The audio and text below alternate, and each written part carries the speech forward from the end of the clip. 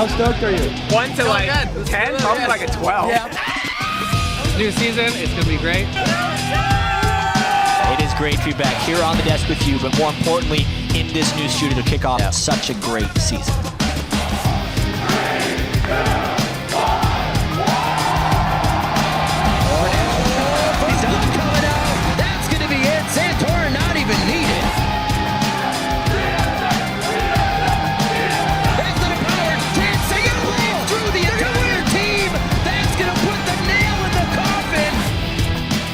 I got a Thresh t-shirt, a Ramis Coral, and the world jacket. Pretty special event taking place right here on the League of Legends stage.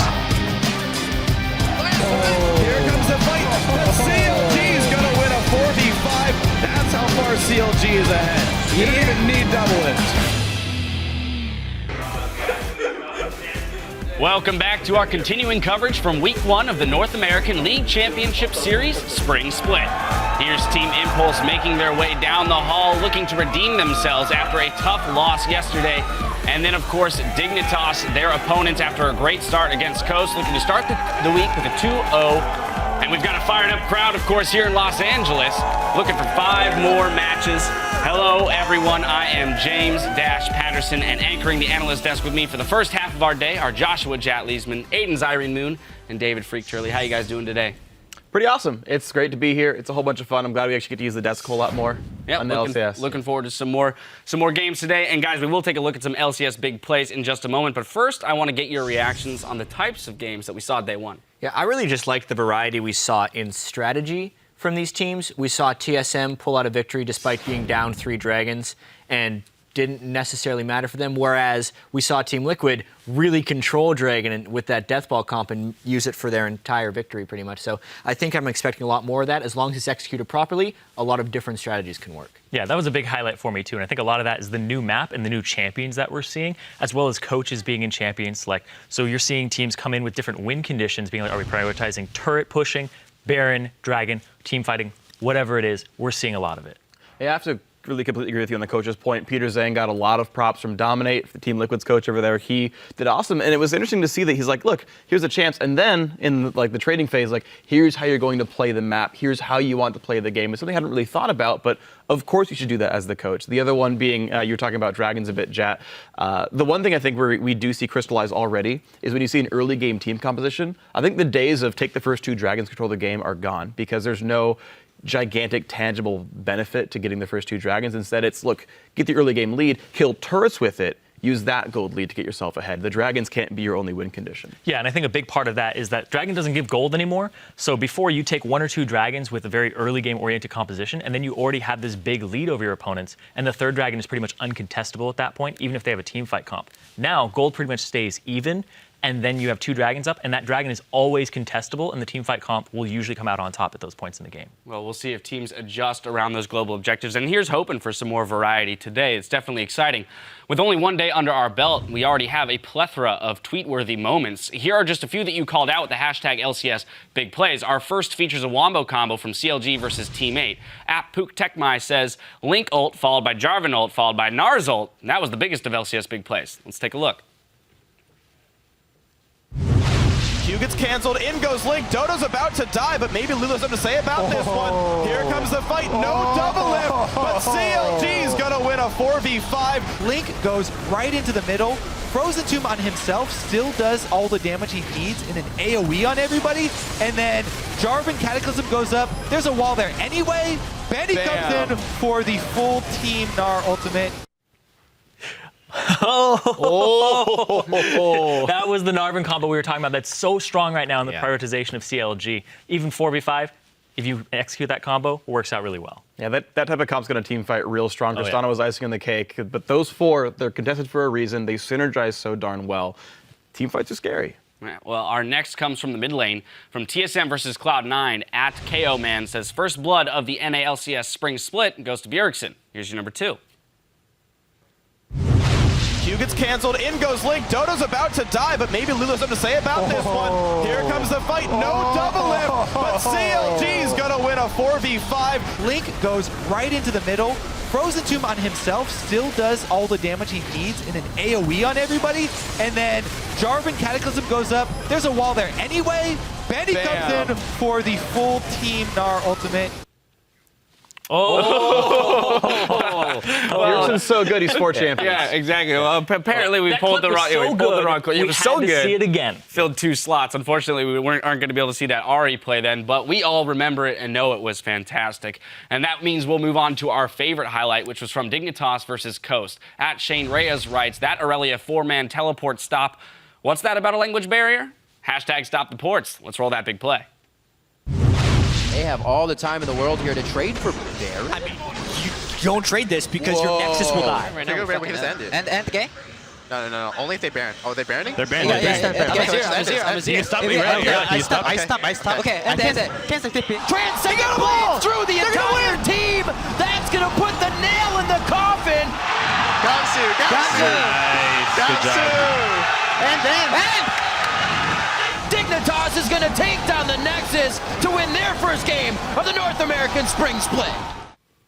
I mean, it was such a ridiculous ending. The only thing you'd have to worry about, like as a Dignitas player, is after the game, those guys are like, yeah, this is going to be a great season. We played great. It's like, you guys were losing that entire game, but at least they came together. And sometimes that can be a positive thing because now their mentality is positive. They're going to be thinking positive coming into the next game. Mm-hmm. Maybe that play saves their early part of their season. Yeah, if you can't beat them, end the game. And those blades transcended language barriers there. Wow. I mean, also, keep in mind, they're so happy because Baron's on their side now. How can you stop Dignitas when Baron's working for you? And unfortunately, it's the same old Coast mantra. Up until they lose the game, they're winning. Yeah. You come up with that yourself? No, that's Scar. That's Copyright Free 2015. I made it up. Credit the guy. Come on. Well, keep calling out those huge moments in today's games by tweeting at LOL Esports and use the hashtag LCS Big Plays. And if you want to contribute to Primetime League, tweet your favorites to @ThePenta. Then tune in to catch the top plays from around the world on PTL Wednesday at 3 p.m. Pacific. While you're feeling interactive, though, please visit lolesports.com for VODs of games you may have missed, spoiler-free. And hit up the tickets link to reserve your spot in our studio audience and check out the pros in person. Also, don't miss your opportunity to wreck your friends' faces at LCS Fantasy. Make every CS count as you crush your way to the top of your LCS Fantasy League, embarrass your frenemies, and talk some serious smack along the way. The guy I'm facing this week, well, he's feeling pretty humiliated right now, Tran Mobile. How about you guys? How are you guys doing this week? Apparently, I'm beating Freak. I'm actually losing to both of you guys at the same time in different leagues. Also, Imagine Dragons beating me too. So, how much smack were you talking on PTL? A lot. Don't worry. I've got a lot of potential in my lineup. First week of the season. Can't count them out just yet. Don't worry. There's still a lot of room for growth. And if you kind of coach your team into order, then maybe you got it. If they listened to me during picks and bans, we would have won every game. Yeah, if only. All right, well, now before we kick over to the caster desk for game one, we want to throw out a question to our audience on Twitter. We want to know, how do you LCS? So share your photos of how you're enjoying the action here in LA by tweeting at LOL Esports and use the hashtag LCS. We'll feature a few of your responses a bit later. Now, to set the stage for our first game of the day, let's send it over to the guys at the caster desk. Hello, everyone. I am Rivington Bislin III, and to my right is the man that has never thrown at Baron today, Sam Kobe Hartman Kensler, and we're going to get the day going with our first match. It's Dignitas versus Team Impulse. And Impulse, they'll be looking to get a win on the board after a decisive loss to Team Liquid yesterday. Yes, Riv. I mean, there are just some things in this world that you can count on. Water is wet, your beard is glorious, and Xiao Xiao is going to farm. He was back in full effect yesterday, up 12 CS at that 10-minute mark. Unfortunately, he was not able to transition into the team fights, and neither was the rest of TIP. They were all making these isolated plays, which is not much of a surprise considering how little time they've had to practice with each other. Right. And they've really been working through multiple languages, a lot of barriers to overcome. We'll see if they can improve on that today, though. Yeah, and with that, the opposite can be said for Dignitas, that look to be playing as a cohesive unit and together acted quickly to capitalize on one key play to stage a comeback and defeat Coast. Oh yeah, the man at the center of that initiation was Kiwi Kid, who made a great flash stun as Annie onto Coast mid laner Jezzes. And Kiwi Kid came up big on Annie, but he did say in that interview after that he didn't want to be this one-trick pony only known for playing Annie well, so he wants to start getting some variance in his champion pool. From that pick, though, they seized an opportunity, and as we saw twice already, they shoved up the mid lane with Gamsu coming in with that clutch play, stopping all of the recalls with his Transcendent Blades. And Dignitas are looking at the start of this split as a clean slate, as everyone is, and have put teamwork at the core of their new roster. In the offseason, we lost our coach, Skara. Cutie Pie decided not to re-sign, and also Zion left to CLG as well. We have a new top and AD carry. They're both from Korea, Gamsu and Core JJ. Core's been really fun to be around, and he's actually really vocal. 다들 너무 잘해줘서 이게 그냥 너무 천국 같다고. 선수들과도 지금 굉장히 친하게 굉장히 좋은 친구들. Dignitas in 2014, it was just like 5 people trying to do their own thing, trying to play their own game. And in this 2015 season, like teamwork is so important now that if everyone's not on the same page, if everyone doesn't want to play the same way, then you're in a lot of trouble. And I felt like the personality of us was just kind of reckless. Now what we want to strive for is a unit. 팀적인 목표로는 저번 시즌보다 좀 더 나은 성적을 거둬서 디그니타스를 세계로 데려가고 싶어요. Definitely starting with a clean slate, but in this new year, I think we're really confident in our play. I think the new split's definitely something that I really look forward to, and we ended up in a really good spot. Well, the new blood so far invigorating Dignitas enough for the win, and the new blood not really showing any mistakes either in their play. More consistency than really making any huge plays. But just it was funny in that video to hear Dignitas talking about the old Dignitas being impulsive and being and everybody doing their own thing, which is kind of what we've already seen here from Team TIP. We'll see if Dignitas have changed their ways, though. Maybe. We'll find out in just a few seconds as we check out the starting lineups on the blue side. It will be Dignitas. That's Gamsu in the top lane, Crumbs in the jungle, Shifter in mid with Core JJ, the AD carry, and the Kiwiest of kids at support. And on the red side, it's Team Impulse with Rux up top. In the jungle, it's going to be a Rush. Mid, Xiao, AD carry Apollo, and supporting will be Adrian. And in today's featured matchup, we'll be watching the junglers for Crumbs versus Rush. Yeah, Crumbs, he spends a lot of time and money warding to set up the perfect counter gank and get vision for his team. The danger with that style is that, of course, if he doesn't get that perfect gank, then he's going to fall behind due to his low farm. That being said, Rush has already shown a propensity for setting up reckless offensive plays in the enemy jungle and even under enemy turrets, which Crumbs should be able to position himself properly for and be able to capitalize on. However, if he doesn't keep Rush in check, then Rush can easily snowball a game. He's already shown that he does not care about taking risks for big plays, and he wants to take over the game. I think we saw those risks coming in a bit too often yesterday. That's the thing. Sometimes it doesn't work out. Xiao, quite a real few good plays in the mid lane. We already saw earlier. We'll be watching him again to try and hold that down versus someone like Shifter, who we've kind of noted to have a lower CS at the 10 mark, at the 20 mark, something to play a little bit more passive on. So that'll be a lane to watch, as well as our featured matchup in the jungle. And then obviously we have that sub in the top lane, Rux, now going against Gamsu. Gamsu played quite well yesterday. Didn't seem like he could be budged out of lane, really. But we also saw a lot of Aurelia from these two players, so that might be a contested pick. And Kiwi Kids Annie, definitely need to mention that. I'll probably see in the ban list as we enter into picks and bans. Yeah, and as far as Team Impulse, I pretty much expect them to go with a similar strategy this time around, going for champions that can make plays themselves, more isolated plays, maybe 2-man or 3-man plays instead of full teams, because still, they haven't had time to practice with each other. They haven't even gotten their coach over here yet, so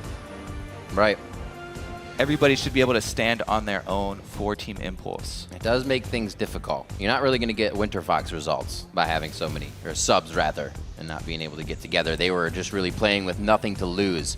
You see Impact still trying to implement those strats and make things happen the way that they will down the line with the regular lineup. Rumble Rek'Sai, the next one's out. We banned 2 of the R's out of the game.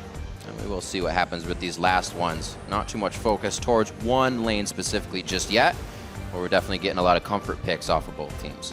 2 junglers already. Jarvan, of course, the main one that both these guys are probably still looking at. See if they want to actually first pick a jungler, though, would be fairly rare, as Gnar is also available. There goes Janna, though. The #1 support pick off the table. Kiwi Kid will be happy to go against that now with Core JJ. Whatever they match up in lane, it won't be that annoying shield and disengage. So far, Dignitas banned out Rumble, strong team fighting in the mid game, and then Janna for the disengage. Dignitas really like to have Kiwi Kid on that hard engage support. So banning out Janna is really strong for them. Kiwi Kid not showing as strong results on those defensive supports. So even though Team Dignitas our first pick, no surprise they banned her out. I was just going to say, and I was talking to Stats last night, they said, you know, Cassidy's been banned quite a bit. Not seeing it too much. But what's your stance on that right now? Kassadin's my go-to when I have to solo lane in solo queue. Okay. But they gave up Gnar for it, as well as comboed with the Jarvan. So you always have to wonder about what you're passing over. Kassadin now, especially when you're picking him early, it's fairly easy to pick something like Zed or Jace into it. You can still move Kassadin around, either to top or mid lane, but Shifter's really been the guy for that team. That has shown his true love of the champion. So it's probably going to be swapped down to him.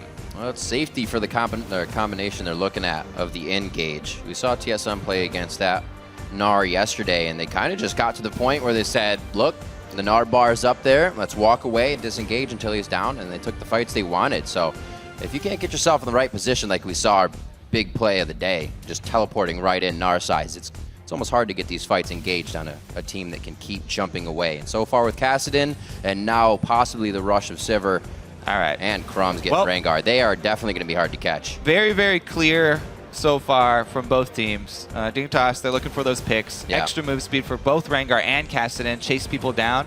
If they ever catch TIP in an unorganized situation, and they can easily chase down multiple kills. So really Dig are looking to sort of prey on this TIP team that haven't had much chance to practice together, and they're hoping to pick them apart and then chase down the stragglers. TIP, though, they're running a very, very solid team fight composition right now. They're looking really scary. All they have to do is group up. Talking about those death balls. Kiwi Kid. Right to the crowd, the donger as well.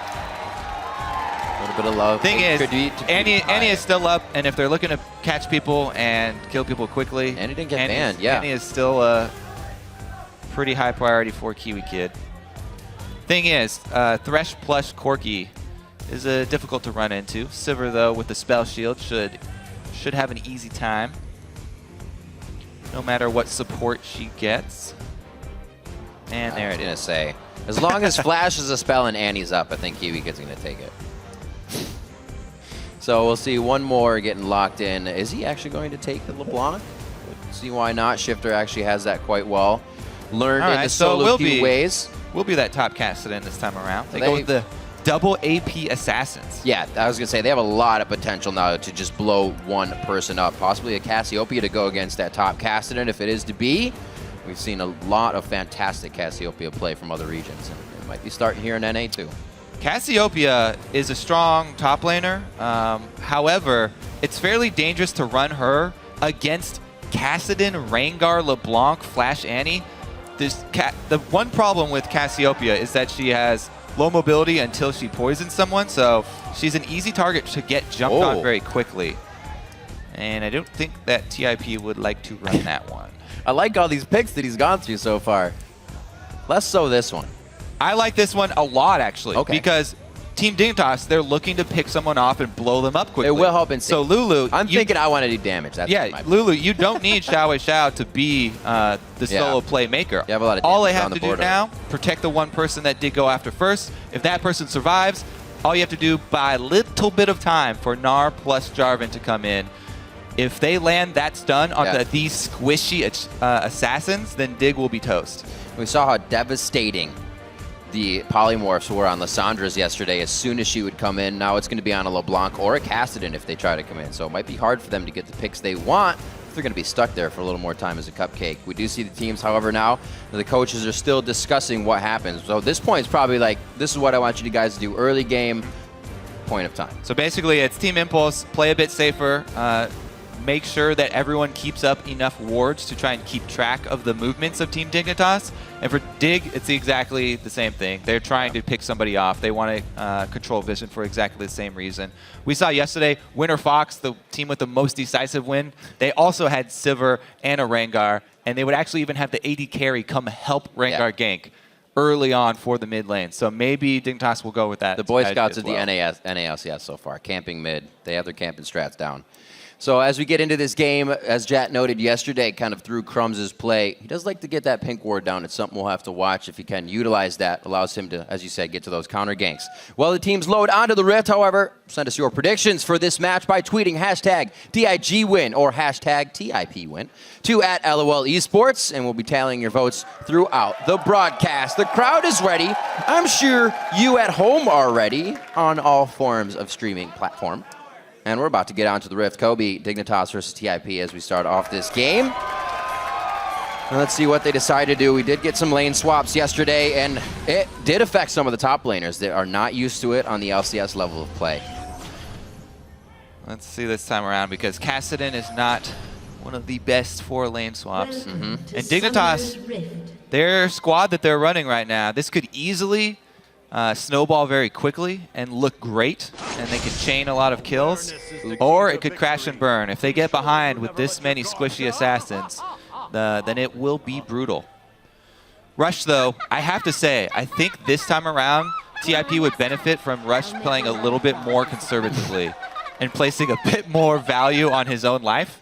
Rather than risking it so often, because if he gives up a first blood once again in mid lane, then that could be exactly the money that Dignitas need to run away with it. Well, he was kind of playing his own way yesterday. You think it was also a testing the waters to see what he could get away with and see what people in the LCS would punish him? Well, exactly. Yeah, like I said, you know, obviously solo queue jungling and competitive jungling are completely different animals.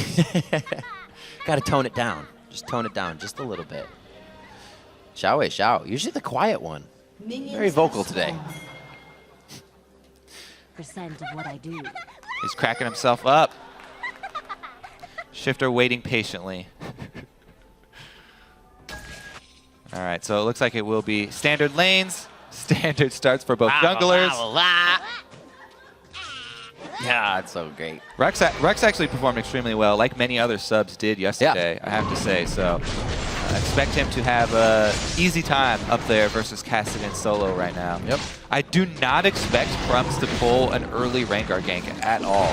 He's definitely the type of guy that's just going to try and ward up for his lanes and then farm until he gets to 6. So not even anything pre-6. I was actually going to Well, the thing is, Rush is definitely the type of guy who will pull stuff pre-6. Here he comes, level 2 gank, Jarvan coming in after only Gromp. Boom, you could say they rushed this gank. Oh, the flash on Kiwi Kid. That actually helps so much. For the next 5 minutes, they don't have that powerful stun that they can just rush into a fight with, and they return. The thing is, Rush showed himself bottom, so that gives Crumbs a whole bunch of information. He can have his run of the map. However, he's just hard farming. So I guess, yeah, like we said, he's going to try and get to that level 6. Oh, he did the greedy route, but he had to use 2 pots for it. So Rengar, you can actually clear that side of the jungle. Oh, he didn't get a pull, so that's why. But he had to use both his pots. He's just trying to get his Trailblazers as quickly as possible for the extra income, and then clear really fast to get to level 6. Rush, though, has not changed his ways. Early action coming from him after just the Gromp. Trades his flash with Annie. It's going to reduce the effectiveness of any further aggression from Rush. So maybe now, without his flash, he will try and put more emphasis on controlling the crabs. He's returned to the same side of the map, though, and that makes me think he wants to punish this Annie who does not have flash. They are definitely summoners up, Kobe. Looking at that lane, 2 flashes to just the flash of Core JJ, and also Kiwi Kids without any other summoners to help him get out of this one. Crumbs, however, on the bottom side, so he may be able to hover there after Krugs. Getting his own red buff here, as he said, making his way back with the Trailblazer. Oh, he's trying to get a ward over there. There it is. He got it. So the thing is, since Crumbs did that hard farming route, if ever he is able to get in position and counter gank Rush will get destroyed.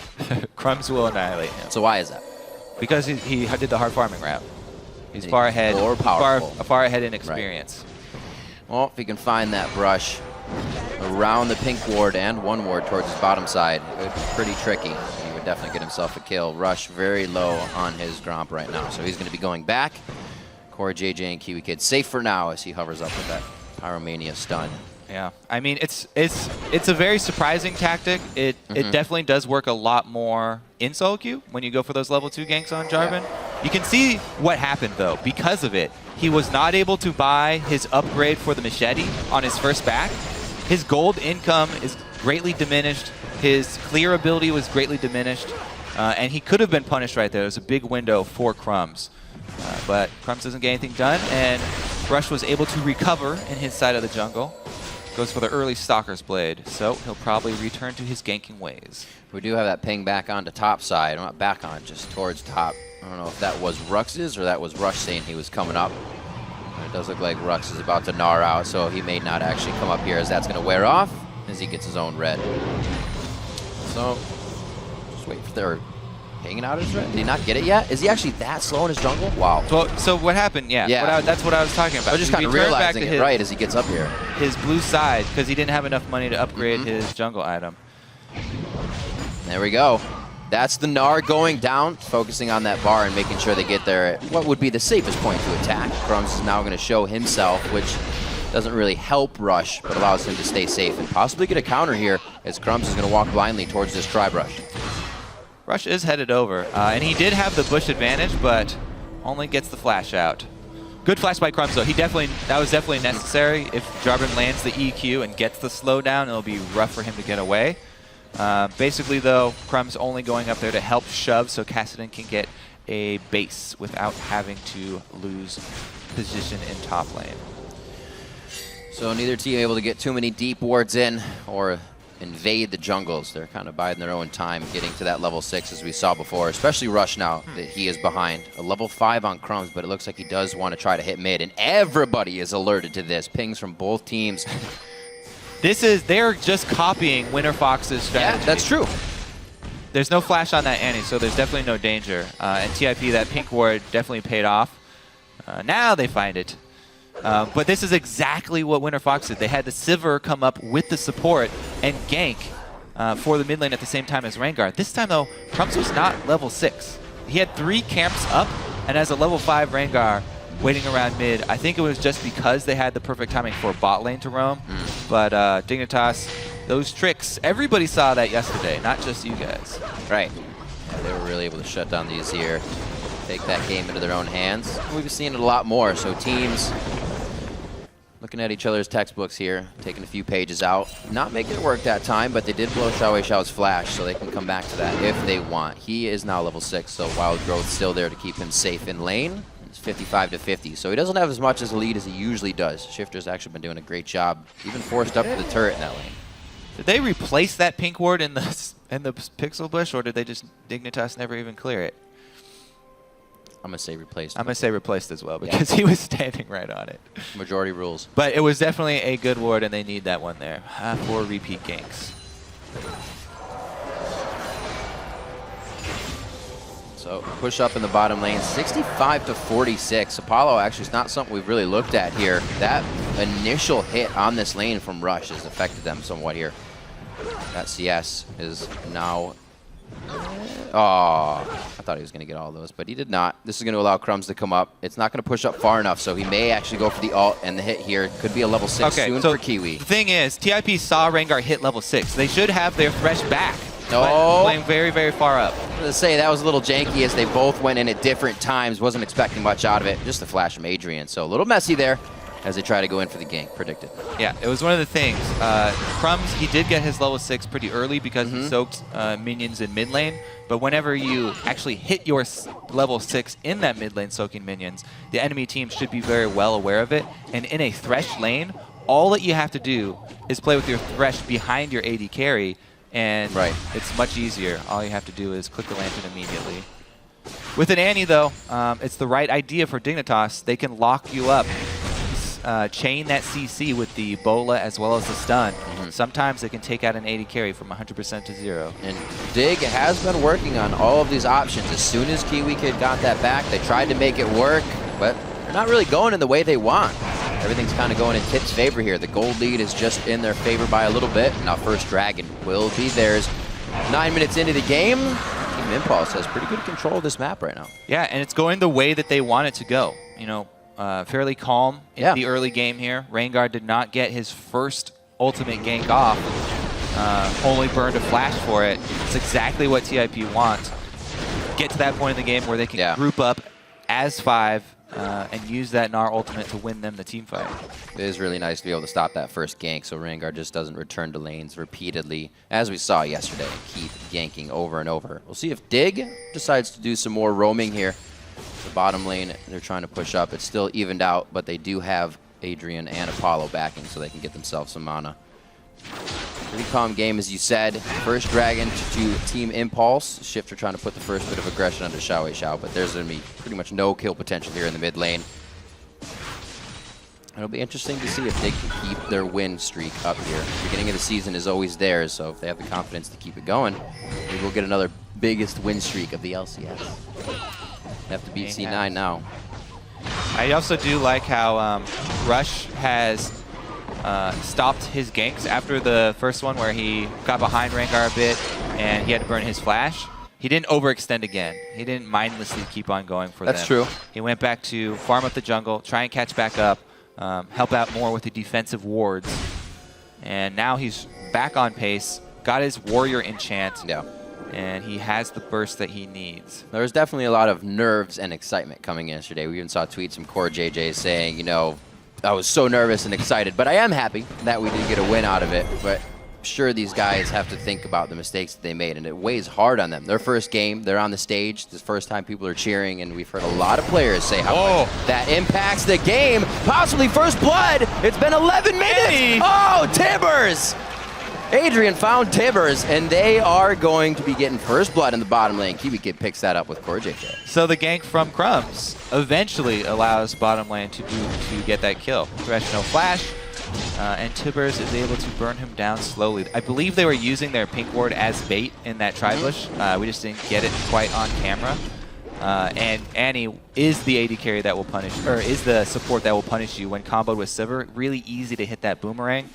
Got both of them in it, and KiwiKid plus Core JJ, as you were just speaking of him, have a great opening, getting that first blood. It always feels better.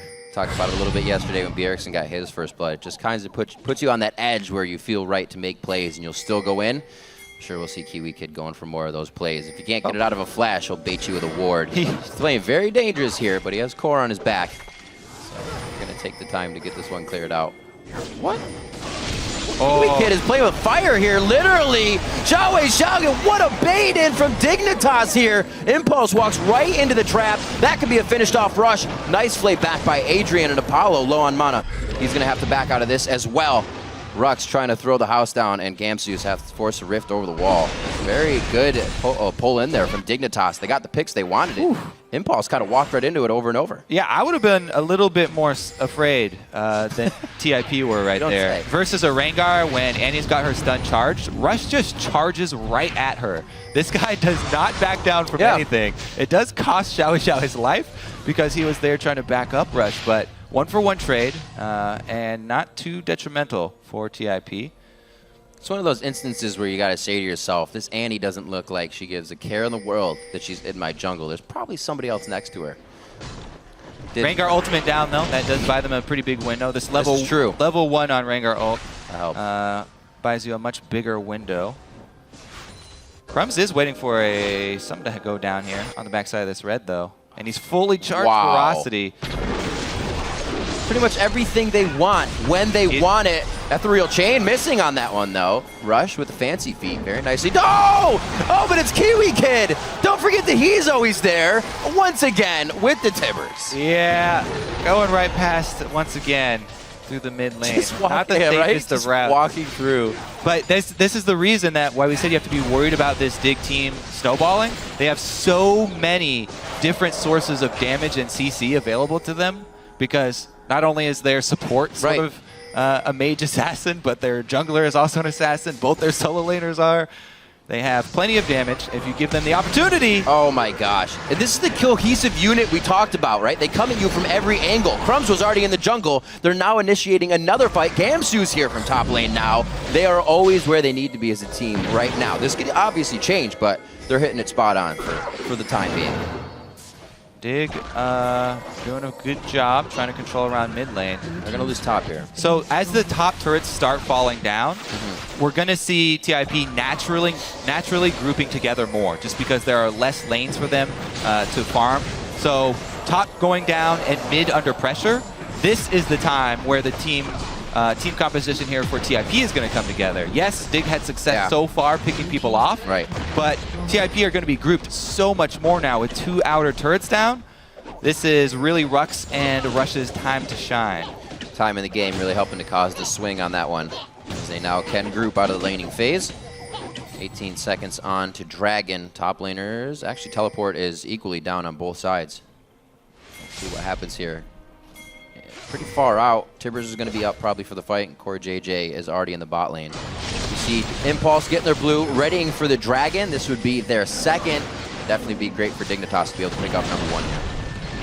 Yep. Dignitas so far, after all of the picks that they've gotten, they have not been able to push any objectives because they've used all of their resources getting those picks in the first place. TIP, though, as long as they set a vision around this Dragon, they should be able to force here because there's no teleport for Kassadin. If Crumbs goes for the steal, then he's going to die for it. So not going to take that chance, and TIP get number 2. Not terrible. We've seen and heard a few Dragons can go to the wayside. Well, this is the thing. The team with the team fighting team comp is the one that you really... Oh, hook! Full ferocity. He does have his ult back up. Is he going to use it to get out of this one? They absolutely pile everything on. Rux is here. He just goes back to Mininar and adorably kills Crumbs. Yeah, so TIP grouped up. That is a very scary thing. Not only do they get Dragon, but the last of the outer turrets goes down. They should be able to control the entire map. And if the team with the team fighting team comp is the one that gets control this early in the game, and they're the ones with the Dragon stacks, then it's really, really hard for the team that's oriented around picking people off to come back. Because TIP can continually force those fights at the Dragon, since they're encroaching on that ultimatum of 5 Dragons, we're going to win the game.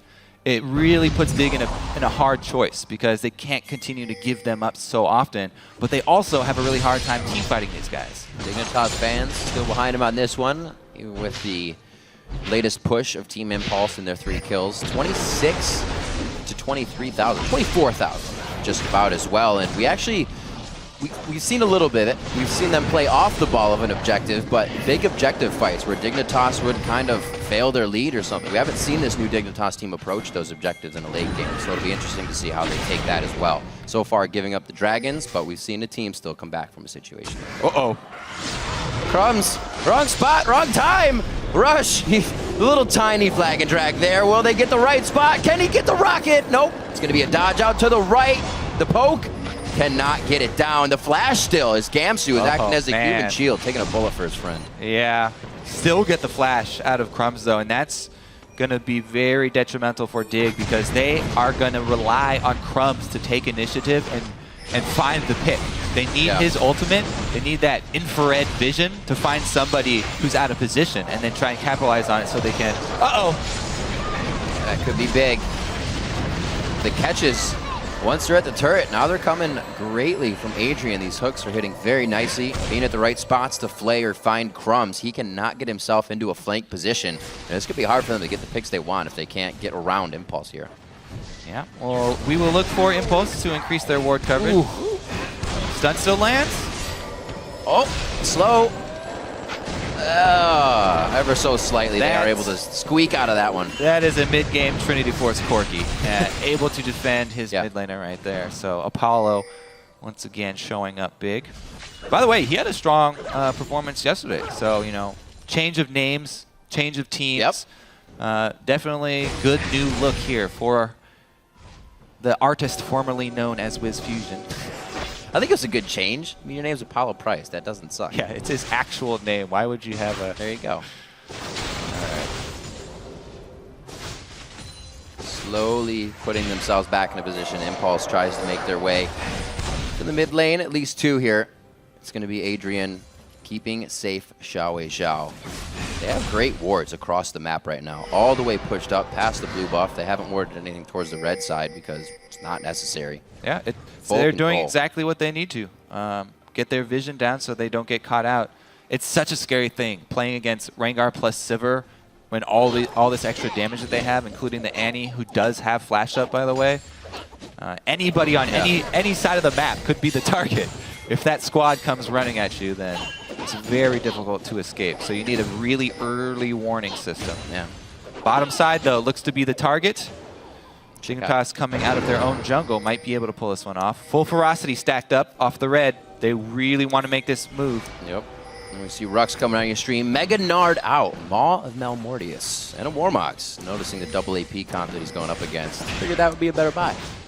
Warmox is actually gaining a lot of popularity, especially from junglers now, because junglers often sit on one defensive item for a really long time, and Warmox defends against... Well, here they come.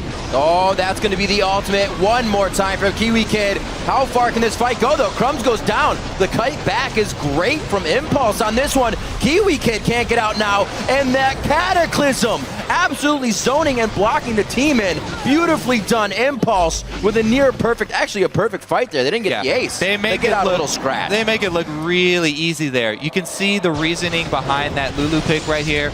Jumping onto Apollo, Crumbs had no chance to take him down. There wasn't much focus from Dig. Not all the damage sources could take down one person. They just got completely annihilated there. Easy CC for TIP to land, and that's the inhibitor going down very quickly. What a night and day difference instantly from how this game was going. Dignitas was all over the map, invading the side of Impulse for 10 minutes to 12 minutes, and then Impulse said, let's group. Let's add our power together and crush these turrets, and it has worked perfectly. Let's take a look here. So, 4 members of Dig here. Sivir wasn't even there. I feel like they pulled the trigger just a bit early. They didn't have the Sivir speed boost, so Crumbs was pretty much the only person who could get back to Apollo, and Xiao Xiao had a very easy time defending Apollo, peeling for him, ulting him, so he was never in any real threat, and it just looks so easy for them to defend right there. Looking at that top turret, we see Gamsu have to walk away. That's another thing you got to look at. Unless these guys can approach a turret pretty much with Impulse off the map, it's going to take a while for them to take it down. That's the thing.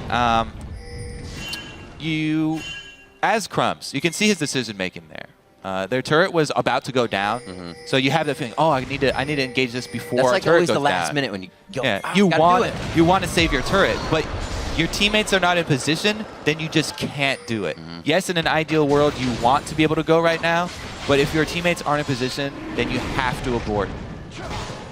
It's unfortunate. That's a hard call, man. It is. It goes against your intuition. It's a battle with like, yourself. That's what draws people to say, oh, why aren't you here?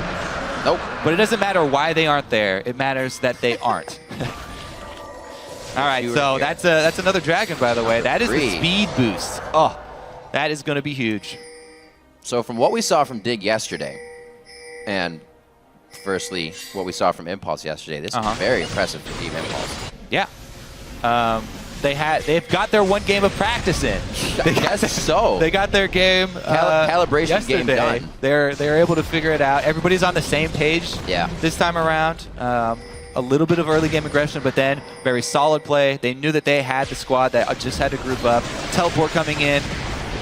And he's almost Nard. And he is Nard out. That's a perfect time to come in. And that's Crumbs against the wall. Just a few more shots. He almost can't move out of this one. He was trying to get out the gate, but Rux said, nope, you're coming back in. They're going to be on to Shifter now. He's trying to just at least distort out if he's not waiting on the cooldowns. And Rux was already able to make him do that himself. They are going to be able to take out inhibitors. Kobe. Team Impulse impressing here game 1, day 2. And they won on the back of team play. So there you go. That's so true. This is a very good sign for TIP fans. Already this early in the season, able to pull together. Righting the wrongs and fixing what's broken very fast. Way to patch up the problems. Team Impulse coming up with a win here on day 2 of the North American Spring Split. And that was a danger for Dig that we warned against with that team comp. So did not quite work out for them. Not able to snowball the early pickoffs.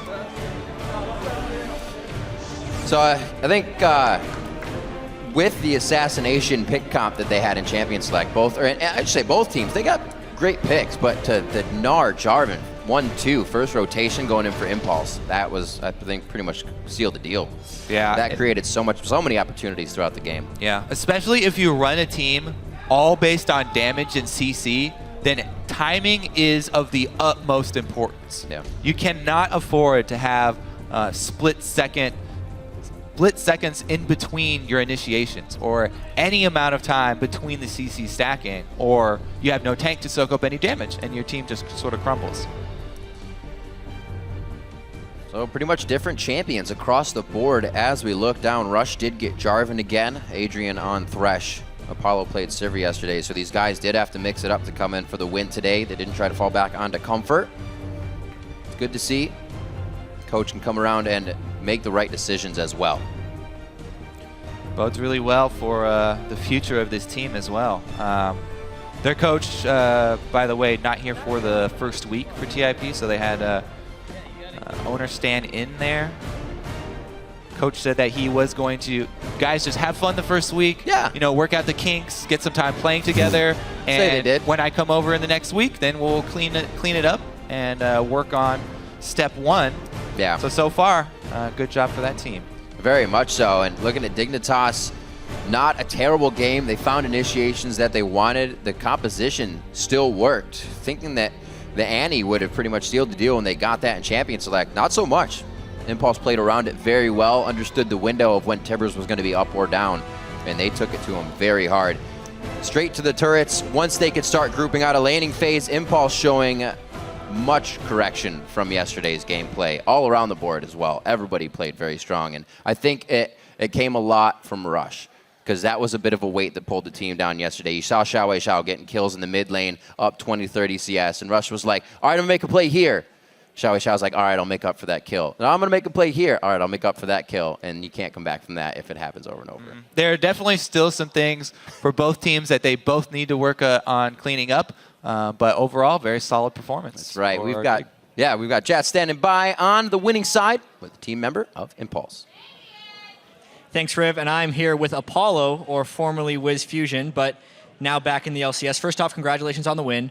And secondly, you guys look pretty happy after that one. How does it feel to get the first win as a team here in the LCS? I mean, like, yesterday was obviously pretty shaky for us, especially going against Team Liquid. But, you know, it's just going to take a little bit of time for us to get used to each other. And so it's exciting for us to, actually prove that, you know, we do have the potential to become a good LCS team. And did you guys do any type of re-strategizing or reflection after the tough game you had against Team Liquid to move into this one, or was it more of the same? I think it was just, you know, like shake it off. It's it's fine. It doesn't really matter. We just play what we're comfortable with, and then, you know, just after because we didn't have that much practice to begin with, so it's just you know, play your comfort picks, and then we'll just do that. Yeah, and I mean, you're already able to take down Team Dignitas with a substitute, just playing comfort picks. So what does the future hold for you guys, do you think? Once we start working with a coach a lot more, and we have obviously Impact coming in too, things are looking good. Final question for you. Since now you're done with week one, finished at 1-1, what does the next week of practice hold, do you think? A lot of scrimming. For once. Yeah, so it's, I don't know, just playing together, communicating a lot more, yeah. All right, well, thank you very much, Apollo. Congratulations on the win. And let's send it back to the guys at the analyst desk. Thank you, Jat. Team Impulse getting a quick 24-minute victory there. I mean, that is much faster than our games yesterday, and a lot of that has to be attributed to the early lead that they managed to get themselves in their lane phase. Yeah, a lot of that was off of Rux in the top lane on that Gnar, having about 30 CS up, got that first turret, and it was only really a Seraph's Embrace that was or Archangel Staff that was made onto his lane opponent, Gamsu there. Didn't go for the Catalyst, wasn't able to stay in lane and had to constantly back. And then Rux went bottom, didn't even have to blow his TP, and showed up just out of nowhere. So they kind of negated all of the roams that Kiwi Kid had made. Have to question that build path a little bit. The early There's Archangels. I don't know if it was a desperation move, knowing how far behind he was, saying, well, I have the tier. The quickest way to get AP is to upgrade it and take advantage of the mana. That's the only justification I can come up with. I don't agree with it. I don't either. Because then he's getting blown up. You've got LeBlanc and Cassidy getting blown up in team fights. It's not really how you should play the Cassidy in the top lane. It's kind of one of those guys, you sit back and you're okay with being 20 CS down because you know you're Cassidy and you're going to do things later on. Let's But of course, they got capitalized on. That's the problem, right? Turrets went down, I thought that roams was great. happened, Team Impulse. One thing I wanted to look at the beginning of the season is, hey, all the returning pros, or just anyone who's coming back, how well are they going to do in the beginning of the new season? And Xiao, specifically, you talked about, hey, who's getting early leads? Xiao won as LeBlanc against Lulu back when they played Team Liquid. Then here, he's Lulu against LeBlanc, beats up Shifter on the reverse matchup, right? Like, this guy is clearly keeping his game at the top tier. He's beating up on everyone he's playing against so far. And these are both very good mid laners he's facing. And plus, Rush not getting penalized for his early aggressive plays, Rux winning his lane and bullying people around on Gnar. Like, this is what this team wanted to do against Team Liquid, and they did it here. Yeah, I thought it was a really good team composition for them. The fact that they got the Narvin combo, but also the fact that the Lulu was locked in versus the LeBlanc and Kassadin is going to do a lot of work for you, because that is a pick-oriented composition. And the fact that you have a Lulu who's going to wild growth somebody, who's going to give them that shield, and we saw that later on, is extremely effective, even if you're behind. But Xiao, and he had a CS lead in that match. I do have to say, I liked the fact that they went for an early aggressive level 2 gank on the bot lane. Yeah, that's cool. But then on the side of Dignitas, I'm disappointed in the fact that Dignitas didn't do anything in the way of countering that. There was an opportunity there to go into the red side jungle and counter jungle while, all right, we're sacrificing a flash from our support in the bot lane, but we're gonna put this Jarvan behind. Didn't happen. Exactly, and when Jat was here, we were kind of discussing it amongst the four of us about the things that were available. Right, so Crumbs could have easily walked into the northern jungle, stolen a red buff. Okay, there's no wards to put down. If this were 2 to 3 minutes later, you'd have even more things to gain by this jungler showing up and having to basically immediately recall. So the invade was a possibility, and they didn't even try. In fact, Team Impulse actually pinged their own red buff, saying, by the way, he's probably here stealing this. No one rotated. They were as aware as a possibility. Impulse was like, yeah, we got to give that one up. We're too low on health. We don't want to give up a wave in our lanes just to check our own red. And they said, yeah, that's the cost of this gank. And that wasn't even the penalty after all. So this entire game kind of felt like Crumbs not taking advantage that he could have had. It just felt like there were so many opportunities to go and make a play. There were a lot of preemptive defensive flashes. There was one, he was like well out of range of Corki. And like, there's also someone in the way to tank the missile, and he flashes away anyway. There was when Gnar fought him at like Jarvan, yeah, fought him at level 5 in Upper River. Like, repeatedly we're seeing Crumbs like just make really, really awkward decisions, and it's hurting Dignitas. He did have a really good one where he went bottom, and he got the flash, and then Kiwi Kid was able to capitalize on it later on, which rewarded them some kills. And I think that Kiwi Kid actually showed some really good plays on Annie there. Like, a big thing about Kiwi Kid showing up in the mid lane was, it was like, all right, so Riv was talking about when you see an Annie by herself, you're usually like, oh, she's baiting, unless you're like, oh, it's just Kiwi Kid being Kiwi Kid again and getting caught out. That's like some next level stuff right there, right? That's like, true. You're just like, if this player has a reputation for getting caught and that player knows it, he can use that to his advantage and bait people even harder than he normally would have. He's playing the long con. Kiwi Kid knows what's going on. He's like, 2014, I'm gonna get caught all the time. 2015, all baits. Going to Worlds on the back of baits. Going to Worlds on the back I like of baits. that theory. I mean, I do have to say that the game was a lot closer in the early stages of the game, in that we had those roams from Kiwi Kid, and I thought they were relatively effective there. Yeah. But credit where credit's due. Keys to victory for Team Impulse. One, laners all ahead. Rux in the top lane, Xiao in the mid lane, and then in the bot lane, we saw a 20+ CS discrepancy between Apollo and Core JJ. I mean, then they took that lead and they actually capitalized upon it. They made something of it. Let's look at item builds. I want to specifically look at the fact that they built a front line specifically to deal with the composition that they were against. Yeah, I loved it. So it's bittersweet because half of this is just Rush being Rush, and he's going to buy this item anyway. But Hex Drinker Jarvan was a great choice. Hex Drinker, and then going all the way to Maw of Malmortius on Gnar as well was a great choice. The fact that this is an item that is roughly gold efficient just on tank stats against magic damage, provided you're going to get the full value of the shield. And it's essentially like 25 free damage. That's kind of how the math works out. You're facing double AP. They don't spike very early on. Sivir's not a big threat early on either. And you get to have double Bruiser that is as tanky as they would normally be by building a Giant's Belt, yet also dealing meaningful damage, which lets you snowball a 25-minute win like they did. Really great play. I would say half of it was conscious by going Maw on Rux. Half of it is Rush being Rush, but hey, it worked out here. I also really like the Warmog's pickup there Yes. on the Gnar, because he gets the bonus HP and the bonus HP regen from being in Mega Gnar form, and also it multiplies the magic resistance that he had from the Maw of Malmortius. So it made him pretty much a little tankier. If he had gone for Randuin's, it's kind of wasted stats at that point because Core JJ wasn't doing a whole lot, and the 500 range of Sivir is completely zoned by the composition they had. and the fact that you have a Lulu just for defensive things on top of everything. Absolutely. We do have a replay that illustrates this a little bit, just kind of the coming to fruition of power there for Team Impulse. Irene, I'm going to let you take this one away. It's 20 minutes into the game. It's kind of, this fight really well illustrates, I believe, how far ahead TIP was in this game, and illustrates how their item builds allowed them to counter Dignitas effectively. Yeah, and a little bit of the composition is coming into fruition here too. We're going to see Crumbs try to dive the backline of Apollo. He actually gets a Valkyrie away as the Tibbers comes in onto both Adrian and Apollo, but Apollo gets out. And then he gets ultimated from Xiao Wei Xiao, and you're going to see them kite backwards as Rux and Rush hold the front line. But Rush is still kind of undurable at this point, so we're going to start rolling the clip out, and we're going to see Rush isn't actually punished for his item build. They get the turret as this starts, but you can see there, Crumbs keeps going on Apollo, even though he got the back line. He gets the wild growth, and look at this, Rush, Adrian, they're all causing this zoning line, so nobody can get to Crumbs. He's easily picked off in that fight, and then they continue. Everybody's flashing away from Rush. He's like, I'll lock up toward JJ, while everybody starts coming in from picking up that back line. It's essentially a 4v5 because Crumbs overextends and because Apollo isn't caught out at that starting point where the Tibbers came down. Very solid exhaust as well onto Shifter there, basically,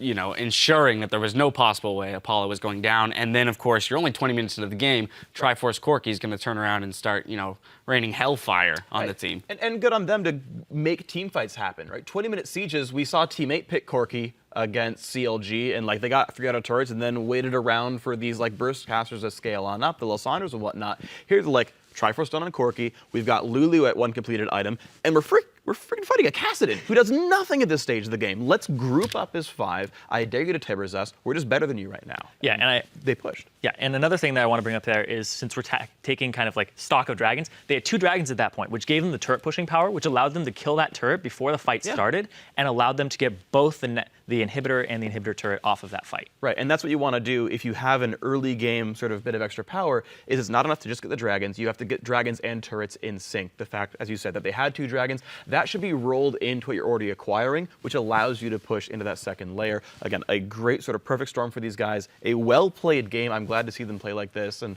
they're going to be even scarier with their full lineup. I was about to say, let's take a look then at the fact that this was a 23 and 58 second victory, 24-minute victory, right? Very, very decisive. There's no way you can come out of a victory like that and say that they didn't play it well to some degree. And this is with Rush coming in last minute, right? So he's still adjusting, trying to move away from that solo queue play style a little bit, be more in tune with his team. I think in talking to the coaching staff, right? That's one of the things they're efforting is to make sure that like, hey, you can still be aggressive as a jungler. I think that's one of the most positive characteristics of him as a player. But let's find a way for this to fit into the team, all right? Now when they get their full roster together and they have the time to really practice, do we see this roster being one that shoots to the top of the standings? I thought so initially. When I heard about all these roster additions, and again, I really believed in Adrian and Apollo in the bottom lane, I think that's still going to be, they're going to hold up. Right? I think the All-Stars are still Xiao Wei Xiao and Rush and Impact, but the bot lane will hold up. I don't think they're a detriment. I've heard comments that they are going to be bad. I don't think that's true. So I do think this is going to be one of the top 4 teams in NA by the end of spring. That's my prediction, is top 40% at the very least. You've got, of course, other tough competition up there. And yes, they will continue to improve. I would say a slightly easy start for them here, right? They're facing, I would say, kind of faltering teams. But yes, we'll see them get even better as time goes on. Yeah, I definitely say top 5 for them. I think they're up there. It really depends, because I think Rux is actually a really good player at what he does, and the fact that he came into this team, and he's just very consistent in the top lane. He shoves turrets. He'll show up to the team fight. Impact has a little bit more of a pushing, showing up to the team fights a little later. Actually already being in the team fights to start. I think he's a world-class player, though, of course. But I think that Rux isn't too far off in terms of his play style. But I think that's just definitely going to level them up. All right, so yeah, hopefully it won't be too much of an adjustment going from Rux to Impact. And hey, it proves how good Rux is. And Rux doesn't do this, but Impact does, where he just shows up mid lane. Granted, he was with FLICKR for a long time. Just shows up mid lane like level 4, and you're like, what is he doing here? And they get a kill. It's pretty great. I have to say, Rux played fabulously. He was a great addition. It was great to have him in as a sub. Congratulations to TIP on that victory. It does bring them to 1-1 for the first week. We do have to take a quick break, but when we come back, Team Coast will be looking for their first win, rather, as they face off against Winterfox. Game 2 is coming up after this. Cool. Yeah. Go Rux. We're going to get the day going with our first match. It's Dignitas versus Team Impulse. Kiwi Kid is playing with fire here, literally. Xiaowei Xiaogan, what a bait in from Dignitas here. Oh, that's going to be the ultimate. One more time from Kiwi Kid. How far can this fight go, though? Crumbs goes down. The kite back is great from Impulse, and that's Crumbs against the wall. Just a few more shots. He almost can't move out of this one. Team Impulse coming up with a win here on day 2 of the North American Spring Split.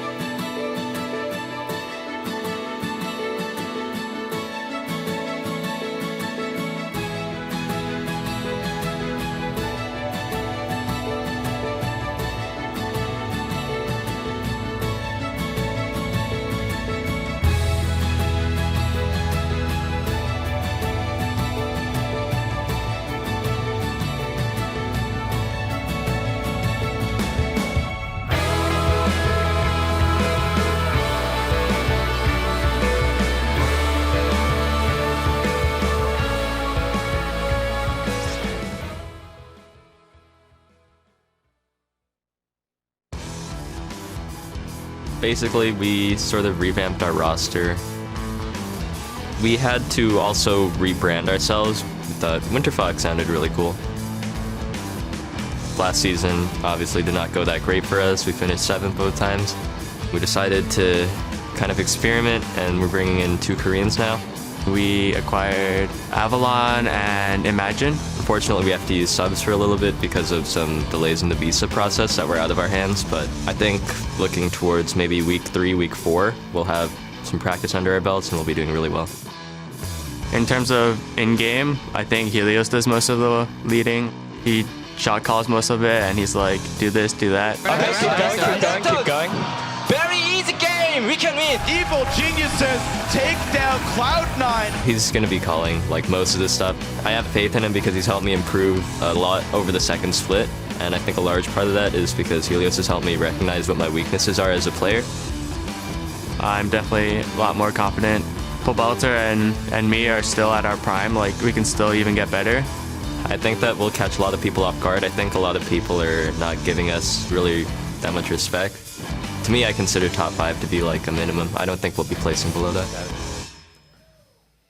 Well, people are definitely going to be giving them respect now because they crushed in the first day with 3 subs. With 3 subs. Hopefully it stays that way. Welcome back, everyone. We heard Winter Fox saying they believe their new roster is going to give them their best chance at long-term success.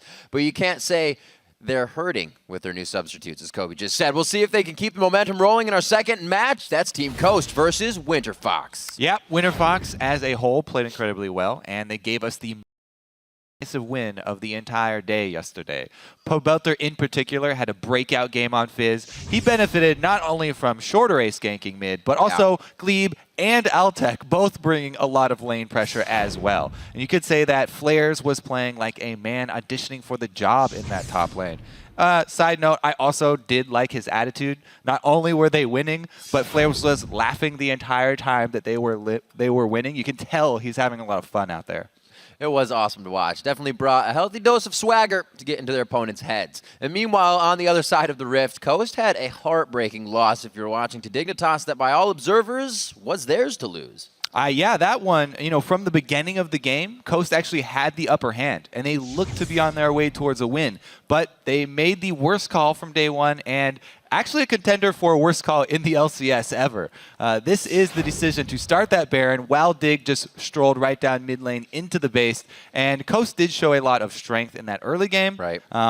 They can actually build on that stuff today. They got first blood. They were ahead 3-1 in Dragons, and they were up in gold from 9 minutes in until the game actually ended. Even when they lost, they were still ahead in gold. They're very well aware of that mistake with the Baron too, so I don't think that it's going to be a worry for fans that they're going to do the same thing over again. Everybody's well aware. They know exactly. You can easily not make that.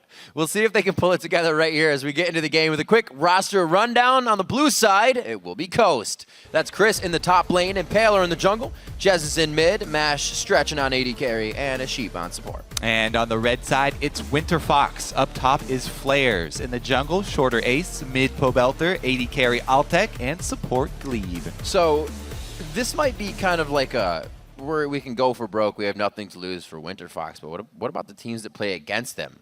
They obviously have to play against this team now. You don't really know what to ban that much because these guys are subs. And then you have to realize that you'll actually be playing a different team next time you play them. So how do you take a team like Winter Fox right now? I think Coast mainly, they're looking to just end the game with solid calls. They really want to wipe that first game and first day out of people's memories. Get the memory out of there. Yeah, so they definitely want to make up for that first day. Whereas Winter Fox, with all these subs, every one of them is super hyped up to be here now. They won their first game. So now they're actually kind of excited, and they want to make that 2-0.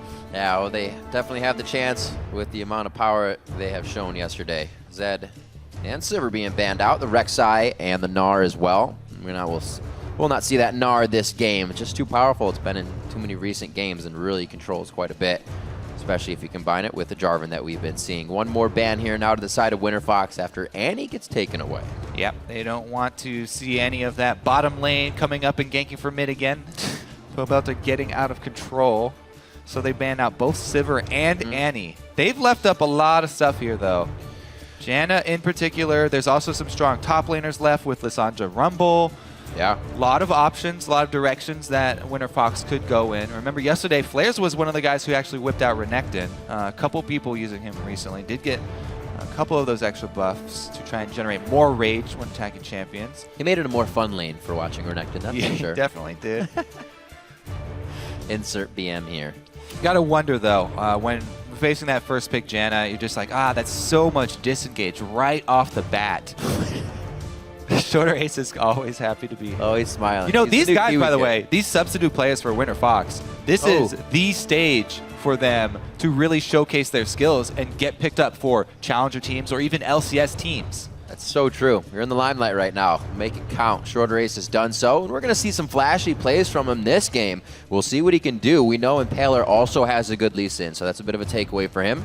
We're going to get the LeBlanc. You were just saying they have a Janna, and both of these guys on dive-in could get blown away if that Monsoon's timed correctly. Yeah, it looks like a very similar strategy this time around for Winter Fox. They want an aggressive jungler, shorter ace. This used to be his most well-known champion, his favorite champion. Recently, he was even tweeting about how his Lee Sin mechanics have fallen a bit, and he was a little bit embarrassed. But he performed really well yesterday on Rengar, so I expect him to show up on Lee Sin as well. It is, of course, his favorite. Very humble gentleman. Ready and raring to go. Now we're back on the side of Coast, and they waste no time picking in that Corki and that Aurelia, something we've been seeing quite often to make sure they can go against the top lane they don't know yet. Aurelia's pretty much safe pick. Yeah, she's great all around. Yeah. It's also a double Trinity Force pickup for these guys. So Team Coast, they're looking at a really strong power point when they hit double Trinity Force itemization with both of those champions. Back over to Winter Fox. What do they want to supplement the pick power of LeBlanc? Pobelter plays a mean roaming LeBlanc. Not only does Pobelter try and control his lane opponent, but as soon as he gains that control, he starts roaming across the map, and he's going to gank, bottom lane. Probably look to secure control down there. You still have Ahri up right now as well for Judges to get thrown in. So, Nami Tristana has been a really popular duo, especially in LPL, in the Chinese leagues. And it's a really strong duo because Nami really does help Tristana get through that phase. Get through the power trough. And Tristana's still a beast in the late game.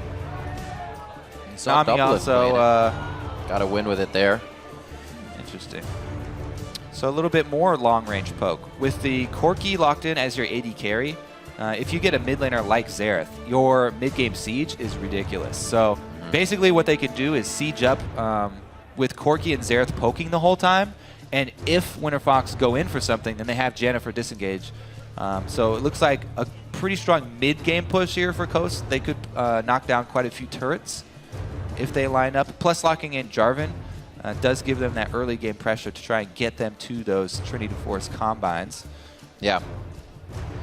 So Tristana, this time around, when facing so much poke like that, we might even see her going for an early static Shiv. We've seen it a lot before. Sometimes people will get a BF sword or a pickaxe, depending on how much money they have, and then make the Shiv. We'll see what Outtech decides to go this time around. Renekton, once again, though, 4 flares, is one of the old bruisers that could beat up on Aurelia and really punish her early. But, with the popularity of Teleport and with an early game like Jarvan, see if he can actually make it happen this time around. It's going to be kind of difficult for Winter Fox to get in on Coast in any of these compositions. Yeah, that's the benefits of locking in first pick Janna. Well, they still decide to go with all the gap closures that they can to try to make this fight work. We will see Pobelter versus Jesus in the mid lane. Jesus misses any of those skills, and Pobelter will be all over him for the harass and punishment. So that could be pretty tough there. We may see Impaler trying to spend some time in that mid lane. We may indeed. And if yesterday is any indication, then all members of Winter Fox will probably be spending some time in that mid lane. That would be true. One gank after the next. We see the coaches now being escorted off stage as they have given their final words to the teams. And some of those, as we talked to the coaches yesterday, have to do with, actually all throughout the game, what you should do in mid, what we're trying to do early and late. Sometimes they say, it's in your hands now. Yeah, and it's up to you. They get a look at the enemy team comp, give them a little bit of advice on how to play that opening.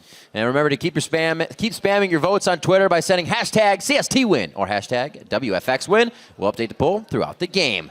And we are just about to get into that. Everybody's ready and raring to go for game number 2. Yeah, we're already into it here on day 2. A very fast sub-25-minute game coming in from Team Impulse over Dignitas to take a victory on game 1 of the day. Sorry for the spoilers, but thanks for watching. We're in game 2. All right, so Chris definitely starting out with some extra armor as Renekton can easily beat up Aurelia early. That does mean that he will be lacking for mana early on because Aurelia very used to starting her Crystalline Flask, but does need the extra armor. So he will have to be a bit more conservative with his spells early on.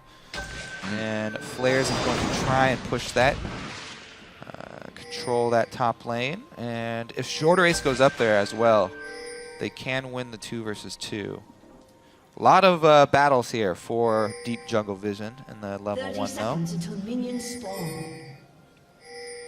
Let's see if Impaler tries to go for any level 2 gank we saw from Rush on Jarvan last time. He might not have that ability since we're starting on a different side. We'll see what they decide to do. 2 perfect wards placed. And Impaler is going to be known to be on top side. Yeah, the big thing that they're really looking for is where the duo lane's going. Tristana snuck all the way into the bottom lane and placed this ward by the double golems. So whichever side Impaler starts out with or whichever side the duo starts out with, they will be alerted, and they can actually know if they can come stop a Gromp start or if they can stop a Krugs start. Looks like there will be no Krugs start here for Coast. And Winterfox saw them walk past it so that they know they are safe to start this Gromp. It looks like they're actually going to lease for Shorter Ace. In a rare occurrence in competitive play, they are not going to take a camp themselves and helping out the jungler.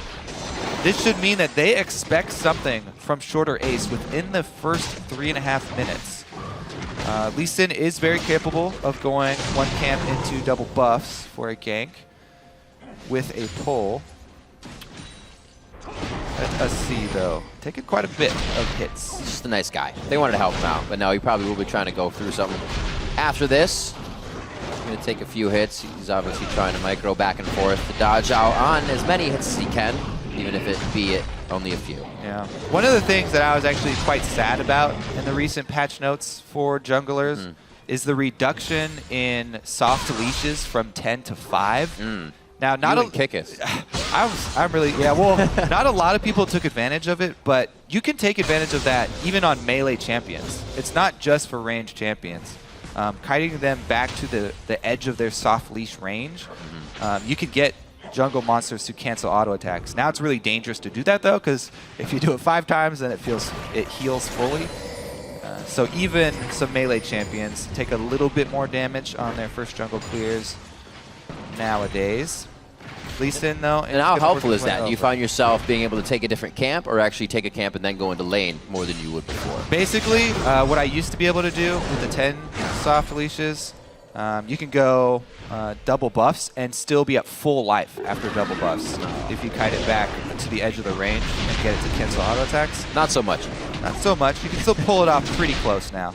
Shorter Ace though, as you can see, he will not have enough health. He also did the Raptor camp, so he's doing that extra clear. That extra camp that he does means that he will be able to get some wards on his first back. We see that as well from Impaler. Pink ward coming out as well with the potion. Just stay healthy in the lane. So we have pretty much even all around the map. A little bit of harass towards Jez's in the mid lane, but we would expect that from Coldbelter on the block. 16 or 21 to 14 there as he's still cleaning up some minions. Pings down towards the bottom lane. I think they're just saying, let's stay safe. We don't really know what the vision is up there. It's pretty hard to gank that Tristana lane, especially with how far back in the lane they were right now. Very easy for that combo to play safe. And really, that's all they're looking to do right now is lane, get as much CS as possible, and Altec up to the point where he can actually fight. Looking at Chris here on Aurelia today. 303 on Gnar yesterday. One of the guys that did not perish on the first day of the LCS. There's actually quite a bit, to be honest. I think there are like seven people that did not die yesterday. 7 people have still not died in the North American LCS so far. Because none of those people were on on TIP or bid. That's true. Logic. We use it.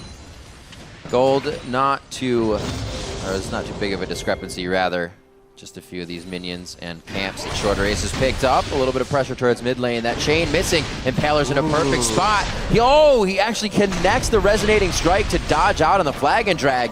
This is just going to be some extra added damage. Might slow down his jungle, but it won't take him out. Yeah, Shorter Ace very happy. He got the second activation off in time. Coldbelter, though, just by himself, was putting a lot of pressure on Jez's. After the first back, going to pick up some defensive wards. Both sides of that river are warded for mid lane for Coast already. Coldbelter going to choose one side and hug it. Impaler is going to proc his Raptor thing, just walk right back into a counter game. Oh, shorter ace. No mana on Nash. This could be a great turnaround. All the focus is going on to Glebe, and he's going to be able to kite it out. What a perfect read by shorter ace to stay towards the bottom side of the map. Yeah, that was just a perfect counter gank. Got into the bush just in time, and then both of the laners played that perfectly as well. Yeah. Altec started moving up, and sometimes Altec moving up into a gank might tip off Coast that there's somebody in the bush, but they already committed to it. So they're like, oh, you know what? We've got position. We're going to keep going for it. Glebe really is the one who turned that because he made sure that Jarvan committed in with the EQ, then landed his bubble right after. And it was the very close bubble to Nami. So good job by Glebe, securing the kill, even at the cost of some extra HP. Make sure he lands the bubble. And first blood, Winter Fox in that bottom lane to Tristana, the exact champion that Coast do not want to start getting ahead early. Whenever we saw Altec getting going on EG, there was pretty much no stopping him. So an early game Triss getting going, it's going to be even rougher for them. Yeah, not only is this Triss the champion that they want to scale up into late game, but she's also the champion that's going to provide a lot of their wave clear with explosive shot. More levels into explosive shot. Very, very good news for Winter Fox. Again, what? No way. He's got a tracking beacon right now on Impaler.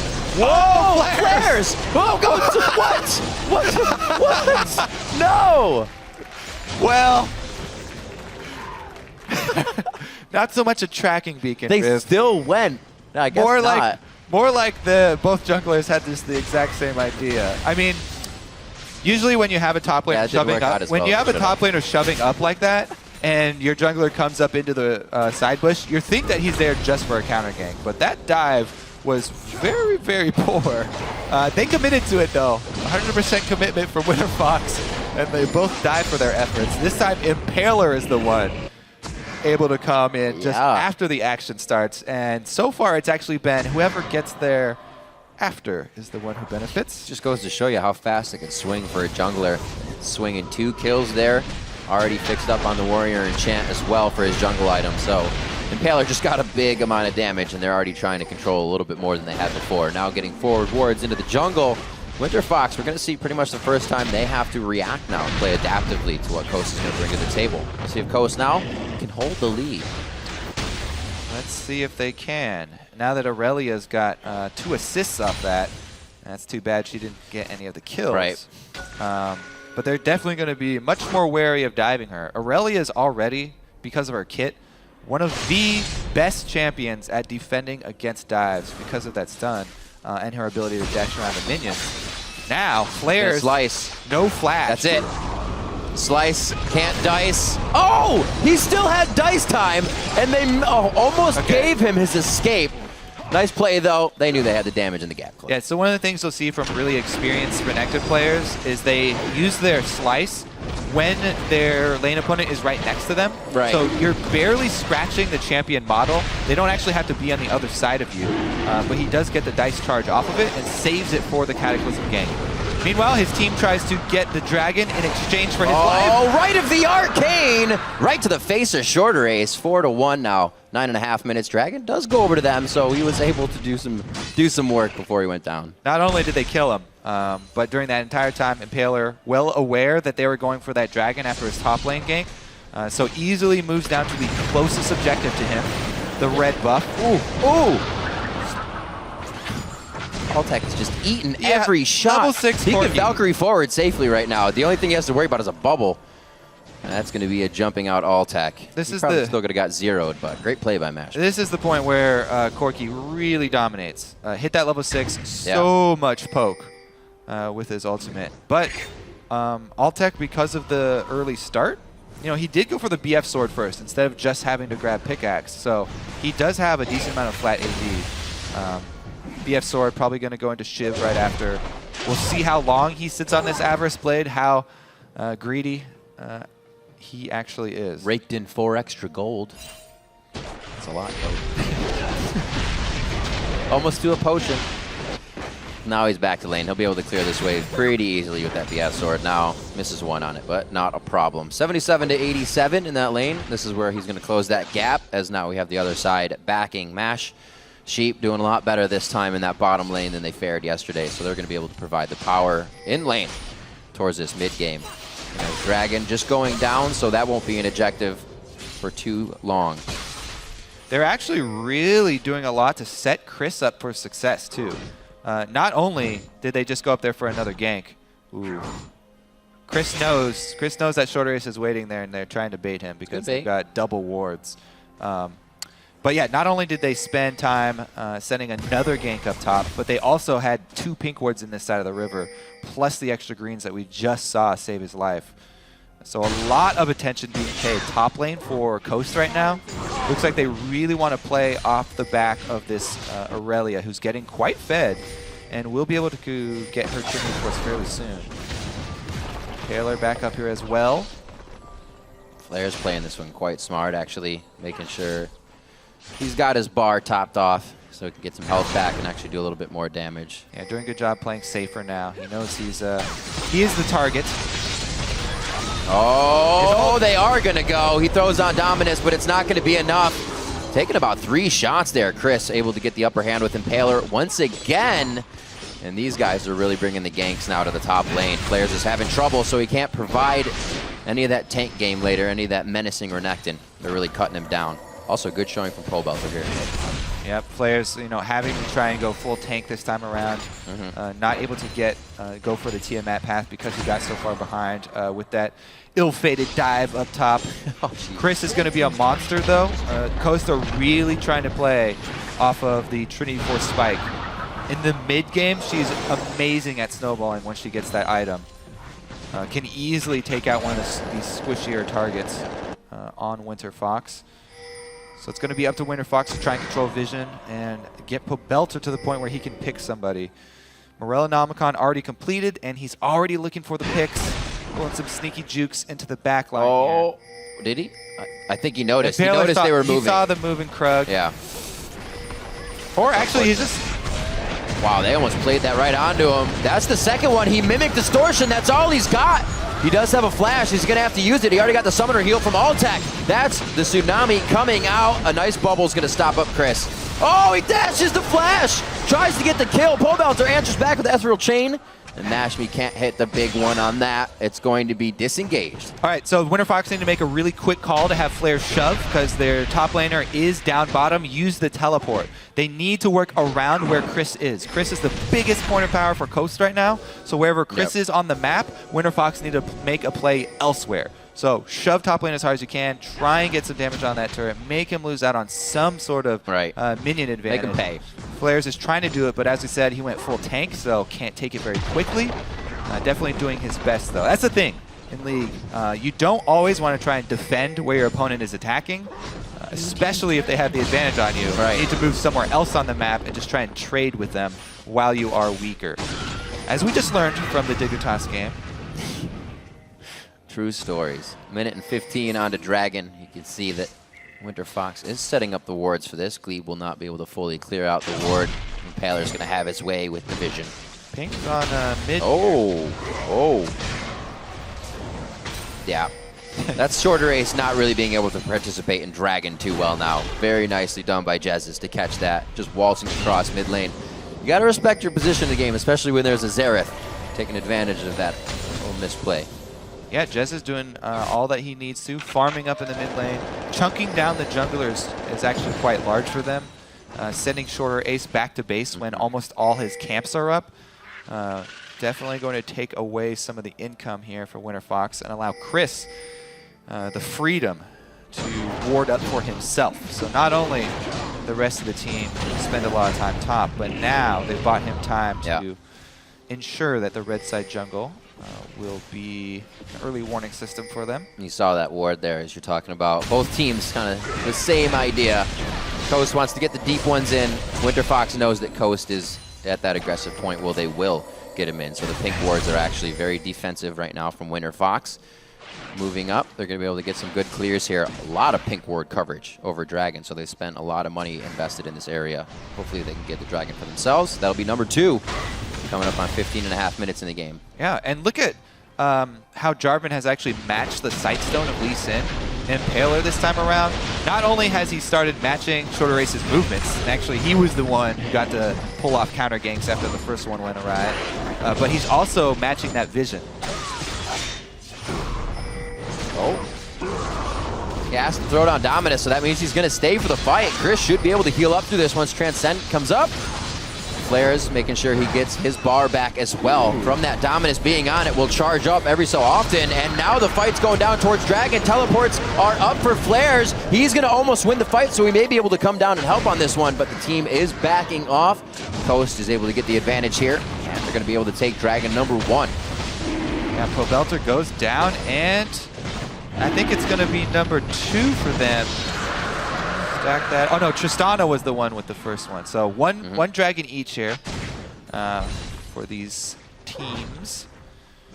Looks like Team Coast here. Things definitely going to go their way once again. Chris did escape that duel up top as well. So once again, it's Jez is actually chunking out the jungler to start it off.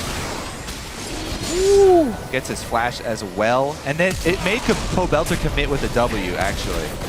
So then there's nowhere for him to go, and he gets caught as well. Wow, what a scattered fight. Coast all over that one. Nice done. Really got to give a lot of props to Jez's here in the mid lane, creating a lot of pressure for the team. Now he wasn't kind of the man on the wing we're not seeing, but you're seeing the effect he's putting on the game. Putting a lot of making WinterFox use a lot of resources. Yeah. Not grabbing the killing blows at the beginning, but he did force the issue. So Pobelter not getting as much help in mid as he did last game. They figure that one's just going to be Jesus playing it safe in the back of his lane, as he did. 145 to 150, but he's won at 0-1. So he's got some money to spend right now.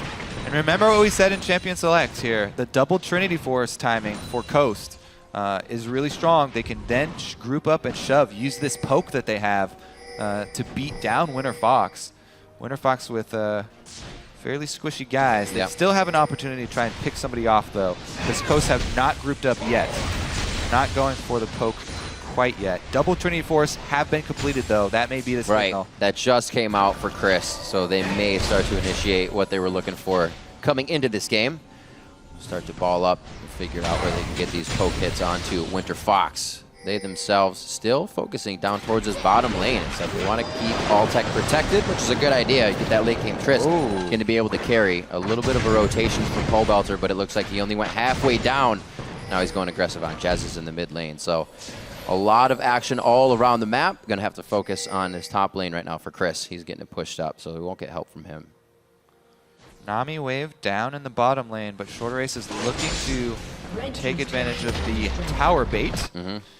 Not going to be surprised, though. Impaler joins the team for a easy cleanup of that bottom turret. Seeing Shorter Ace once again. Impaler has really, after the opening moments, he recovered really well, and he's just been all over this jungle. Definitely much ahead of Shorter Ace. Shorter Ace stayed true to trying to make plays, and I think Impaler came into this game knowing he would have to make a few of his own. Trying to get Sheep taken out. They're going to give this one over to Mashmi, most likely. Let's see what they can get finished out into fights here. Jez is still pushing up into mid lane. We'll have WinterFox going to back.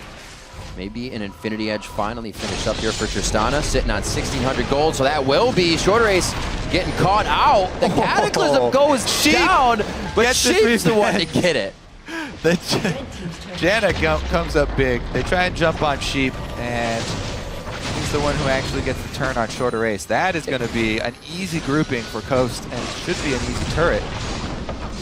Finding the Janna roaming is not always the one you can kill. A lot of aggression just to save the turret, but they might lose their lives and the turret on this. The Buster Shot comes out for the quick reset.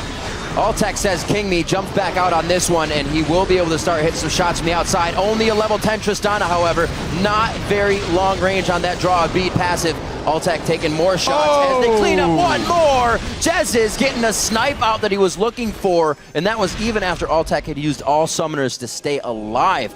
Fight's going in favor of Coast here as they break down towards the mid lane. Whew. Not only do Coast have a lot of painful poke with this squad, but they got a pick right before that happened as well. So easy move that for them. Just gained a really big foothold in this game. That should be enough for them to set up some deeper vision as well. This is kind of what we were talking about earlier, like the turret's going to go down, we could make the move now. No, don't. Yeah, I mean... FLICKR was so far away. The thing we're talking about where people don't want to give up those turrets is kind of the same thing that con artists use to get a lot extra money out of their marks. Oh? Yeah, first they get you to commit a small amount of your resources, your time or your money, which to the scheme. A few spells. Yes, and so once you've committed a little bit, you're much more willing to commit a lot more money and a lot more time to save your initial investment. It's just natural human behavioral tendencies that they can prey on. And same thing exists in League of Legends. Once somebody's died, you know, Shorter Ace is dead. Oh no, we don't want to give up our turret also. So they try and defend it. Pobelter goes in for some pokes. He gets knocked up. And I always found that logic to be really funny. It's like, we're 1 down. We've been losing the fights. That's 4v5. It happens. Coast just get headstrong. Coast the con artist. Hey, man, sometimes it wins. Sometimes you win the con. You come out big. 30 seconds on Dragon. The priority of Coast warding up in that area. It should be theirs. It would be difficult, WinterFox, to get in position for this one. Not too difficult, but you're going to need more than half HP to make the fight happen here. Mashme taking advantage of his poke once again. And that Triforce being finished now with a BF sword. Sork boots for him, so that poke hurts even more. Pobelter still looking for some fights. Yeah. Impaler's quite beefy right now, though. He's finished the Magic Resist Aura. Age is already done for Coast. Now when they group up, it is going to be ridiculously hard to crack in. So WinterFox, they really are looking for that pick. They want to split up this team. They want to try and split push. Try and keep the map spread out. But Coast, another Dragon secured. And everybody's swinging down towards the bottom lane here to pick up the last outer. It's already dead. They're looking for a secondary. Yep. It's going to be quite easy for them to take. I don't think it's going to be just or it will be just Altec. I don't think he's going to be able to stop this by himself. The wave coming up. They have Jazzes to poke anybody off as well. And you can see reacting now, a little too late. Everybody was already backing. Now they're trying to get here. The fact that they will go in is still a possibility. This is WinterFox we're talking about. It looks like they will just hold off. Let the turret go down. They will not contest. And now we actually have Chris up in the top lane by himself with flares walking down. So he can get back to stop this. But they could try to get a pincer fight they want here. Nope. It's going to be Shorter Ace going back. I don't know. They're communicating, but not on the same page right now. Uh-oh. Oh. Lance. Trying to get a fight for themselves. Coast actually walked back into this one. I don't think it's exactly what they wanted. Now they have a nice kite back. It's now on their terms. A little messy there for a second. Mashme picks up the kill. Chris finally comes down from the top lane here. Remember, no teleports have been used. Flares is down, so he can't approach the fight again. And Altec was forced to rocket jump away. Nice little snipe there by Mash. Not finalized the kill though. Oh, gets himself out. He tries to back in the middle of the map, and he really is baiting the rest of WinterFox in for more kills. A double kill now for Chris, and Coast cleaned up the map. Pretty much playing a ring around the rosy with WinterFox. Well, they took down Impaler. They can take Solas and the jungler's life at least. WinterFox all shouting worth it at this point. 14-3, really, really steep comeback for them. Probably not in the cards. As we said, this Coast team is much, much stronger at sieging up, so they have a very clear path to end this game. And it doesn't take a lot more moves for them to actually execute that game plan. We do run into that point, though, especially on this new map, where it's a lot harder to crack into the base. You know, they've got base gates now, they've got stronger turrets. A lot harder to end the game really early. So we may see Coast playing a little bit safer, you know, just control the rest of the Dragons for a bit until they really feel secure about taking down inhibitor turrets. This fight, though, players, you can only dodge so many skill shots, and then there's a Corki right next to him, so they get picked up. Altec gets stunned right before the jump, but able to get out anyway as Gleep goes down instead.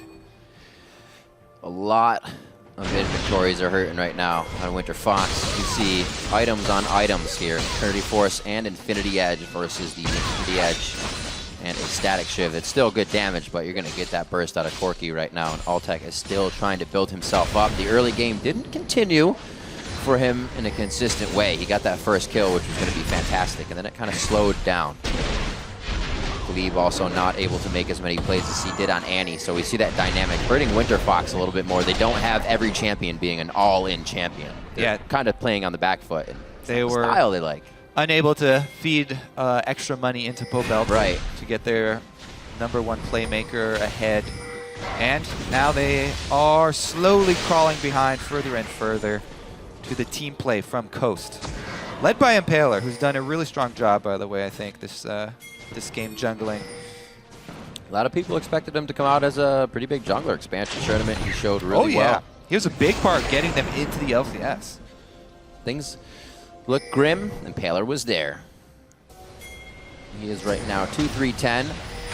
Rocket on him as well. The Iron Solari all finished up. The Aegis on Glebe as he's trying to hit that mark as well. Zanya's for Jez's, so he's pretty much safe from the dive if they actually try to go on him. It's going to be harder for Winter Fox now to get these assassinations that they want or anything. It does look like Coast do not have a game plan for ending, though. They're like, okay, we took all the turrets outside of the inhibitor line, and now they're all kind of split up, farming different spots. Here we go. Chris down to the bottom to use the teleport. They clear out the Baron, try and set up a Baron bait. They're in perfect position to pick. So all they have to do is wait now. They can play really calmly, pick somebody off, or just wait for Chris to gain some ground. Looks like they are going to give up on the pick, but it really didn't cost them anything because Chris is now in position, and if they go send more people towards Chris, then Coast can take the Baron. That's not good, Kobe. You see Flair is down to half health, and Chris didn't even really take a bit. He was tickled by Flair's damage. So this is going to be tough. Flair's now has to fend for himself while also saying, guys, I need help. We're going to lose an inhibitor versus that 4v4 fight. So not looking good for Winter Fox. Chris is massive right now. He's got 6 more kills to his name. Right onto Glebe. That's going to be the disengage tsunami already going out. So it means they can get into where they need the flash. Will he Zanya's? He doesn't get a chance to Zanya's on this one. They obliterate Jez's. He's out for 40 seconds. This is how big Chris is, but blown back over the wall. Altec gets 1 more second to breathe on this one. Flair is trying to provide him with the Iron Lung, giving them body block. Altec now to turn around, kite the fight. Mashmi's doing damage, but it's a shorter ace, and the little tank that he has kept him alive for the time being. Coast still comes up after a very chaotic fight on top. All right. Now, do they actually have the confidence to go for this? Chris did take quite a few hits in that fight. Double pink wards, though. Looks like they do have the confidence. This could be a turnaround. They're fairly low. I don't know how much burst Winter Fox can actually pull out, though. Flares is at full life. Dominus is halfway through its cooldown, so he's going in with just regular abilities. Altec knows he's going to be too close and has to jump out. He gets the speed up from Glebe passive. Baron is going to be down to at least 600 HP. That's going to Impaler. Almost no chance for the 50-50 steal without another smite. And that means they are going to be making their way back to the base safely with Baron. Now it becomes even a greater push for Chris by himself in the side lanes. It's only getting harder here for Winter Fox, day 2. I feel bad about saying this, but they gave Sheep as the sacrificial lamb to Baron in order to gain it. I get that, reference. I feel really bad about it. All right, Dragon traded here over for Winter Fox, though. At least they get a consolation prize. Let's see. What do we have? Is that 16? I believe it is 16. No, it's 6. Can't see it. The Magi's page made it look like a 1. He only has 6. Everything is right in the world. They just told me over comms. Freak is a giant smile on his face. I was actually going to mention that. I was like, if you're disappointed, Freak's got to be happy because that's how that works in his fun world. Yeah, he's infected us all. All right, now that they have Baron, though, this has got to be really clear for Coast. Yeah. Right up the mid. End game coming here. Winter Fox, this is your time to shine. Pobelter, he's going to have to pull off some crazy moves to pull this one out. But we'll see if he can pick somebody off, maybe in the back line. They're going to use the gate. Here we go. Showcase the gates for us, Winter Fox. Showcase the massive comeback potential of a side gate. It's not really there. They can kill a ward. Nice. Whoosh through the gate. He's back in. So they're actually putting themselves together here, not trying to go for the outside. I don't think it's because they fear a full 5v5 fight, but I think they can just take one fight and win the game, maybe. Really? Yeah. Chris and the rest of Coast, all they have to do, even if they just kill a couple people, they could probably end the game off it. So Winter Fox, they're really careful right now. They're going to have to try and use some sneaky tactics, try and hit them hard, and then back out. When fighting against a Baron team nowadays, you try and poke them because they don't have the regeneration. Whoa! Okay, That was actually pretty sweet. Both of them flying in different directions. Here it is! 2 kills coming in for Altec. Can he get the reset one more time? Pobelter's going to dodge out on the stun from Jez's. They got to be careful. They know that Chris could be flanking from the side here, but that shorter ace look promising. It's not. They're not out of the woods yet, but that was good. No, they are not. But they did just save their base. So this is one of the reasons why a lot of teams have been taking their time trying to crack into the inhibitor turret line. It's fairly dangerous to go up there, but man, that was actually poorly played by Team Coast. Chris, the super fed member of their team, the front line, the guy right in the trenches, not there. So shorter ace, great job taking advantage of it. Not only do they pick off the support first, kill Janna is key, but then they take down the supportless AD carry. So who started it off? Look at this. He kicks her so hard. Pobelter goes in first. Pobelter goes in first for the juke, and Shorter Ace goes in right behind him. Yeah. What a beautiful combo between Pobelter and Shorter Ace. With the 2-man tricks right there. And they take down the bottom lane, buy themselves some time. We haven't really seen like a Dive Buddies Bash Brothers composition. People aren't used to instantly targeting the one person that's flying in. So when you have 2 of them, it's chaos. And LeBlanc is not usually one of the quote-unquote Bash Brothers. I would say one of my favorite things I ever did, completely off topic, was ARAM, Ori, LeBlanc, and you port the ball in, and then you just port out. Fantastic. Shockwave. Nothing you'll ever see in a pro game because one of those 2 combined, but it would be pretty damn sweet to see. We're up at 32.5 minutes on this one, 17-6. A bloodbath here for Coast in this game and just about a 10,000 gold. Yeah, the thing is, that last play is probably weighing heavily on Coast. Yeah. Remember yesterday, they also had an early lead. They had a gold lead when the game ended and they lost. Here we go, though. They've got to catch on baby, Glebe. That's sushi for dinner. Glebe goes down. That's a quick kill coming in for Madge. That wasn't even half a second they needed to take him down, and they got the exhaust out. So near 35 seconds on the clock for these kills may not be enough for game-ending pushes. They're going to be able to tear this base apart. Look at this. They really want to dive. No tidal wave available means there's almost no protection for Winter Fox against this. Brute force pushing right in. Yeah. Easy peasy as they make their way past the first inhibitor turret. Eyes on the inhibitor. This should be a back out here. You see the wards going down so they know what their exits can be and what options they have. Jesus just wants the last say. Last laugh for himself. Bottom could be cleared and pushed. Such control here. Yeah, they're taking a little bit of time, but they're finally pushing on it now. A little longer, and Altec could actually get quite big here. He's finally finished up that last whisper. Hey man, they've shown some really nice plays, Winter Fox. Yeah, trying to come back here. They definitely have a long and arduous journey ahead of them, though. 2-2 on Dragons. 1 minute and 20 left on that. Just about the same amount of time on Baron. Well, I don't even know if we'll actually see that happen. That's really an option for WFX. Winter Fox to get back in this one if Coast were to mess it up. Don't want to leave those up to chance. Winter Fox with 2 pink wards already on that Baron area so they can start, or rather, I should say Coast does, with control of the map. And the thing is, Winter Fox, they actually don't have to worry about the super early 5 dragons, because they do have 2 dragons themselves. Coast are only sitting on 2, so they don't really... Uh-oh. The whole team is right behind Chris, so it takes a long time to kill Chris, because he's so fed, and then by that time, the whole team of Coast will be there, so...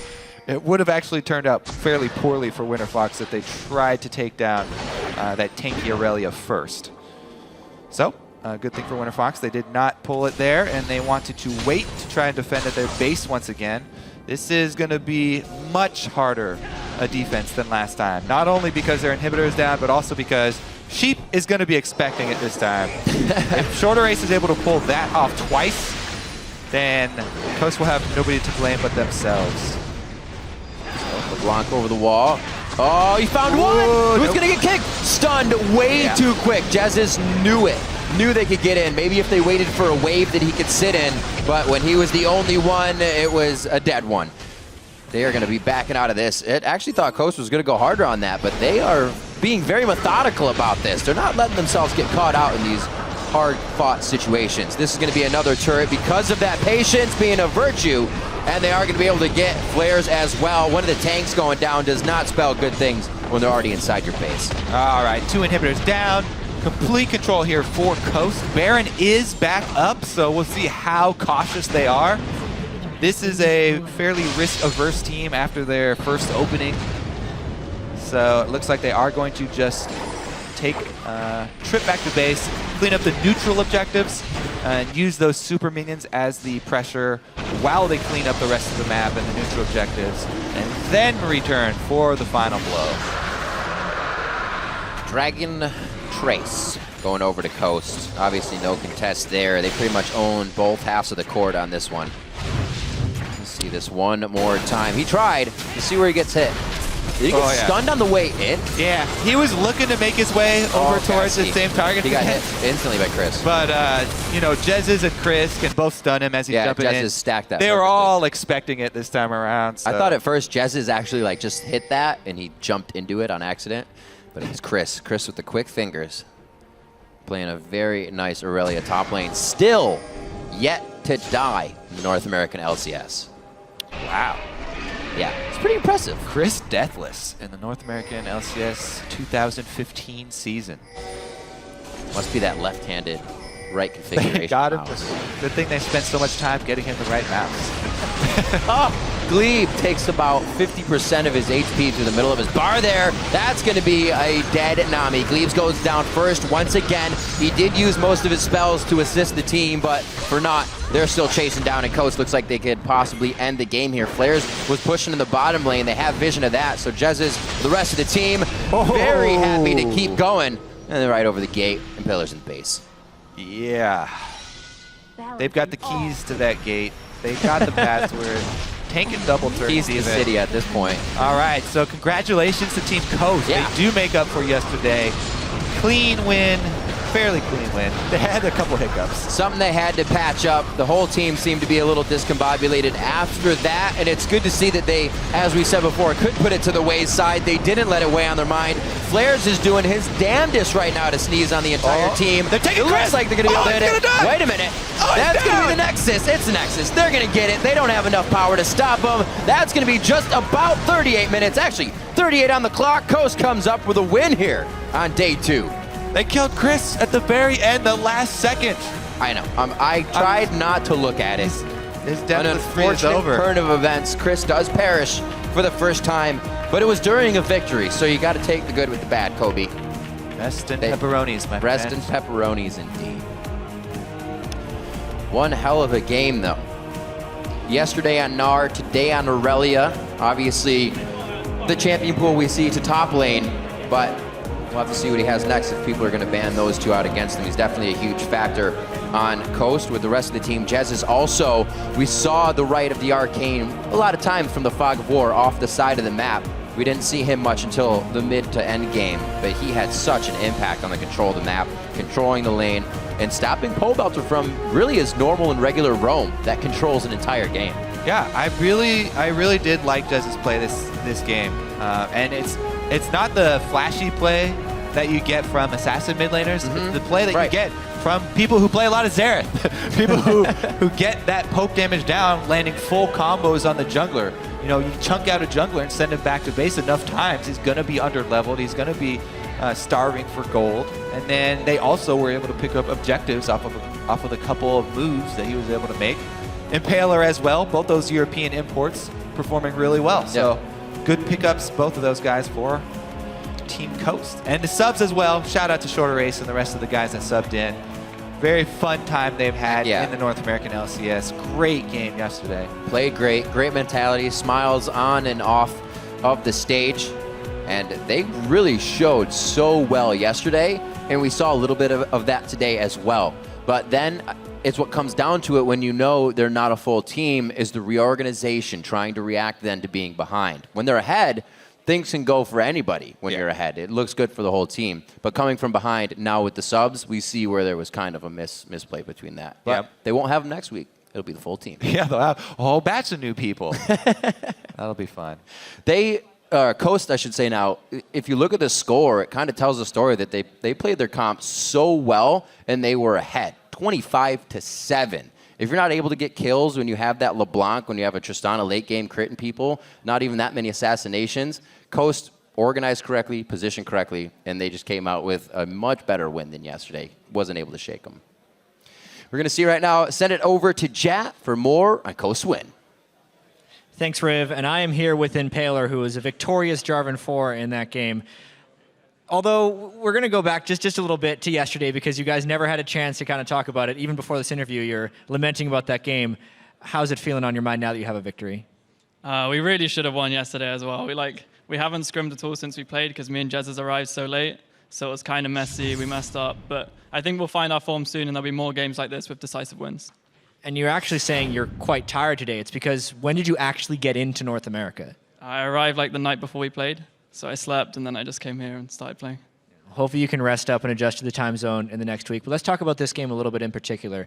You ended up getting a very fortunate counter gank in the top lane early on in the game. Do you want to talk about if that was dumb luck or if you had some type of foresight for it? Chris was like he's playing aggressive top so we could kill him, but we didn't actually think Short Race would play that aggressive and try and fight there as well. So we didn't realize he was coming, but we were just going for the kill on Renekton. So it was lucky that he was there as well and we picked up the double, but the single kill should have been fine. And now that you've been able to get the first win in the LCS as well, how's the team confidence feeling coming back as well from that blunder you guys had yesterday? Everyone's actually surprisingly confident. I mean, even Chris played really well today. He carried this game alone. So I'm glad to see that everyone can really pull their weight and just, if someone gets a lead, they should be able to carry that game on their back. And this is just an example of that. All right, well, congratulations again on making the LCS and on your first victory. So best of luck to you in the rest of the season. Let's send it back to the guys at the analyst desk. Thank you, Jet. Definitely a much more decisive victory from Coast. Yep. I mean, reminiscent early game of their game yesterday, but they were able to close this one out. And I think that's partially due to the fact that they had a team composition that allowed them to be more decisive in their engages with the Jarvan and the Irelia. Definitely had a bit more of a front line, and then still had the ability to, to stun up with Xerath and things like that and avoid picks.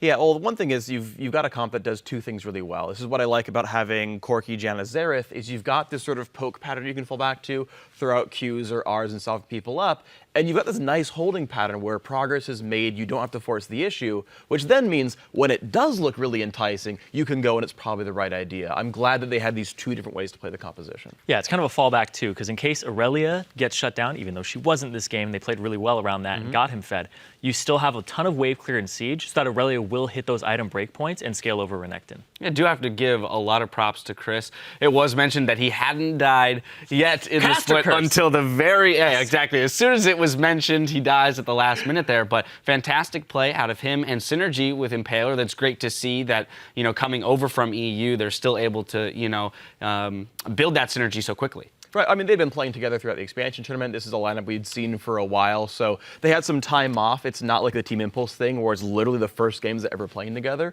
but certainly there's going to be some rust. Hey, they did a pretty good job, so good for that. Yeah, they hadn't been scrimming lately because of the visa things and coming over. But I do have to say, Impaler played really well yesterday and today in terms of his gank timings and his individual skill. Shot calling, maybe yesterday he was really tired. Today, also kind of, you could see he was very sluggish to just kind of drag it out, being like, we are in the lead, let's just sit here in the driver's seat, we can go 10 miles per hour, but we're still going to get there. Yeah, so now let's jump over to the other side of the rift. Let's look at Winter Fox there. Definitely today a lot more of the sub-squad tendencies. What we would expect out of a sub-roster. Some more solo QS type plays and things. Well, that's the thing, is they're making all these high-risk plays, and sometimes when you go for the 50-50, you're a winner fox, sometimes you're a loser fox. It just depends on who's there and how aggressive you played. Flair's honestly really looked very odd that game. He had played a really controlled game one yesterday. Here, he ults under the turret to take 2 turret shots and walk away, and then is sitting at the front of turret range I can hit you almost, but he's at half HP the entire time. If a counter gank shows up, you're gonna lose. Let the lane push back out to you. Make Irelia walk up, because she literally cannot see us from range. Make her walk in range of a Lee Sin Q. Actually bait the gank out. A bit over-aggressive for that kind of play, and that's what happens. They beat Gravity because, all the ganks worked out. All the roams worked out. Great, a 4,000 gold, let's win the game. Well, these ones didn't work out. Well, welcome to what that looks like. Yeah, and Chris also still had Flash at that time, so he was extremely safe, and he was able to hold on to it even through that gank. I really feel like FLICKR was playing way too aggressive against the Aurelia, trying to push that lead as Renekton without proper ward coverage around the sides. You can walk up, use all that pressure, and then just pop one into the tri-brush, make sure somebody isn't coming. But it was good on Impaler to play to the aggressive lanes. And it's something that I know he was talking about in an interview that I saw with him, where he was talking about this season is not so much just going and kind of ganking lanes all the time from the side. It's more of playing to your aggressive lanes, or if your lane is pushed all the way up, you sit in the brush and you wait for the counter gank and kind of read it beforehand. So it's not so much forcing the issue. I do have to say, though, that I appreciate the aggressiveness from the sub squad on Winter Fox. You know, although, as you stated, Freak, unfortunately, they didn't all work out this time, and then therefore you put yourself in a hole as a team that doesn't necessarily have, you know, the synergy or the, you know, the time spent with each other to operate in a losing scenario. But I do have to say, I love the fact that they had a great counter gank bottom. You know, Impaler even said we weren't expecting Shorter Ace to play that aggressively in the top lane. They had a slight misplay there, and that is what cost them the double kill. But it very well could have turned out in their favor there. Well, this is the age-old adage for teams that are barely scraping together. Team Impulse played their pick and ban this way both today and yesterday. Hey, go try to win your lanes. This was the direction that Winter Fox had. This is what Deficia was talking about with Meet Your Makers back in Game 1, where it's like, well, we have a new mid laner as of yesterday, and we're facing SK. This is going to be rough. You're not going to win the 35-minute rotational game. It's just so unlikely it's going to happen. So you play the 60-40 aggressive early game and say, well, 40% chance we win this game if all our stuff works out, because that's our best chance of winning. And you know, that coin flip worked in Game 1. It didn't work here. I want to touch on the analogy that Kobe brought up in game, which was that of the con artist. I thought it was great. So we have a replay to illustrate this, which is what he was talking about in the mid lane tier 2 turret. And Freak, I'm going to let you take it away. We'll discuss afterwards. Okay, so let's pull the replay up on your screen, and it's the unfortunate thing. It's a solo queue mentality. Of course, it's Winter Fox doing this. Pabelter is trying so hard to keep the team alive. You can see in the bottom corner that they have a Deadly Sin on the roster. This is a turret that Coast is getting whether Winter Fox likes it or not. And Winter Fox can choose to give away some kills on top of this, or they can choose to give away the turret and wait around. So roll the clip out, and it's a bunch of heroics. Pabelter is going to go for a wave clear. He can almost get Mad Life by the stun. It unfortunately slightly misses. Glebe shows up. They try again. Oh, look, a knock-up chain. Oh, look, Pabelter got one shot. He's down to 1/3 health. He has to burn flash and heal, but Chris kills him anyway. And they can chase Impaler, and they can get one kill back, but you can't expect to go positive in a fight like this. The turret's already too low. They're ahead of you in gold. It's the standard lemming mentality of, but we don't want to give them that turret for free. But your options are a turret plus 3 kills or just a turret. Hey, and they end up blowing pretty much every summoner spell across the board on the team as well. So when you look at then future fights, you're setting yourself even further behind in your ability to maybe make a pick and get yourself back into the game. And so what I want to kind of look at more closely is, you know, from a team perspective, from a shot calling perspective, we need where is the line drawn in which you say we need to give these things up because we are making this game unwinnable? Yeah, it's purely a point of game theory. Now, Aiden, you know that I like to contest for dragons that I shouldn't be, but in general, basically, it just honestly comes down to game theory and thinking quickly. So it's like, okay, games with a 4,000 gold deficit are hard to win. Games with a 5,000 gold deficit are even harder to win. And that's an example of look, there's no way you win this fight. There's no upside to defending this turret. You just have to be another 1,000 gold behind. I'm sorry that sucks for you guys. I'm sorry that Lee Sin got picked. But that is the eventuality, the inevitability of that first pick happening. You can't fix that. You've just gone down another 1,000 gold. Okay, now play from a 4,000 gold deficit. And that's just the decision you have to realize, that this is not a winnable fight. Yep, you have to give it something else, but then play from that disadvantage. Yeah, the way I found is you basically look at what they're getting and you go, I don't care that they have that. We have this going for us. I don't care that they're going to get 5% movement speed from Dragon. We have Baron ticking and 4 people there to contest the Dragon. We want 5 there. It's not a good play to make because what we're giving up isn't that much. We could trickle in, and then it'd be completely out of hand, and then you gave up 3 Baron buffs on you, you gave up 3 kills, then you lose turrets. So just kind of seeing the consequences of your actions before they unfold. And that's where we see the biggest differences between those veterans and the novice players rather here in the LCS. And will these novice teams be able to pick up that? Is that something that can be learned? Yeah, sure. Yeah. Oh, yeah. Well, I'm. Okay. Yes. Great, we answered your question. Move on. I also believe it can be learned. Is it something that can be learned over the course of a singular split? At what point, how far down this road do you have to go? Is this something that you need a coach to sit there and remind you of after every game? Like, oh, let me point this out. This is an instance in which you gave up something more than you needed to. You needed to accept defeat here and make your move somewhere else. You needed to, pivot, as Irene says, into another positive. Or is it something that you just have to basically get like you have to build your own innate sense of game awareness where, all right, that is not a net positive for me. If anything, it's a net negative. Let's move elsewhere.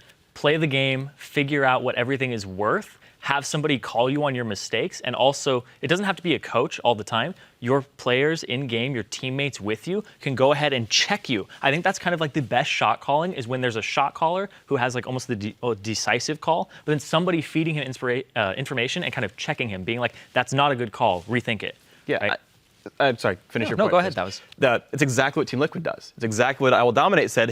The coach comes to him and he says, Dominate, you are the main shot caller. You're the guy who makes all these calls, but everyone else feed information, call you on stuff. If you miss something, fix it, right? Everyone else, special, pay attention. Call him on things when he's like, oh no, we don't have flashes, don't do this. You're right, sorry. Exactly the way you should be running a team. I think that is exactly perfect. Team Liquid is like suddenly my new favorite team in the NALCS because I think they are so well set up for success on all these different fronts. Yeah, because you don't always know what summoner spells are available. Like if the support's the shot caller, he's going to be like, don't have smite, don't have flash, can't contest, like things like that. Feeding the information is very, very important. And if you're silent, they're going to have to play off instinct, and you don't always know the ultimate timers. If somebody has ulti in 10, call it and then be like, all right, we can hold off for 5 seconds before we engage, and then we can start moving towards them and then really start it. The question then is when Winter Fox gets their full roster along with their coach, because they're operating without the coach in the country at the moment too, will they be able to patch up those kind of holes in the ship as quickly as they need to in order to move up the standings? Now back over to Coast though, looking at the fact that they played rather well yesterday, but then struggled in their late game shot calling, played rather well today.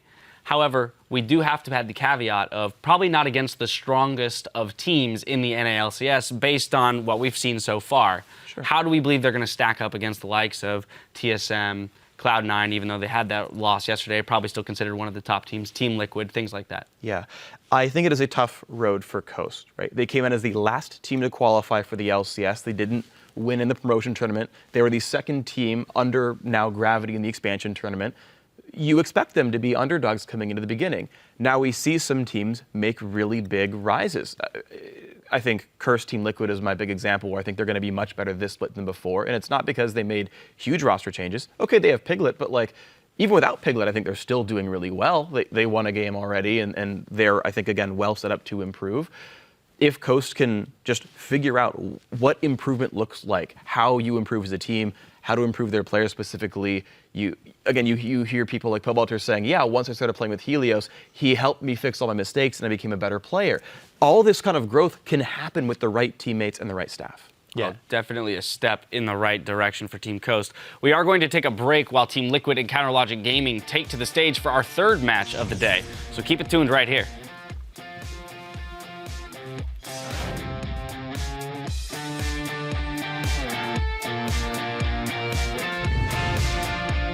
Tracking beacon right now on Impaler. Whoa, flares! Oh, what? A lot of aggression just to save the turret, but they might lose their lives and the turret on this. The Buster shot comes out for the quick reset. Nami. She flashed. I can go. I'm on Nami. Stun Tris. Okay. Okay, good job. He doesn't get a chance to Zanya's on this one. They obliterate Jez's. He's out for 40 seconds. This is how big Chris is. But congratulations to Team Coast. They do make up for yesterday.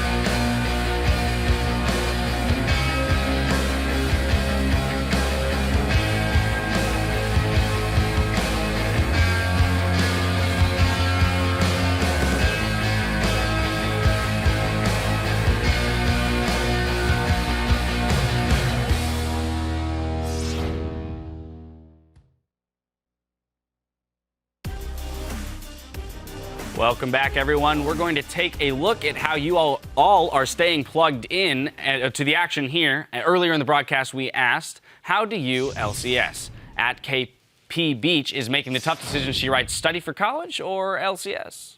Well, hopefully both. I feel like school's fairly important, but yeah, it's the weekend, so you should be fine. Watch all the games. It's a whole bunch of fun. And then, of course, there are 2 ways to beat a cold, chicken soup and the LCS. So at MilkFishHueHue says, watching the LCS, feeling sick but comfy with Barry Nasher. That's a pretty psychedelic little chair there that you got going behind him. Yeah, there's a lot going on in that photo. Our next tweet comes from at Justin Kaysen, who is using the LCS to train the next generation of summoners with Bring Your Daughter to the Rift Day. It's going to be a few years till she's LCS eligible, but hopefully, we got a new star mid laner coming up. You got to start him young. Of course. And then our final tweet comes from at Nanners, who is watching the LCS with man's best friend, who looks to be chaosing the screen a little bit. This is how I try to LCS. It's not chaosing. You get 6 stacks for that. NASA's backdooring the monitor here in this one. So. There it is. Yeah.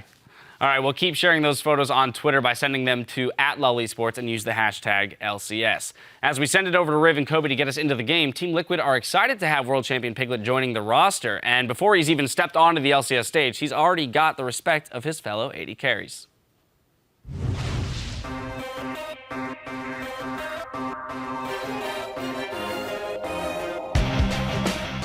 The offseason was really hectic for a lot of teams. For us, we changed not only our name, but we also changed out 2 players.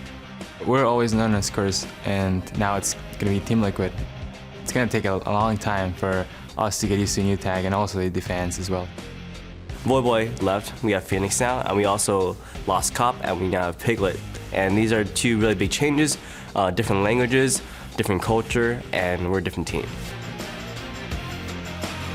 팀 리퀴드 선수들이 장난칠 때는 장난도 아주 잘 치지만 또 대회에 대한 진지한 게 있어가지고 이번 팀이 굉장히 기대가 됩니다. Piglet is more familiar name. He's a world champion. Piglet is a super valuable asset to our team. He's a hard carry AD who, if he's strong enough, he'll almost always carry the team fight. Cobb was more of like a safe AD carry, and Piglet's the direct opposite of that. When he walks into bot lane, someone's dying. It's either him or it's the person across from him. Piglet is a really smart player. He's a really strong, smart decision maker. I think that's what helped him win Season 3 Worlds. When I watched SKT on the analyst desk and they won the world championship, I was just like, damn, this guy is very good. I did practice against him when we were boot camping in Korea. He's like super good. I will just say that outright. Like he's super good. He's possibly just the best AD outright in North America. I think every player in North America is envious of a world champion. So we'll just have to see, because that was in the past. I don't really care too much about that. I just want to know what happens now. I'm really excited to see how well Piglet and I can do. I think we have a lot of talent under our belt. We have a lot of experience as well. I think we can easily just knock out a lot of these other teams. And unfortunately, we won't get to see all this awesome of Piglet coming out today, but it is a huge potential spot for Liquid to grab Piglet, have this work out for the team, and if he can bring still that level of play he had at the Worlds, that's big stuff. And the guy they've brought in, Keith, has done an excellent job so far. Picking up Kog'Maw, first one. But up next, it's Team Liquid versus Counterlogic Gaming. It's a showdown of 2 undefeated teams. But for one, their perfect record will end right here. Yep, CLG defeated Team 8, and while it may not have been that pretty, they did get the job done, thanks in part to a ridiculously good champion select.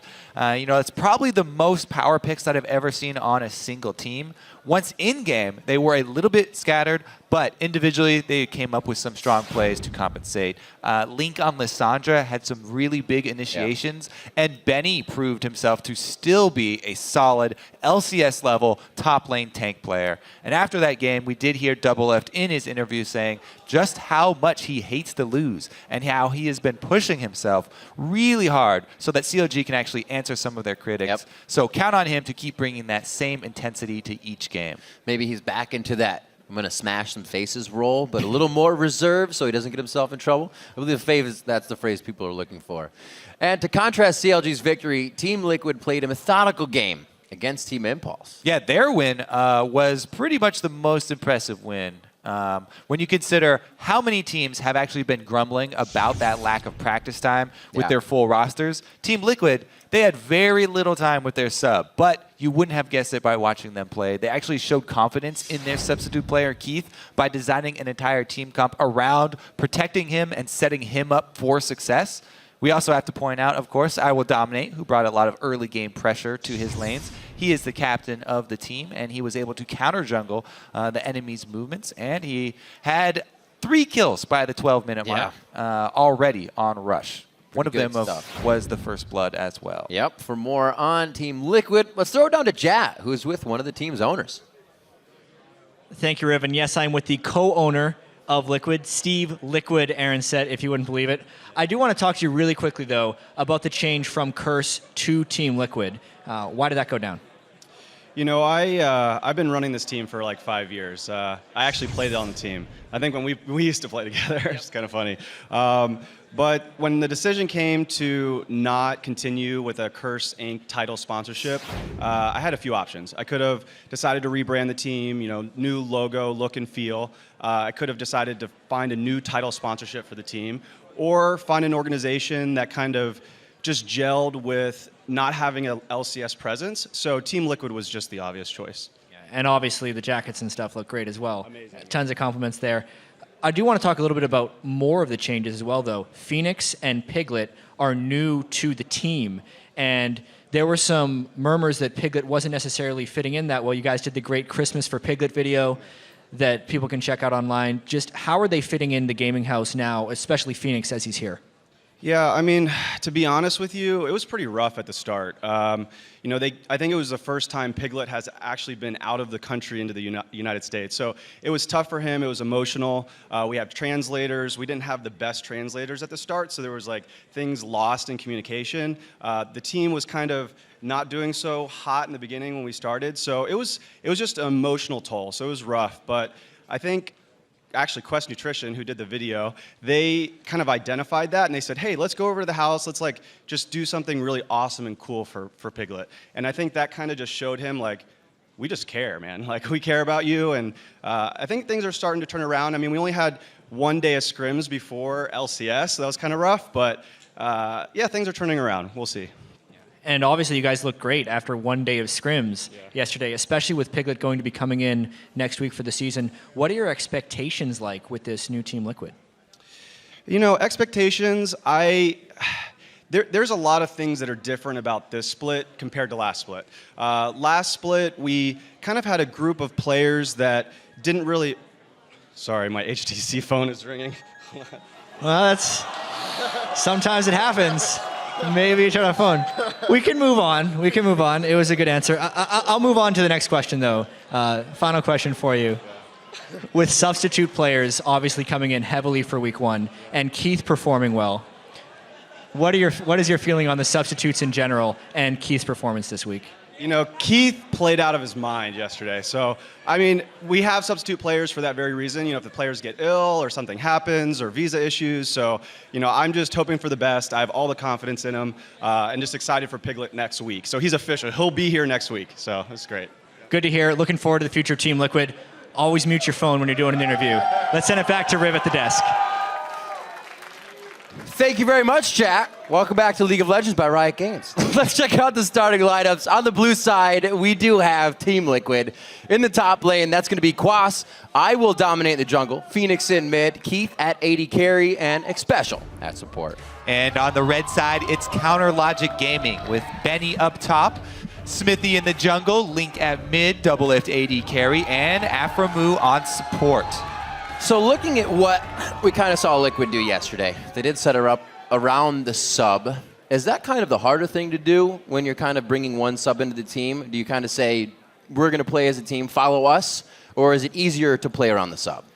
So first of all, they have a lot of confidence in Keith, as they said. He's a really strong AD carry player. Actually, even Double Lift specifically, who he's playing against right now, yesterday in the interview said that he's always had a lot of respect for Keith. So not only did it show that they have confidence in him, but if you set someone up with so many buffs, then it's very easy for them to succeed towards the later stages of the game.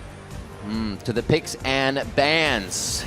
And it's ice cold so far. Nunu getting taken away from Dominate, Benny, or Link. Neither of them seeing Lissandra on this one. Jana will also be banned out here. Never so noticed they pretty have the targeted. exact same hairdo. Who is that? Lissandra and Jana. I don't know if Lissandra Different has colors. hair. It's like a structure on her head. Okay. It is a helmet. It's like an right? apparatus. All right. I don't know. It, it protects her from the cold, obviously. Obviously. Nar, no Quas. No Quas. You will not get Nar this game. Just too much of a beast. Coach, we see, still in the ears of all of the players, letting them know, if this is banned, we might have to focus on a completely different strategy this game. And I'm sure both teams are coming to the table with more than one. This is going to be a great matchup. Like we said, they're about to, one of the records is going to get tarnished here. Both teams with a win, and one of them was about. Yeah. All right. So Rumble and Aurelia still up for the top lane. All junglers. Oh, okay. There's Rek'Sai Rek'Sai, not yeah. out. So all junglers, Sans, Rek'Sai. Jarvan, pretty obvious first pick there. Doesn't give away anything for the team. Jarvan is a very flexible champion. Can even go to a mid lane or a top lane. There's the Rumble that I was talking about. Aurelia still is available. We run into him, but Rumble plus Sivir, pretty strong team fight so far already. And the thing is, taking away one of those parts, Rumble or Jarvan, is actually really big. Everyone's worried about this Gnar plus Jarvan combo. That's the new hotness. But originally, Jarvan's main top lane combo was with Rumble. Yeah. Jarvan plus Rumble is the original team fight smashing combo. Keep everybody in the Cataclysm for the Rumble ult. So the CLG take away half of that game plan. And Team Liquid look to fill it in with some AoE stun here. Initiation from Annie. Keep keeping it safe. Sticks with a bit of range in his champion. Kog'Maw yesterday, Caitlyn today. We'll see if he fares just as well here against Double Lift in the bottom lane, who does get Sivir. Sivir's been quite a high priority pick coming into compositions lately. Oh, yes, the Blitzcrank! Fantastic. A little flavor added to this game. And Aframu is going to turn it into Hook City so far. I love it. No hesitation. No, right? He's boop. Immediate Blitzcrank for the very quick pulls into silence. So we'll see what Aframu can do. This also opens up a lot of early game moves. Yeah. As everybody is aware, Blitzcrank extremely strong in level 1 abilities. So we'll see if there's any kind of shenanigans as far as level 1 invade, trying to stop side camp taking, stealing away side camps from junglers even while they're trying to do them early. Many, many possibilities with this. Also, Xsmithy's Rengar. It has been talked about quite often, so very happy to see that comboed with a Sivir. Makes Rengar's life much easier, pretty much guaranteeing his later game ultimates. Ooh. Azir has been on the ban list quite a bit today, and Renekton's going to go in the hands of Quas, something he's quite used to in that top lane throughout his play. Azir is huge when you've got a team with Rengar on it, so facing against the Rengar team, it's going to be a lot up to Azir to push them back initially. The Sivir charging Rengar squad will have to have quick reaction speed because if they get enough damage onto him, Bola Strike lands, Azir can't even move, and they could take him out with longer range damage like Rumble Ultimate. So we'll see how quick Phoenix fingers are. Yeah, well, he's forced to right now blind pick that, so he doesn't get much out of it. Picks the safe Azir. Phoenix, you'll be doing well in the mid lane. Now it's for Link. Link, what do you want? LeBlanc is still up. I'd like to see him on something with some kill potential. They've already got Sivir, Rengar, and Rumble. So they have charge forward, and they also have that long-range Rumble ultimate. So here we go. This would be good. There's some kill potential for you. Yeah. LeBlanc, quick in and out. Yeah. Ahri not as much today. Saw her a bit yesterday. No Ahri's today. Azir versus LeBlanc will be the mid lane here. Team Liquid versus Counterlogic Gaming. The teams have now completely panned out. What are you looking at towards the early game? We see we have the Blitzcrank. Do you think there'll be that invade? I am definitely going to look at the level 1 shenanigans as far as side camps are concerned. Okay. Because there's so many options. Renekton can try and be greedy. He can start a side camp. Duo lanes can always start side camps, but Aframu could wreck everyone's plans. So the early wards will be very interesting. The other thing I'm going to be looking at early game is Jarvan plus Renekton combo.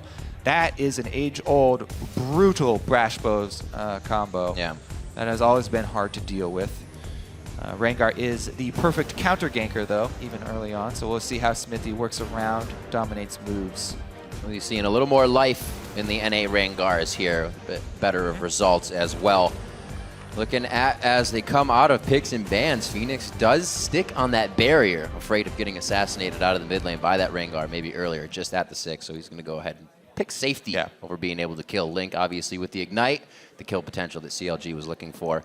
It's going to be a great game. The initiation of Annie is back in. We've seen that be a high priority pick lately for teams to have something to do. If that game stalls out, you have an Annie with a flash, you have something you can do. Easily get into that and get a gank going.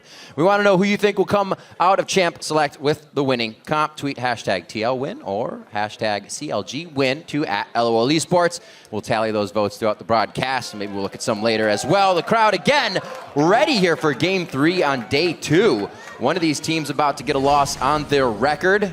You cheer loud for your team, so it won't be theirs. We are on to the Rift. It's Team Liquid versus Counterlogic Gaming. Oh, yes. All right, so right off the bat, I do want to talk a little bit about support starting itemization. People haven't really been talking about it. Yeah. Taking that 1 mana potion is actually quite a big deal for both Blitz and Annie. Not only do they have the Biscuit upgrade to give them some, but both of them taking the mana potions as well, because it's all about who can land those spells, and if Blitzcrank runs out of mana in lane, then he is a non-factor. Both teams with the early level 1 invades, as we expected some stuff to go down.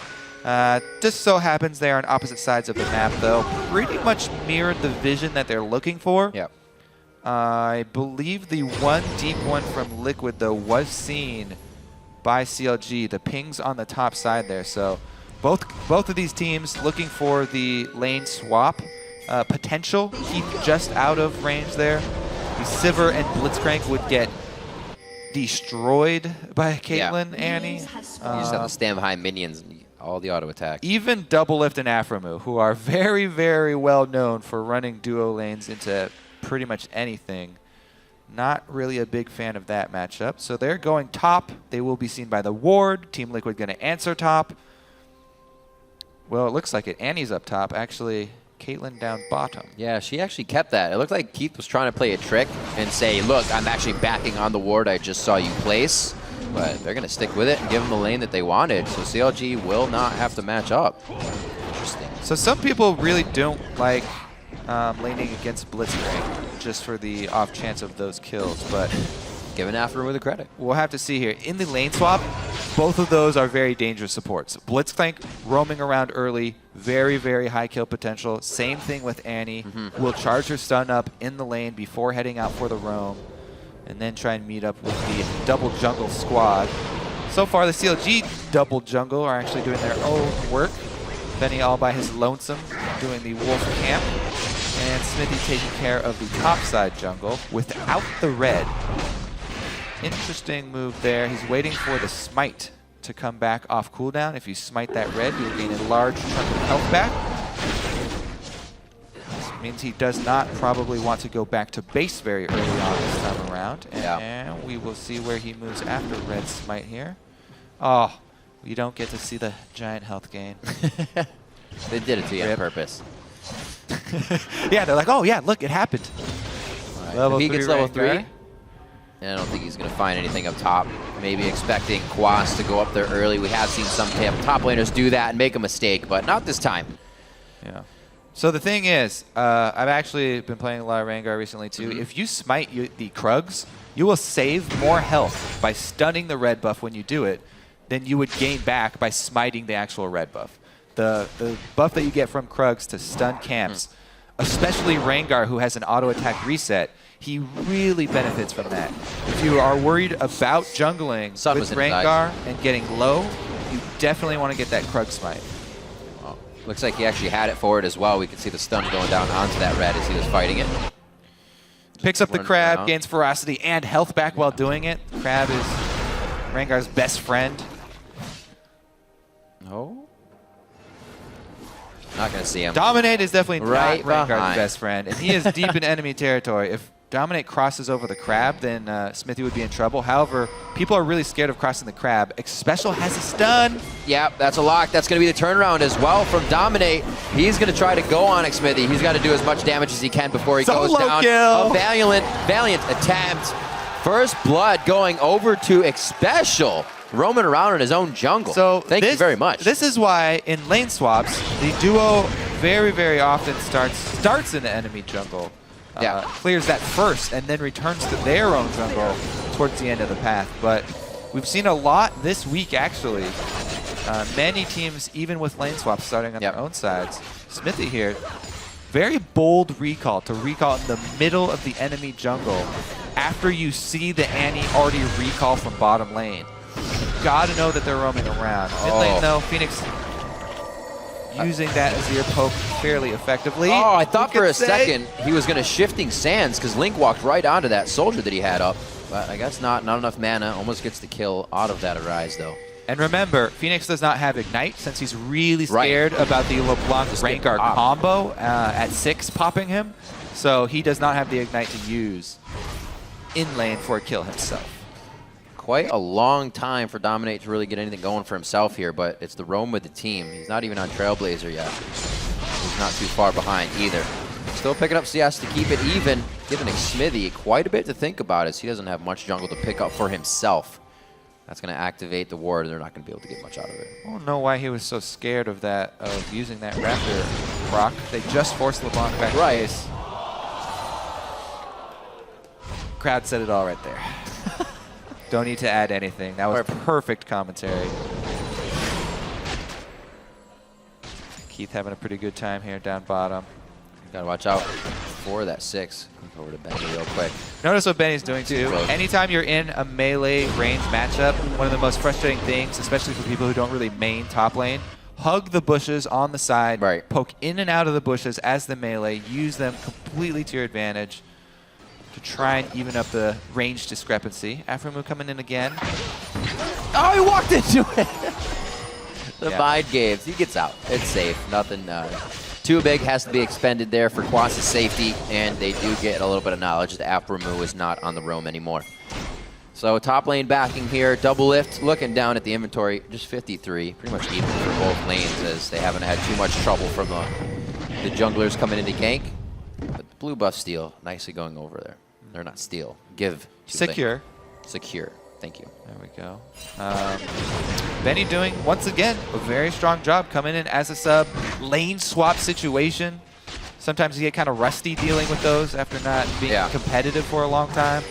Done very well from himself, scavenging that CS against the Caitlyn, who is fairly poke heavy. Special returning back to the lane though does force him off for a bit. Lane swap here at level 6 for double it, moving back down bottom. Whoa. They want to position their back up top. That was nice. Trading going on. Level 6 mids means that there could be some very, very scary action as well. Smithy working towards that Rengar ult. Once he gets that, mid lane Azir, even with the barrier, will have to watch himself. A lot of damage he has to deal with right now. Items almost finished up for Benny here, so he can be a problem within team fights around objectives. Link, very nicely done. Not really expending too much mana from each other as they have their blue buffs, but they're getting a lot more aggression down than we saw before. Link not really going to get too much roam here. Maybe a ward clear. If he keeps going down, it's pretty much a tell. But with the amount of crowd control, no kill coming. Nope, he's going to head back towards mid lane. No need to try and go crazy. Game's already 1 kill in favor of Team Liquid. Have that on Special, so it's not giving anybody too much of an advantage. Yeah, and definitely have your eyes on Smithy because his level 6 is ready. Level 6 plus red buff as well. He will have a high impact gank. Looks like he's even saving his smite, or he wants to wait for his smite to come back up. So he's going to wait for the smite cooldown because he did get an early stalkers. So he's going to have smite available for whoever he goes after as well as the red buff and level 6. putting a lot of eggs in this basket. And the thing about Rengar is it's so hard to counter gank him because his ult, not only does it allow him to go invisible and sneak into a lane, but also reveals everyone around. With that infrared vision. He's going bottom though. All right, so Annie will probably be the target. Keith is going to do his best to save him. Looks like Annie's positioning herself well though, so Smithy may have to change his mind. Afromu does not have flash back up, by the way, because he used it mid, so Blitzcrank follow-up will be a little bit less easy for him. Trying to make plays, though. Definitely not something they're short on.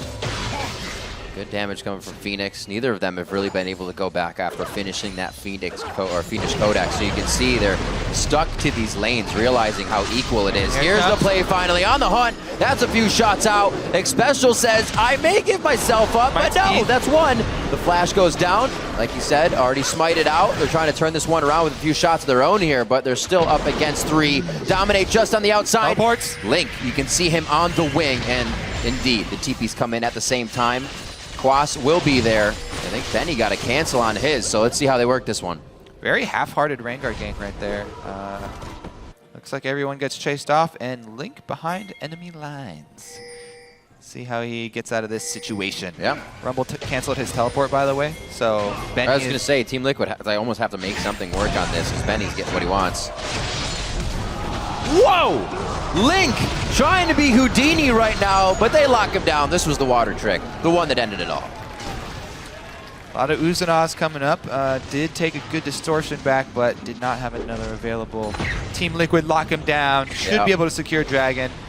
And really good that they did that too, because if Link had just stayed in that bush behind red buff and recalled from right there, Team Liquid would be out a lot of top lane pressure.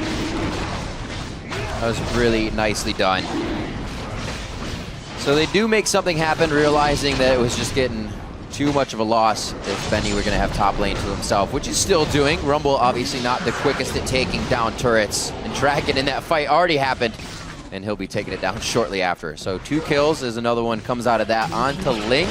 He was really a big carry for the team last time. They all played well, but definitely a bright spot, and now he's not having that same game. Yeah, and it was a sort of a tough decision for him to make because he was unsure if they were going to do Dragon after that or if they were rotating up to the mid lane. So he went for the more risky play, trying to count on the rest of the members of Team Liquid actually going after a different objective, but because they all wanted that mid lane pressure, Link put himself in a poor situation. He does have completed Morellonomicon though, so they are even on items. Won't manifest itself anytime soon. Looking to see if they can get anything on to CLG for kills. Rengar's in the top lane, so it's not going to be having much. Actually, just backing, so maybe as he comes back out, a few more wards at least, a few vision wards on top of his 1 pink. So CLG can stave off any entrance into their jungle. Already warded in by Team Liquid on that bottom side, so if they want to go a little harder, Xpecial and Keith can do so. A lane that worked out very well here with the sub. Not built around Keith as much this time, but still playing it safer on the map, knowing they aren't going to take control. Yeah, so he does go down towards the bottom.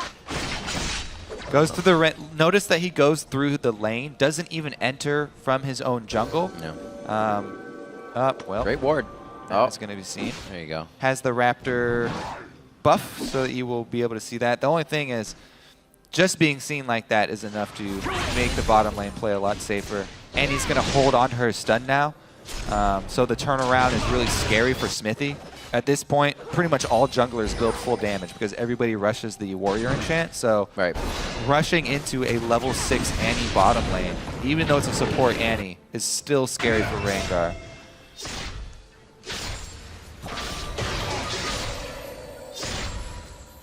Blanc Azir matchup. Not exactly going to either side. 112 to 102 so far. And Link is being stopped on any roam that he would want to put onto the team and relieve pressure. Smithy, however, looks like he's going to be right in the backside of Link here. Dominating Quas, not choosing to go over the wall. Thought they might try to do something with Phoenix, but not going to happen. They play it safe. They are, however, going to push this mid turret and try to get something out of it. Bottom's already starting to rotate up, at least its special is. And this mid turret should start to open up the map finally. Smithy takes a lot of poke there on the retreat. Great use Looks like of everyone Sundisk. collapses though. They do have a Sivir ultimate available. Don't decide to pop it though. Smithy extremely low. And those pesky Azir turrets.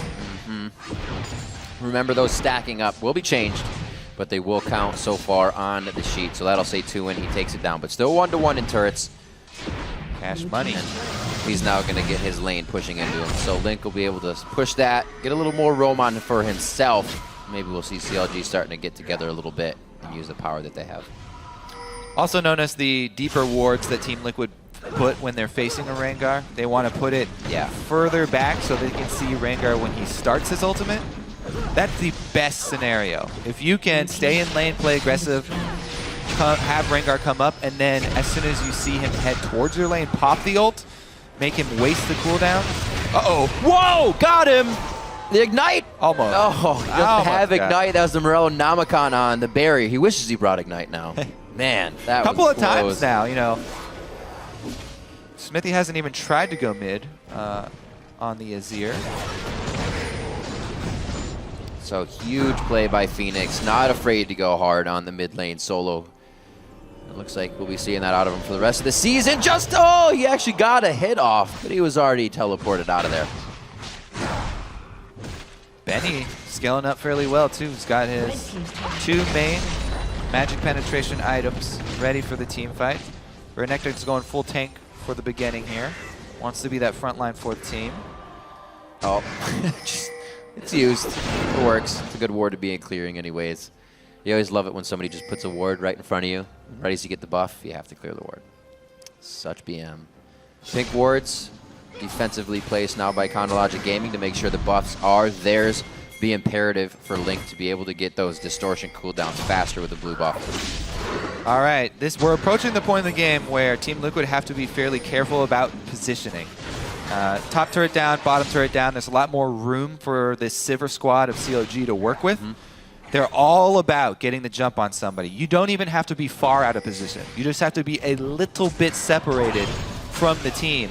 And the Sivir plus Rengar LeBlanc will jump on you. And from that, they'll try and chain kills. They'll do what to you, Kobe? They'll jump on you, kind of like that? Oh, the equalizer. Quas delivered the red carpet, forced the flash. The turnaround could be there. Xpecial was looking for that just over the shoulder. The grab of Aframu misses. That was a lot of ultimates expended there by CLG, and Phoenix and the rest of the team feeling pretty confident about moving in on this one. The equalizer was really the thing that would have given CLG the upper hand in this tight Dragon area. It looks like Team Liquid is thinking twice about this once again. They're going to start piling together, knowing that spreading thin there in the river was getting scary. So that was the main tank that CLG caught out. So that meant that they weren't able to kill their target. However, they did get the front line to half-life before Dragon spawn.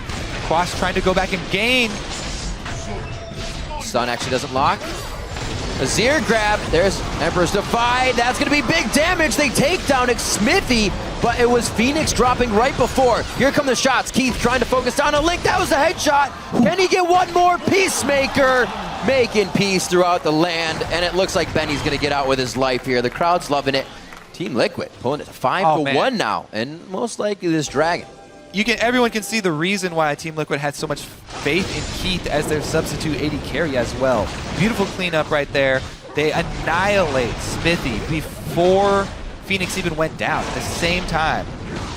All right, that will mean that they get to get the Dragon, claim the spoils of that fight, and shove out all the waves as well. So let's take a look how it happened again here. Initially, it was Link, who got stunned up by Xpecial, and a fairly large chunk of burst. Dominate did not get the Q off after the E. All right. Oh, that's what it was. The Azir panic, immediate ultimate after he got hooked in, tagged Smithy. Smithy jumped out of the bush and bounced over there, though. So Keith, that was the beautiful flash over after that I was talking about, cleaning up Link there. This is interesting. You can't take him. He's going around. You know it's sound that blue mix, but I'm just kidding.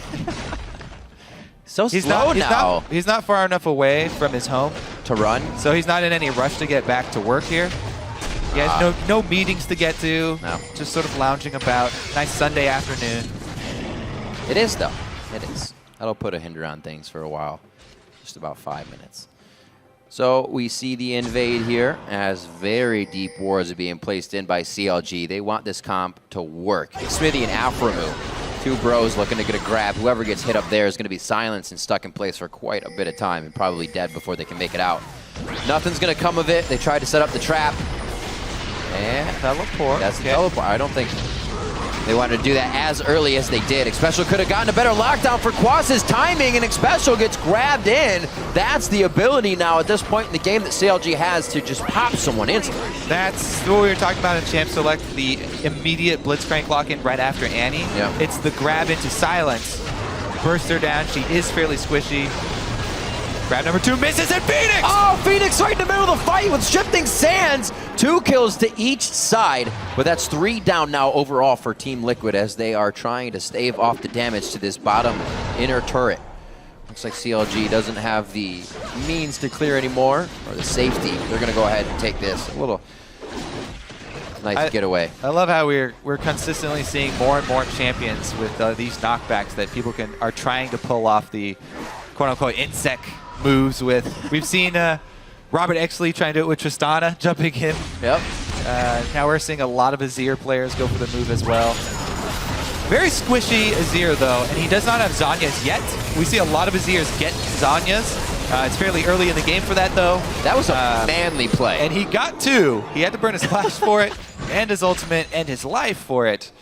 Oh my god. But that's the type of play that you'll see more often when they do get to complete something like Azanya's. Right now, he's not even going for one, so he'll consistently have to be in the middle of the fight after for that one. Special laughing at Aframu. Drop a bear on him. Keith, that Infinity Edge isn't messing around. A lot of damage coming out, especially with some good lockdown. Dominate actually pretty much struck the flag down to get some assist there, but no need. They're doing great right now. They took 5% off of the crit from Infinity Edge too. Yeah. Keith got the one that he needed though. Still stings. Aframu. Double Lift, by the way, has been sitting on this Avarice Blade for quite some time. 370 gold earned from it so far. Banking. Still charging up. Very popular silver build now to turn that into Ghost Blade. That's such a fantastic ability. Well, now he's got a turret, but he's cornered. He does actually have his ult back up. It doesn't take that long. Can he get the kill here? He's got Dominate. He actually pulls himself to safety, and this one with Shifting Sands turns around and gets the double kill with the assist from Dominate on that one. Ooh. The next level Azir baits. I'm all by myself under this turret, Phoenix guys. on fire right now. Got some backup, nice. Got some backup there just in time. Dominate comes to save the day. The Shifting Sands flash into Divide play, now to this, just, he's got to feel good. And he's making the moves because he's feeling that way. Smithy barely avoided it. Link took so many hits from that Azir turret, though, that he did enough to spread up the team.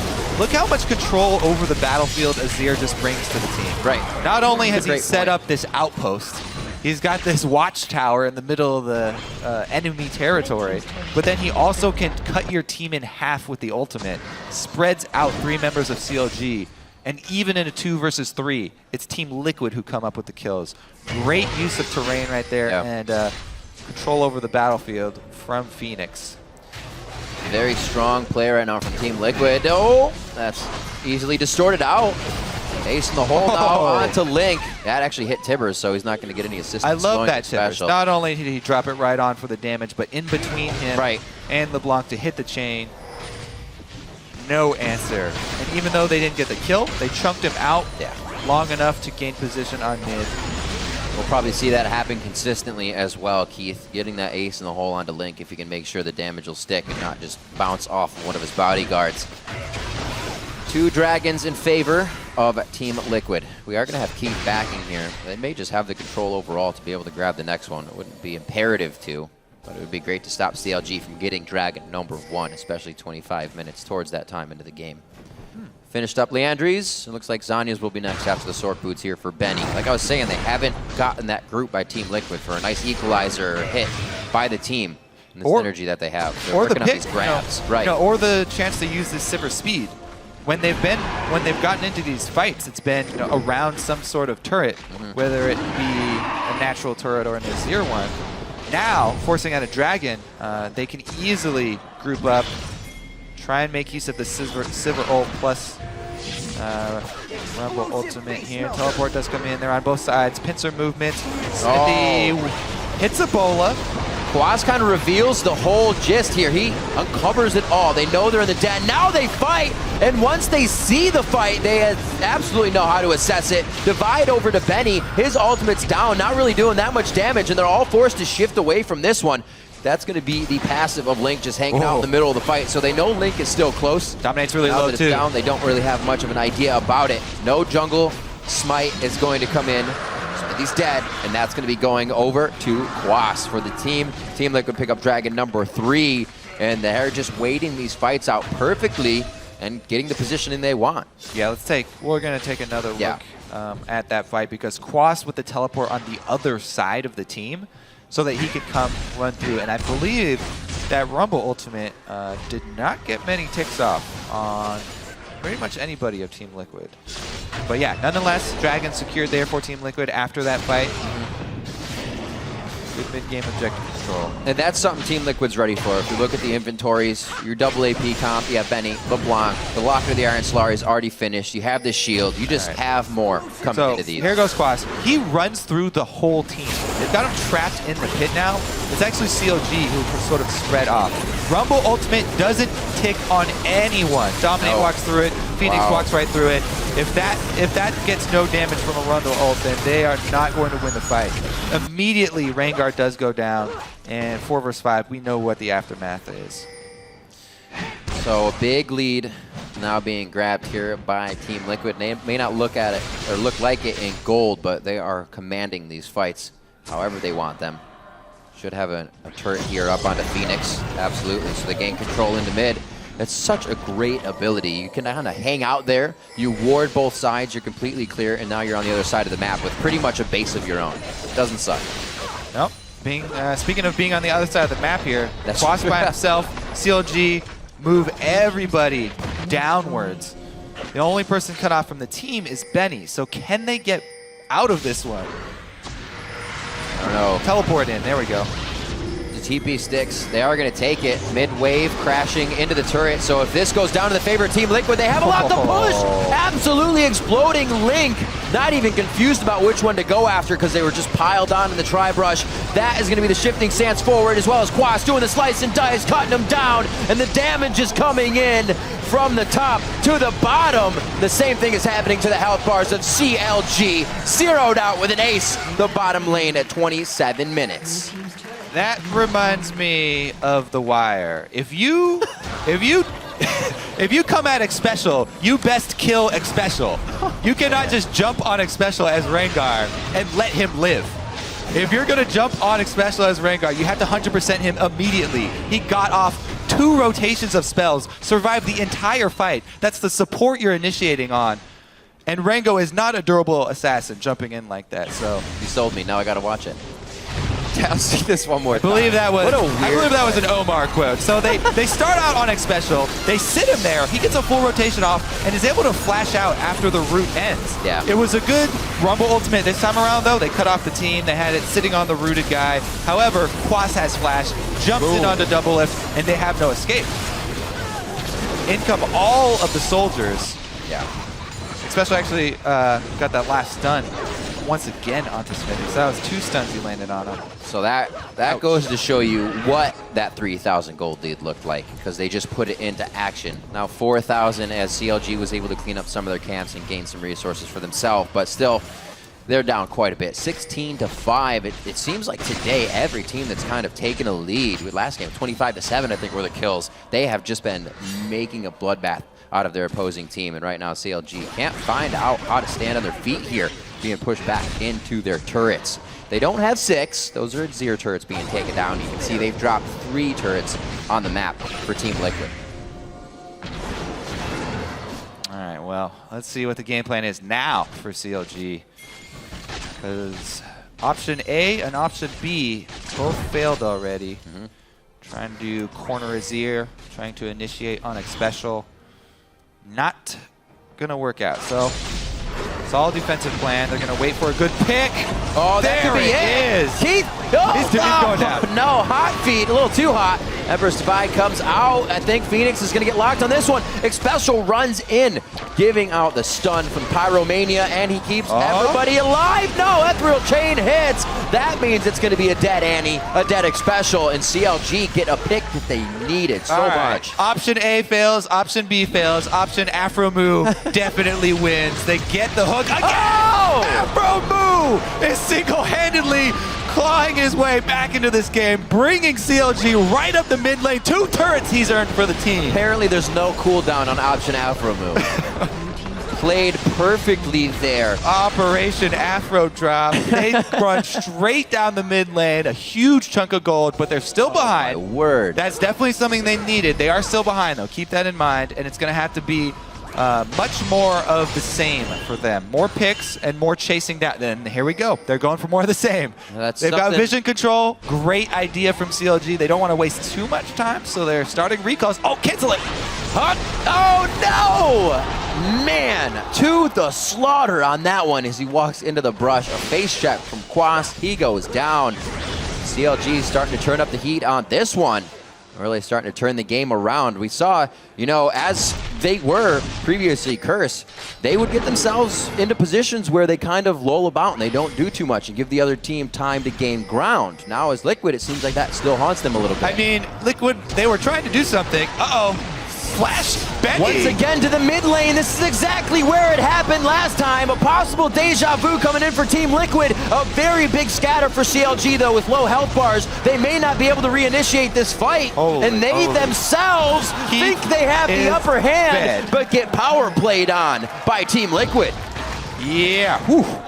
Looks like a pretty good disorganized fight for CLG, but man, Keith is very, very strong. If you are focusing so much on taking away this initiation threat, trying to take down that Annie and get the Tibbers out of the way, this AD carry, Keith, not only with the Infinity Edge Phantom combo, but he's got the makings of the Bloodthirster already. Oh, double lift! He wants to 1v1 him! Got him! Woo!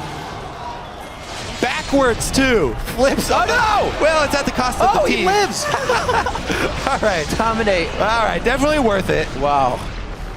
Definitely worth it.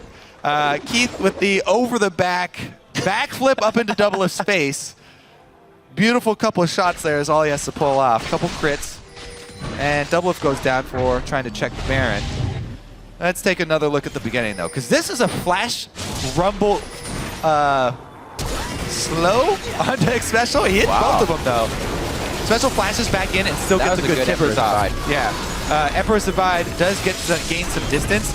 And, man, they just destroyed the remainder here. Keith auto-attacking freely. Gets off the snipe as well. And there's nothing left here for CLG. Those are the kind of, that's definitely a mistake of Link there we see in that replay. You're completely in vision. You're playing against the Caitlyn. She usually wants to hit the ace in the hole on the block. You can't back in the open. He did want to get back, and he wanted to be able to participate in more fights, but making those small mistakes are definitely going to cost them.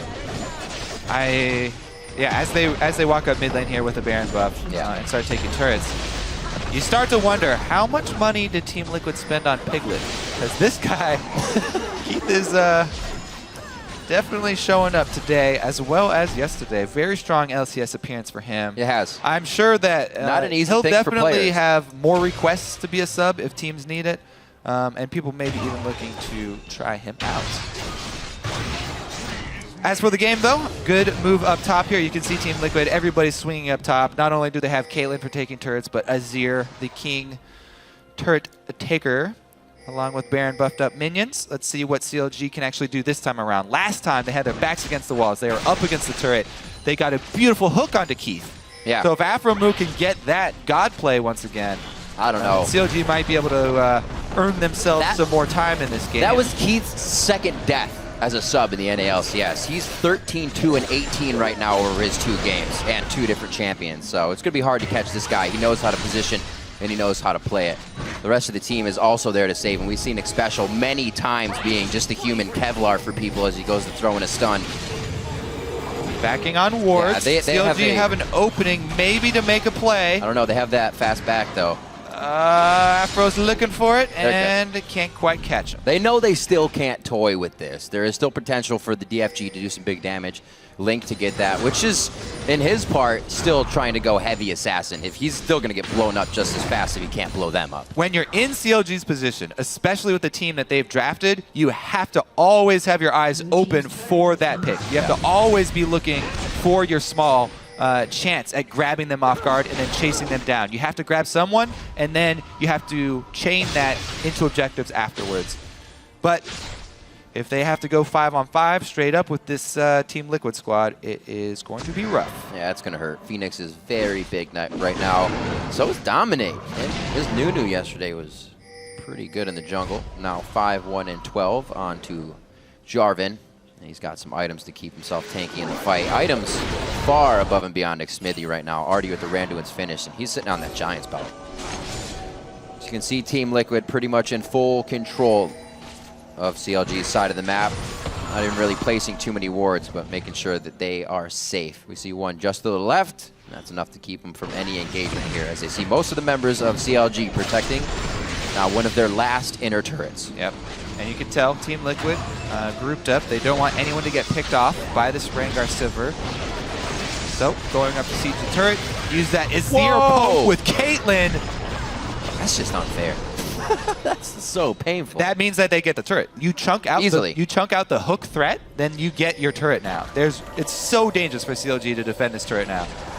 Really, their only hope is an Afro move hook, and if Afro is that low, you cannot stick around. It's not home guarded either. He has the Righteous Glory, but he doesn't have home guard, so you could see an overdrive Blitzcrank coming out. That could have been a play. It could have been a surprise grab on somebody.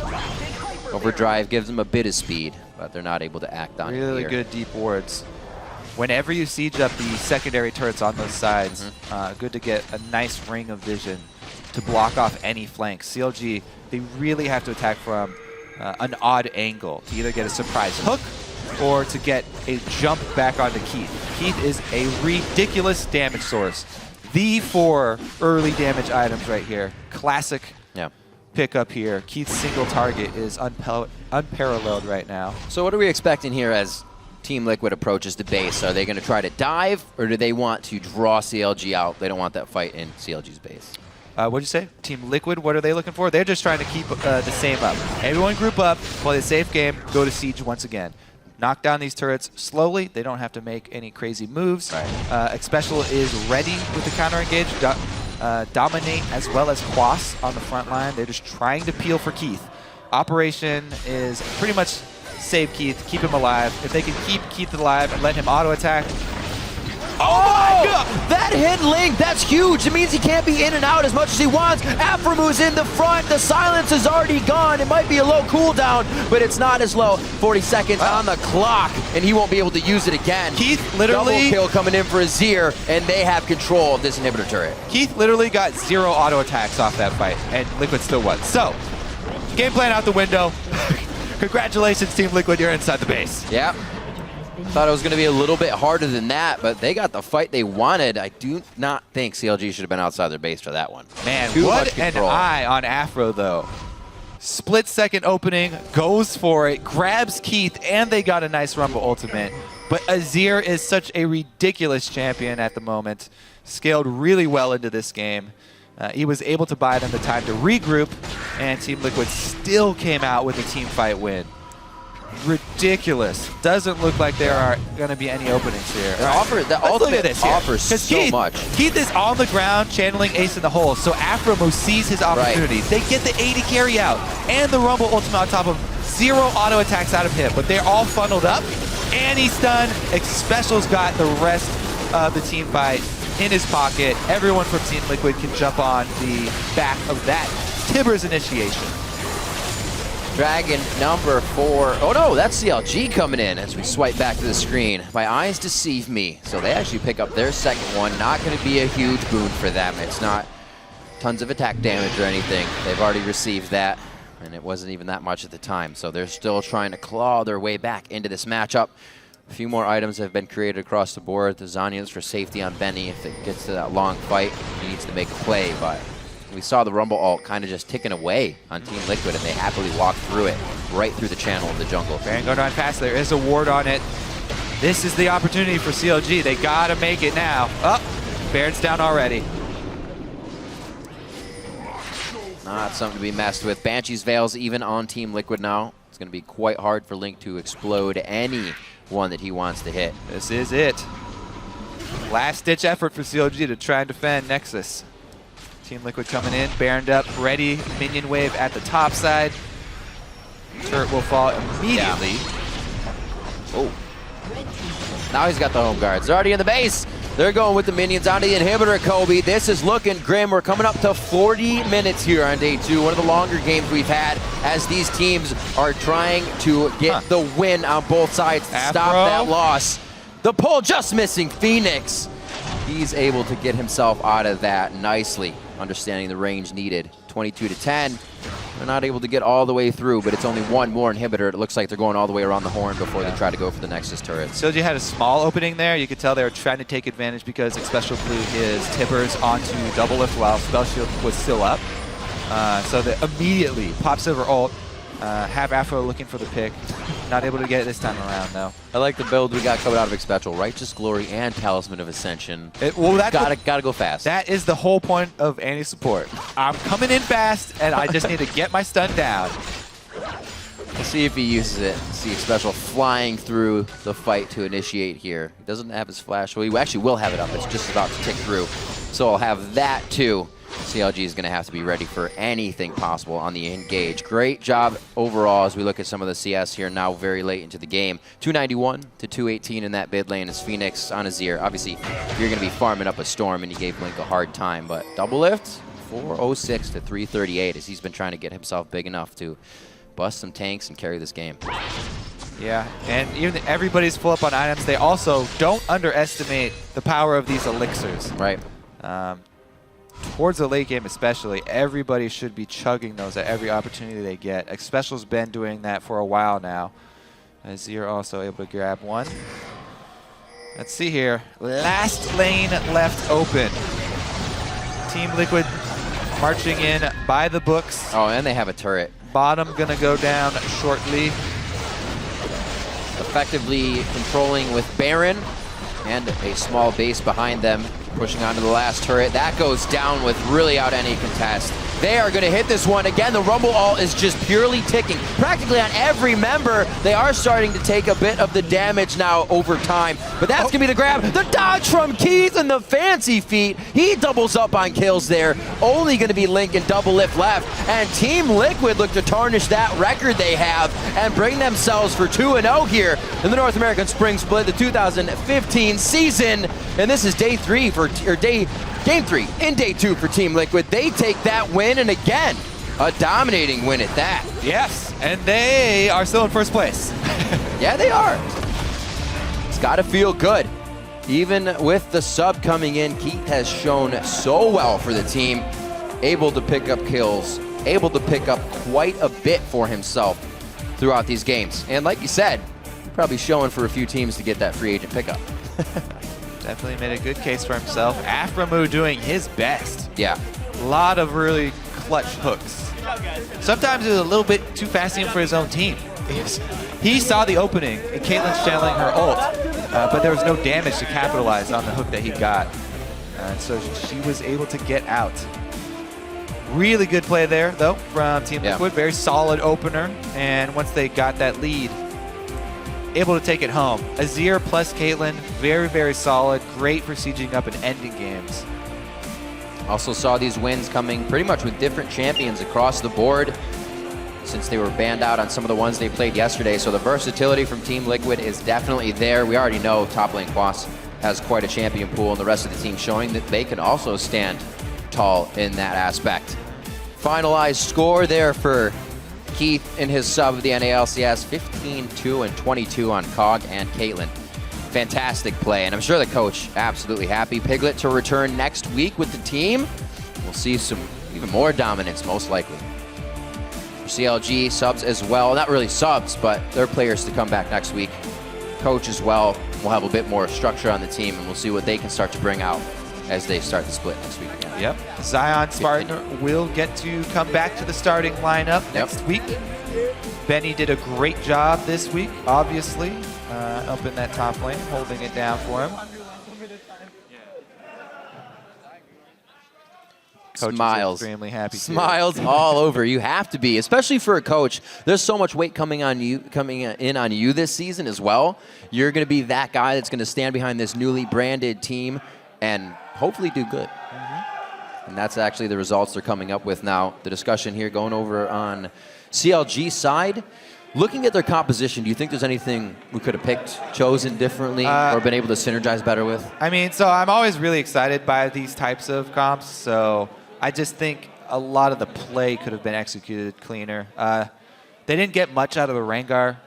Like we saw the early Rengar gank when he first got his level 6, not able to get anything out of it. It never really had that presence in the game. He was kind of always running. Always running indeed, not getting too many of the Rumble ults that they needed to come in. Like we said, CLG still has a lot of changes to go through here. They're a team that a lot of people have always seen and have produced good results towards the end of the season. They find their way back to the top. We'll see if they can do it this season. Kind of the moniker for all teams right now is if you have subs, take the first week slow, come into the next one. I feel like CLG had a different idea coming into this one. So it might sting a bit. It might sting a bit. They still had a pretty strong roster here. Yeah, they had a pretty good showing. Link there on the Blanc, doing his best as well. One of the last times we'll get to see Deathfire Grasp. Didn't really have a big impact on this game, but pouring oil on the fire, aren't you?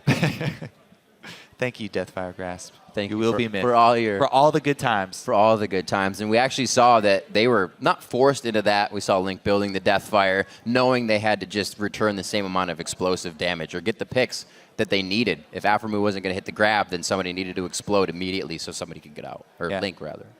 Looking for that damage. But yeah, a couple early Rumble ults missing and a couple early Rengar ults missing, both of those. So if you don't really get the ball rolling for these high damage, high mobility compositions that need to start getting that income really early, then it's just kind of the more solid team gets the win out later. Much easier for Team Liquid to execute. Team Liquid definitely executing today, able to get their second win, now first place in the LCS. That's got to feel really good. Number 1 all by themselves now. They're the only 2-0 team, I think. Man, holding that top spot. Everybody had the chance to do it today, right? Get your wins. Well, not everybody. If you lost, then you didn't have too much. Have those 1-2s, 1-1s. Coast was able to get a win today as well, as we were getting an interview set up as well for this, taking a little time. But with the game that we saw today, there's still been versatility. You and Jat were talking about it, or you talked about it yesterday. Jat talked about it today on the analyst desk, that we are seeing these different strategies, and teams are playing where they will go for Dragon and stick with that, or they don't have to go for Dragon, as we saw TSM kind of play around the fact that they just had this death ball to get kills, and they would pretty much play around you, ring around the rosy on the map. Positioning and teleports have been amazing from teams as well. And I like the adaptation, too. Not only by the teams that are trying to use the different strategies, but also defending against them. We saw, again, the exact same strategy that Winter Fox used yesterday to just crush. Try to use it today, not having any of it. They just had a couple of wards in the river to see the roam up from the Sivir duo lane, and all of the extra attention mid just fizzled out. So we see, and we are setting up Keith and Xpecial getting ready for the interview, chatting with Dash. We're gonna get the idea, how Keith felt. What's the deal like being on the NA stage? As I said before, Core JJ had tweeted out, and a lot of the 80 carries always do when they're new. They're kind of like outspoken. You'll just find that in 80 carries, and they're saying, "I am," because double lift. Goes they're with a perfect being example. the carry. Goes with being the carry. Is that I am really stressed out. I don't know what to do coming in this game. Sometimes you'll even see, if you look really close in Champion Select, that they're shaking a little bit. It's just a shake. It's not like they're, oh my God, I'm nervous. But it's just that instance. You're not used to it a lot, and they're shaking. You're like, wow, this really has an effect on these guys. But to come out in a 15-2 and 22 first showing in the NALCS, very promising. And I'm sure Piglet can put up some of the same scores, so they got to be happy about who's returning as well. Yeah, Keith seems to be a very relaxed guy as well. Very confident as well. When I was, have you watched Piglet stream at all? When you actually watched him play, when I did, I was like, how does he move so smooth? I actually am really interested to see how he does in the NALCS, because he can position himself so well, and it just feels different watching him. He knows what he's doing. World-class player. First-hand account of that battle, we're going to go ahead and send it over to the analyst desk. Thank you, guys. I am here with the bot lane of Team Liquid, Keith, and a special, fabulous performance out of you guys this entire weekend, starting 2-0 at the top of the table. That's got to feel good, especially coming out strong in week 1. Yeah, we actually only had about less than 2 days of practice. So initially, the first day, we were getting destroyed by every single team. We were losing to amateur teams. You know, we're losing to our own academy team, even without Keith. So we were super demoralized. But as we just practiced a little bit more, we actually got a lot better, and I think we showed that we're a pretty solid team right now. And Special just mentioned you only had a couple days of practice, Keith. What was that like coming into this organization with the kind of pressure that you have on your shoulders, filling in for a player like Piglet, you know, and only having 2 days to prepare? Oh yeah, it was definitely surreal, and there was this kind of pressure, like, how would you play compared to Piglet? And there was this pressure, but gradually, I learned to ignore it and just play how I play. Well, and you played fantastically. 15-2 and 23, a 19 KDA over both days. And an interesting statistic that we have just to throw out there is that 476 people decided to start you in their fantasy leagues, which is only 0.02% of people playing fantasy. But man, I bet they are happy right now with the points that you racked in for them. So I have to commend you on your play. Something that I want to ask you more pointedly towards your style as an ADC. I know that you had a stint where you moved from ADC, then you actually made a showing as support in the challenger scene, and now back to ADC. So what has playing multiple roles or both roles in the bot lane done for you as an AD carry? Oh yeah, playing support actually kind of improved my skill as an AD carry. I know what supports do. I know when they can go aggressive and how to lane, when to roam, where to ward. So I know how to play around that vision, and made me a better AD carry overall. And Special, bringing in somebody who does have that knowledge, did that make it much easier for you to quickly adapt and kind of get past like the minutia of the bot lane mechanics and just say, hey, we both know what's going on. Let's focus on our synergy over this couple days that we have?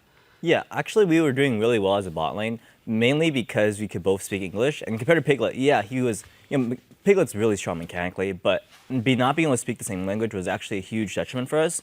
But with Keith, obviously, we can talk a lot more, just explain strategies. I can tell him, hey, don't die. Like I'm roaming, don't die. And he'll listen, and we actually did really well. I was a bit skeptical at first because we actually tried out Keith a long time ago, about a month ago, before we got Piglet, and let's just say it wasn't the greatest showing ever. And today and yesterday he did really well, so I'm really proud of him. So good at Keith. Thanks. Heck yeah, I like that. I want to harken back to the interview that Jat had with Steve before the game, where he asked him how the transition was, or what the transition was like for the team from his end. From the player perspective, how has that transition been going from Curse, this very set-in-stone organization, even just down to the fact that you have diehard Curse fans, over to the newly minted Team Liquid? So our biggest fear was that the fans that were following Team Curse, they would just, be really upset that we move organizations. But we wanted to remind them that we're the same players, we have the same management, everything's the same. Only the name's different, and it means that it's a different organization, different clothes. But other than that, we're the same people. And I think it really showed. Just yesterday, we had a lot of fans come out and just, do pictures of us and just really reassured us that, our fans are our fans, and it doesn't matter what our team name is, but they're here to support us. And I think we're giving them a good showing. So I think they're happy, and we're happy, and we're going to make us look really good as we go into the rest of the season. Keith, again, I have nothing but adoration or compliments to throw your way because of your fantastic play this weekend. So I want to ask you, after the first game yesterday, you all played fantastically. You had a great scoreline. What did that do in terms of your confidence level to come in today, and play a little bit more aggressively? At some, we saw you flashing the blue wall to kill LeBlanc, snipe LeBlanc with, a Caitlyn Q and things like that. That's something that we don't see very often out of players who are on the LCS stage for the first time. Oh yeah, the first game, our comp, thanks to Peter, boosted my confidence a lot. So this game, coming into it, I had a lot more confidence. I knew I could play aggressive, so I went for those plays. Was there a little bit of a fear though yesterday with the comp, knowing that it's on you in terms of the damage output? You definitely have the entire team backing you, but if you don't have pretty immaculate play as the solo damage carry on the team, things might not work out too well. Oh yeah, there's definitely pressure on me, but other players would choke, but I actually have experience performing under pressure, so I think I did fine. Yeah, you did quite well. Especially, I do want to jump into a replay about 31 minutes into the game because I want to know what was going through your head. We're going in the mid lane. You're getting chased down, and you end up flashing a blitz hook back into the team in a 4v5 to initiate. So walk me through the comms, your individual decision-making in choosing this team fight. Okay, so we actually just got caught mid. Keith got hooked earlier, and we lost a turret, and then Phoenix got hooked as well, and we lost another turret, and we were on our back foot. I think Red Team just died right before that, and my thought was, all right, I need to get a rebel up, I need to dodge blitz hook, and I need to initiate, and hopefully stall enough time for Renekton to come back in at TP Jack. So here I was just like, all right, I'm just gonna go in, I'm gonna probably die anyways, just try to do something. My team can win this fight, great. And then we actually won on this fight because we were so far ahead, but it was a really risky play, but I felt like I was probably gonna die anyways, so let's try to do something. And my biggest fear was that I don't do anything in that fight, and we die anyways. So my biggest goal was just to try to do some damage, try to do some AoE, and just not die instantly. Now, it's been commented already that it looks like Team Liquid is performing with so much more cohesion this season than the last. With the addition of Piglet and the strength of showing that you've already had, how do you feel the rest of the season is going to be going for you guys? Well, I think we're doing really well, and as we go on in the season, I think we'll do even better. And I think we should think about a name change to Team Solid, since we're just playing so solid right now. But yeah, that's something we have in our minds. And then we're just trying not to get overconfident. We have a really hard week next week with C9 and TSM. So if we can have a good showing there, and especially with only Piglet being back for only a few days, it'll be a hard games, but if we can do well or even win those games, I think we'll look really, really good. Yeah, I know a lot of people are curious, so I do want to touch on the Piglet subject real quick because he is coming back. What has your experience been like with Piglet, and how do you think the dynamic in the team will, I want to say change only because what we've seen is this week with Keith. I know you guys have already been practicing with Piglet, but what can we expect to see differently next week, bringing in, Piglet, that touted mechanical god in the bot lane? So Piglet, he's, like you said, he's a mechanical god, and we want to bring that, we want to showcase that, and we're going to do a lot of comps that will revolve around the AD, but not every comp will be like that. And I don't think we'll be too different. I think we played solid this week, and it's team play that really wins League of Legends. It's not the single player, it's the team. And we need to showcase that even more. Like we had some pretty rough edges in these last two games. We got caught a few times. We lost Baron yesterday just because we died trying to dive the fountain, stuff like that we need to get out of our system. And with Piglet, we're still gonna work on that. But then we also still have another factor now that we don't all speak the same language or as fluent in the same language. But it's something that we are working really hard on. And with Piglet, I think we're gonna do even better. And especially against C9 TSM, mechanical skill will matter to some extent. All right, Keith, and finally, last question to you is, what's next on the docket for you? After an incredible showing here in the LCS, where are you looking to go with your future? I think I'm just going to wait. After this, I'll be going back to Liquid Academy, playing the Challenger scene, but I can't play the first round this Tuesday. So after Tuesday, I'll be practicing with them again and seeing my options. All right, well, again, a fantastic performance by the both of you, the entirety of the team. Congratulations on the 2-0 start. We are going to have to take a broadcaster cooldown while Cloud9 and Gravity load in for our next match. And the North American LCS continues in just 3.5.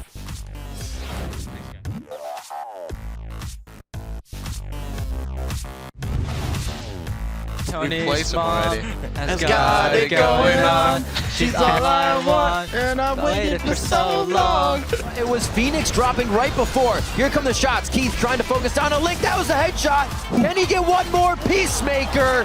Grab number 2 misses, and Phoenix! Oh, Phoenix right in the middle of the fight with shifting sands. So if this goes down to the favorite team, Liquid, they have a lot to push. Absolutely exploding Link. Oh my God! That hit Link, that's huge. It means he can't be in and out as much as he wants. Aframu's in the front. The silence is already gone.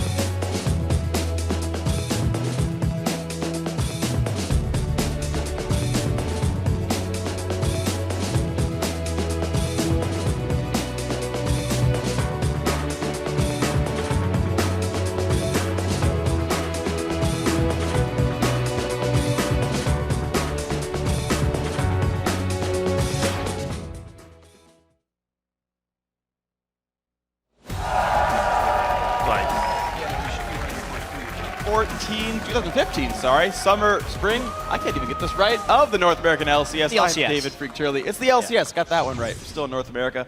Along with my awesome, correcting me, caster compatriot, Joshua Jet Leesman. I wasn't correcting you at anything. I was just saying that it was You're helping 2015 North American League of Legends split. You're at least helping me not stumble through. Yeah, I mean, we are a casting team. That's so true. Looking forward to this. And I appreciate It's been you. a long time since you and I have cast together. So It's been gonna be good. Since last year, at the very least. Yep. Yep. Well, guys, it's going to be a whole bunch of fun. The action continues now. Cloud9 versus Gravity. And today is an opportunity for both of these teams to rebound from day one losses that, honestly, neither of these teams expected. Yeah, you can absolutely say that. I mean, on the faces of Cloud9 yesterday, you could see how hard that loss hit them, and kind of for good cause. Even though they have been together for such a long time, they'd actually never had a day one loss, and they specifically do not like to lose to TSM. But they kept getting outmaneuvered by TSM. Bjergsen got that 1 kill onto High, and from there, that singular advantage was just carried through so heavily on Cloud9. And it was strange because it almost looked like the team lost, which is a very rare type of loss for Cloud9. Yeah, so well played by TSM. C9 going to have to bounce back from this. We're going to see if they can leave that defeat behind, coming out strong today against Gravity. Now, Gravity is a team that many considered the strongest of the new teams to win their way into the LCS, but they did not look that way yesterday. You're absolutely right, because the last time we'd seen them before yesterday was at the expansion tournament where they completely crushed their way through. But if we look back on that game, there wasn't really anything redeemably positive about that performance yesterday. It was just bad for them. Yeah. And they completely have to bounce back. They have to dismiss that game altogether and walk into this one with a fresh peace of mind. So we see if they can do that against one of their toughest competitions in the entire split of Cloud9. Now, C9 say that they are constantly trying to improve their game, and that includes adapting some of the lessons from Worlds for the NALCS. We're basically the only team that hasn't really changed. I'm definitely excited to see how we're gonna compare to all the new teams, because basically every other team is a new roster. We still work well together, so there's no reason to change our rosters. Well, the biggest change we've had during the offseason has been moving. We moved up to North Cal from LA. We think more seriously about the games that we go into because we have to fly down every week for it rather than just drive and go back home. And it just gets you in the mentality of just taking the scrims very seriously and making sure we don't waste any time. I was pretty happy with how we did last year at Worlds. We learned a lot about how to play as a team, really. And we've taken that to our practice and we've been trying to apply it and trying to get better. A lot of what we did in Korea was just learning that every time we see someone, they're not actually alone. They're going for Acorn. It's going to be a tower dive. He's not by himself. He's got his entire team behind him. They can be there at the snap of a finger. In comes Dani as well. They're trying to get the hell out of there. It's a double kill for Samsung Blue. Going forward, our goal is definitely to do better than we did last year. It's the beginning of a new year. It's a completely new patch. I'm pretty excited for the LCS season to start again. It's been a while since I've seen my comrades in combat. Well, Cloud9 looking to do better than last year, and last year was second place in North America, so there's exactly one spot on their minds. Yeah, and they also want to do better than they did yesterday, and True. It starts here. Yeah, well, if they can beat out TSM and everyone else, see if they can do that now today against Gravity. Let's check out the starting lineups, because on the blue side, it is Cloud9 in their home colors, Balls in the top lane, Meteos in the jungle, High in mid, Sneaky on AD carry, and Lemonation at support. And on the red side, it is Gravity, with Haunter in the top lane, Old Man St. Vicious in the jungle, Keen in mid, Cop on AD carry, and of course, the explosive Bunny Fufu on support. We'll see if he gets his Thresh in this game, one of his better champions for sure, something that kind of everyone watches out for. Yeah. Now, Gravity early game was very rough last time around. I think it's something that actually both these teams had a bit of a rough time in. So a lot of great ganks by Winterfox set Gravity far behind. They never recovered. Yep. Bjergsen solo killing High, where he was so respectful of a Rek'Sai gank, he kind of, I would say, misplayed the lane, let Bjergsen get in on him. Yep. And then they never came back from that either. Yeah, for Cloud9, their side lanes were playing very well. The lane swap worked out for them. But yeah, High had the Fizz over Ahri last game. And I was actually talking with Charlie after the day, and he said, yeah, Fizz wins that matchup. Mm-hmm. Except High was just over-respecting Rek'Sai, because every single time he wasn't willing to actually pull into Ahri, which is what you need to do to win that matchup, because he thought Rek'Sai was going to be there. And it ended up putting him under his turret and eventually getting solo killed. And then that strength from TSM kind of cost him the game. And it's actually a little bit strange to me that he had to respect Santorin so much in this game high, because Cloud9, one of their biggest strengths as a team, especially North America, is the fact that they ward so darn well. They seem to have such good vision coverage that they typically are able to track the enemy jungler. Meteos does a good job of that himself. Their deep wards typically see where the enemy jungler is running around. The fact that they never got tabs on anyone, that they were always so afraid to play aggressively and push an advantage high specifically, that's atypical and, of course, was a big factor in that loss. And that's, I'm sure, what they talked about afterwards. Cloud9 normally is the team that doesn't mess around when they're playing these League of Legends games, and they're able to close out games against inferior opponents fairly quickly. That had been the case until Summer Split of last year, when they actually started playing to the level of their opponents, which is something they really have to watch out for here. Since Gravity did not look very good yesterday, they need to show themselves to be the superior team. And for Gravity, it's a chance to try and be a giant killer. Yeah, we'll see if they can do that. Of course, Cloud9 is a team that started their season out 0-2 against Complexity, for example. As you talked about, playing down to the level of their opponents, you don't expect C9 to drop these types of games. Gravity going to hope for a performance much like that. Jarvan going away from St. Vicious. See, Cloud9 still do have smiles on their faces as they start picks and bans. There are so many things that these teams want to ban, and there are a ton of different strategies you can use coming into this. Because you just start listing off the champions that could be banned. You're thinking, all right, Sivir, Annie, Rek'Sai, Gnar, Kassadin, Lissandra, LeBlanc. Like, it goes on and on. Rumble, maybe even a Lee Sin or something. It's too many to ban. So at that point, you really just start having to strategize which champions do you know, power pick-wise, that you can play the best, or which champions do your opponents know the best that you want to deny. And these are just looking like fairly generic bans on both sides. Yeah, so far that is the case. Ball's pulling his fair share of attention, though. 2 of the 3 bans so far aimed at him, but this is a man I feel like we see adapt quite well to the times. Whether it's a tank or a mage, he seems to perform quite nicely, especially by NALCS standards. Hauntzer, a name that many of you guys don't know very well. When he was on LoL Pro over in the Challenger Series, was one of the shining stars of that lineup. And now, his LCS, not quite debut now, his second game though. A player I expect to do well. And amazingly, a Fizz ban over Rek'Sai. That's actually a name we didn't even mention when we were going through the pluritude of champions that are bannable. Kassadin as well coming through for Gravity. I think that Rek'Sai is an overpowering pick in many circumstances. We'll get to see if Meteos has had time to practice it enough, since it's just banned all the time. Sure. You only get so many solo queue practice games there. Morgana going to get picked right away for Bunny Fufu here. And the early Kassadin pick also blocks a lot of the potential mid laners that High would want to play, such as a LeBlanc. Typically consider Kassadin very good in this matchup. Also considering that Rek'Sai is a flex pick, and I guess we just don't see her played top lane much, I still think that chance exists. But it's always something that I want to keep in the back of my head whenever I see this champion picked. This is the 5.1 patch that we're playing on as well. And to me, the pre-nerf Q top lane Rek'Sai really put her over the edge. I'm getting it this time. Yeah. I'm going to be calling Rek'Sai I'm hearing you. The majority of the game. Not making any promises. But yeah, when she did more damage up top lane like that, it was more overpowering there. I think now it's the mobility and the vision control that is really making it a big thing. And with Sion there, it's pretty much guaranteed in the jungle. Yeah, virtually guaranteed in this one. So Janna also comes through for elimination. Happy to play this game with a very well-rounded lineup, some disengage, a big tank there, and a great early game jungler. And the crowd is chanting for Gravity, because why not? Who wouldn't want to see Urgotheimer? St. Vicious is also, in the expansion tournament, the player to bring out the most off-the-wall junglers. His jungle Karthus was actually very impressive in one of the games. Yes. So the door is open for them to do things, even though Lee Sin is up.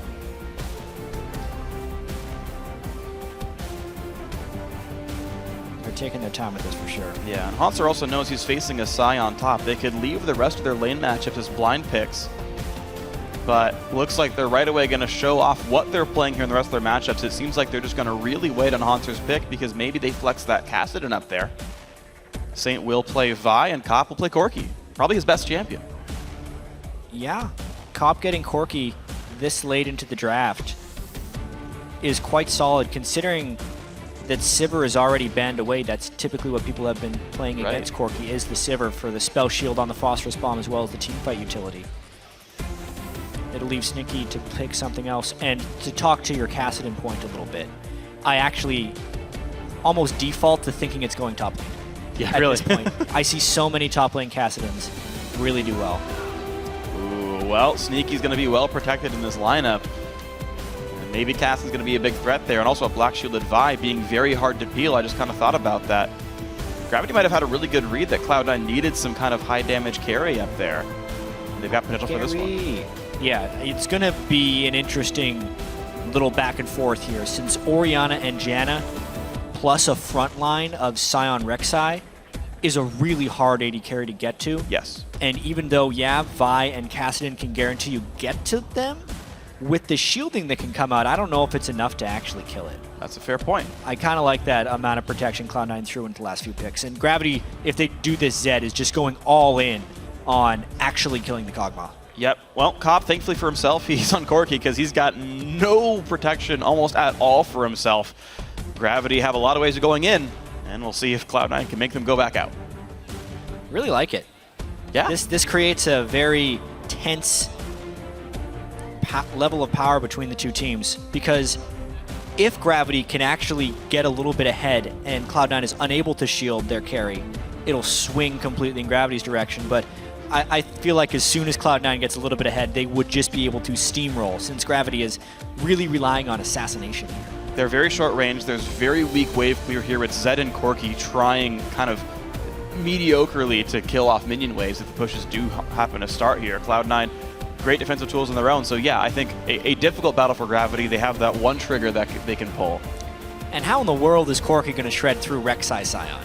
Nope. I know he can do some decent stuff, but he's like a poke, magic damagey, split damage AD carry that AoEs. You're not getting any of that stuff past a Monster Sion. Yeah, from what I hear from the other pro AD carries, they do tend to say Corki does more damage than you think late game. The true damage passive actually, I think, very underrated in the champion. You just have guaranteed damage output against a champion like Sion with a Frozen Heart and a Thorn Mail. But yes, Trinity Force users a bit lower in the DPS scale. Sorc Shoes users lower in the DPS scale. I do agree with you that the front line's going to be a bit tanky here. I think Charlie, in my opinion, came out on the winning side of that pick and ban phase, but yeah, I tend to agree the game with you. Besides that, for sure. Well, we're going to be checking in throughout the game to see who you think is going to come out on top. Tweet your real-time reactions to @LOL Esports. Use the hashtag C9win or hashtag GVwin to let us know who you think is going to win this game. And we'll see the picks and bans determine all of it. Likely not, of course. Every time we show this crowd shot, I just see Reginald cheering in full view of everything. It's going to happen all season. He's even the backdrop of like half our interviews. It's great. Reggie's always featuring in every side stage interview. Reginald is omnipresent in the North American LCS. Certainly one of the players with the biggest impact overall. I think it's fitting. Mito's defensive ward, they would have seen that it got warded. Ooh, they got it too. So Gravity get to be once again in the darkness. And they're going to be able to get pretty good ward coverage over the Western jungle. Keen able to watch for invades on his own right. Yeah, it looks like Gravity's scouting the lane swap. Cloud9 had such a great lane swap open against TSM. It would be unsurprising for them to do it again, especially considering it is a Kog'Maw against a Corki. I think Corki wins that matchup pretty handily in a 2v2. Yeah, the one thing that I do want to think about, and you're right that Corki is going to be able to beat Kog'Maw in most matchups, I do actually like Janna against Morgana. Because the attack damage buff, as long as you can dodge Dark Bindings, means your AD carry is better than their AD carry because you have a Janna shield. And so I actually consider this matchup closer as long as you can dodge Bindings. And of course, that is a big if. Also, it's the first time I've seen base Morgana since the patch, the texture update. Everyone runs skins on her. But that is a significantly improved base model. Absolutely. I wonder how long these guys are going to be splitting jungle because I have seen, and I actually rather like it. Notice how Bunny Fufu is running back to the top lane now. I don't think that's necessary. Nice. Everyone's like, how did balls die to the Raptors? It's a plan. Yeah, he kills it faster if he executes himself, actually, because he gets the attack from his passive, hits level 2, revives very quickly at base, and can immediately teleport to lane. And it's the same plan as the first time for Cloud9. Balls immediately TPs top lane and tries to just absorb experience. Now, Corky Morg does have threat here. And Balls has to be aware of getting jumped on. I mean, Dark Binding's been learned here. Does everyone in fantasy with Balls just lose half a point because he did Raptors? Yeah? Yeah. Hey, he gets 4 CS for it, though. So they lose 0.46 points. Well, there we go. He's already making it back.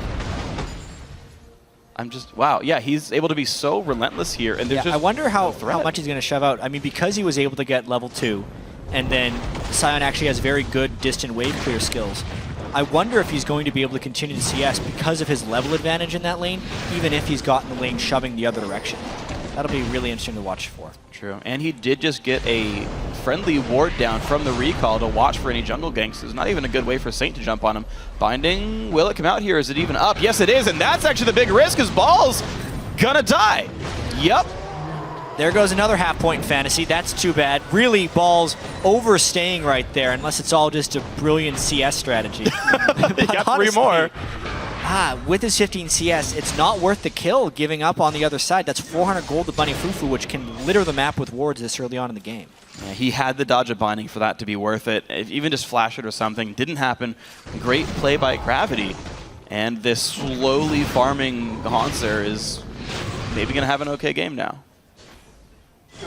Yeah, Since it's true. We always have to look at the other side of the coin in these lane swap scenarios. And keeping a Kassadin down early game is typically more valuable than keeping a Sion down early game, just because it takes much longer for Kassadin to crest into a useful champion. And at 5 CS at 4 minutes and 15 seconds and only level 2, Kassadin's nowhere close to being useful. No, not at all. I mean, even the value of levels, I think, is lower than it is on Sion, where he's going to get all his tank stats, whereas Kassadin's abilities barely even gain damage by ranking up. Like, he really is so gold dependent as a champion. And this is elimination. Great bind. Here comes Saint as well. A lot of good burst. Lemon forced to use his flash. Yeah, he had yet to skill up his tornado, so his peeling ability was non-existent right there. And the lane swap roaming early game by Gravity is actually doing better than what Cloud9 has thrown out in a lot of scenarios. What's impressive, though, is despite getting a 600 gold first blood, the game is only less than 100 gold apart. So the farming for Cloud9 is making up for that death. Meteos spots Bunny Fufu. That's an easy knockup, and uh-oh, Morgana's got to be real careful. Gonna flash the wall. Now Haunter's forced to run away, too. Trying to keep that support away from Haunter as much as possible. You can definitely see the focus early game on Cloud9 right now is on keeping Haunter out of the game. And on Balls, just being very aggressive with his CS. He is not backing down, especially now that he knows Morgana is gone. So he bullies Cop right out of that lane with that minion harass, or the scream harass that he has. Yeah, seriously, just shouts at minions, and it does a lot of damage to people behind it. And with Meteos actually tilting that bottom lane that should have been a fair 2-on-2, since top lane should be a fair 1-on-1, makes it even easier for the Freeze to continue against Haunter. 7 CS now. He's practically got less than the supports. Not a great start to Gravity. Cloud9's, by the way, winning by 300 gold now, despite being down a kill. I mean, this is one of the reasons they continue to force lane swaps. Even in the North American playoffs, they were lane swapping frequently when almost nobody else was. And they continue here. Despite giving up first blood, they have again accrued a 400 gold advantage. Now the turret a bit under fire. Haunter taking poke as well. And of course, Morg can't stop any of this. If you're behind a minion line, Morgana's not going to push you out of lane in any way whatsoever. Meteos taking out the water hamster. A little bit of vision for the top lane. He had fantastic river control early on in the other games as well against TSM. He's really focusing those scuttle crabs early on in the game. It's worth it. It gives you control over roaming in a lot of ways because it makes your warding much more simplistic with the guaranteed ward in the river, as well as giving 85 gold per time he kills it, 50 for the kill and 30 from his jungle item. The jungler who controls those generally wins the early game if you're also able to clear the rest of your jungle. And so far, so good. 27 and 23 CS. Meteos hasn't been slacking in terms of farm. In fact, practically level 6 here. Saint forced to leave his own jungle on what would have been a strong side of the map. And nope, Meteos just... He knows where he is. Boards, control over the blue buff. That, of course, will spawn soonish. C9 already ready to fight for this. Bunny Fufu only level 4, but there comes the engage. High gonna take a lot of damage. Shockwave will hit, but is it enough? No, St. Vicious picks up 1. Now here comes Deathmark. Will it be more? This is pretty dangerous. Balls gets 1 thanks to a teleport and an ultimate. Lemonation survives as well. What a great fight for Cloud9. Actually 2-2, I take it back, it's equal. Yeah, and Cloud9, I think, thought they were much safer going in there, considering the fact that Balls was able to teleport down and Cop would be trapped up there as an AD carry. But based on the fact that High really got jumped on at the start of this fight, before Meteos could get off any good burrow ability, destroyed them. As he's using a Shockwave, it is pretty much his dying breath, so he doesn't get to use his spell rotations.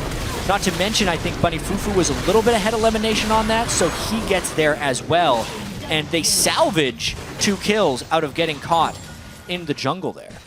Yeah, but of course, what you didn't see in that fight was the fact that Cop was top lane, farming up, knocking down that top turret quite a bit, and he's going to have most of his sheen because of that recall. And again, they went 2-2 in a 4v5. That's not bad for Gravity at all.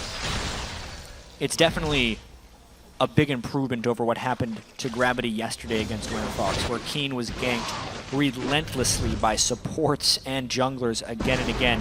Now, not to say Keen's performance was great in the laning phase.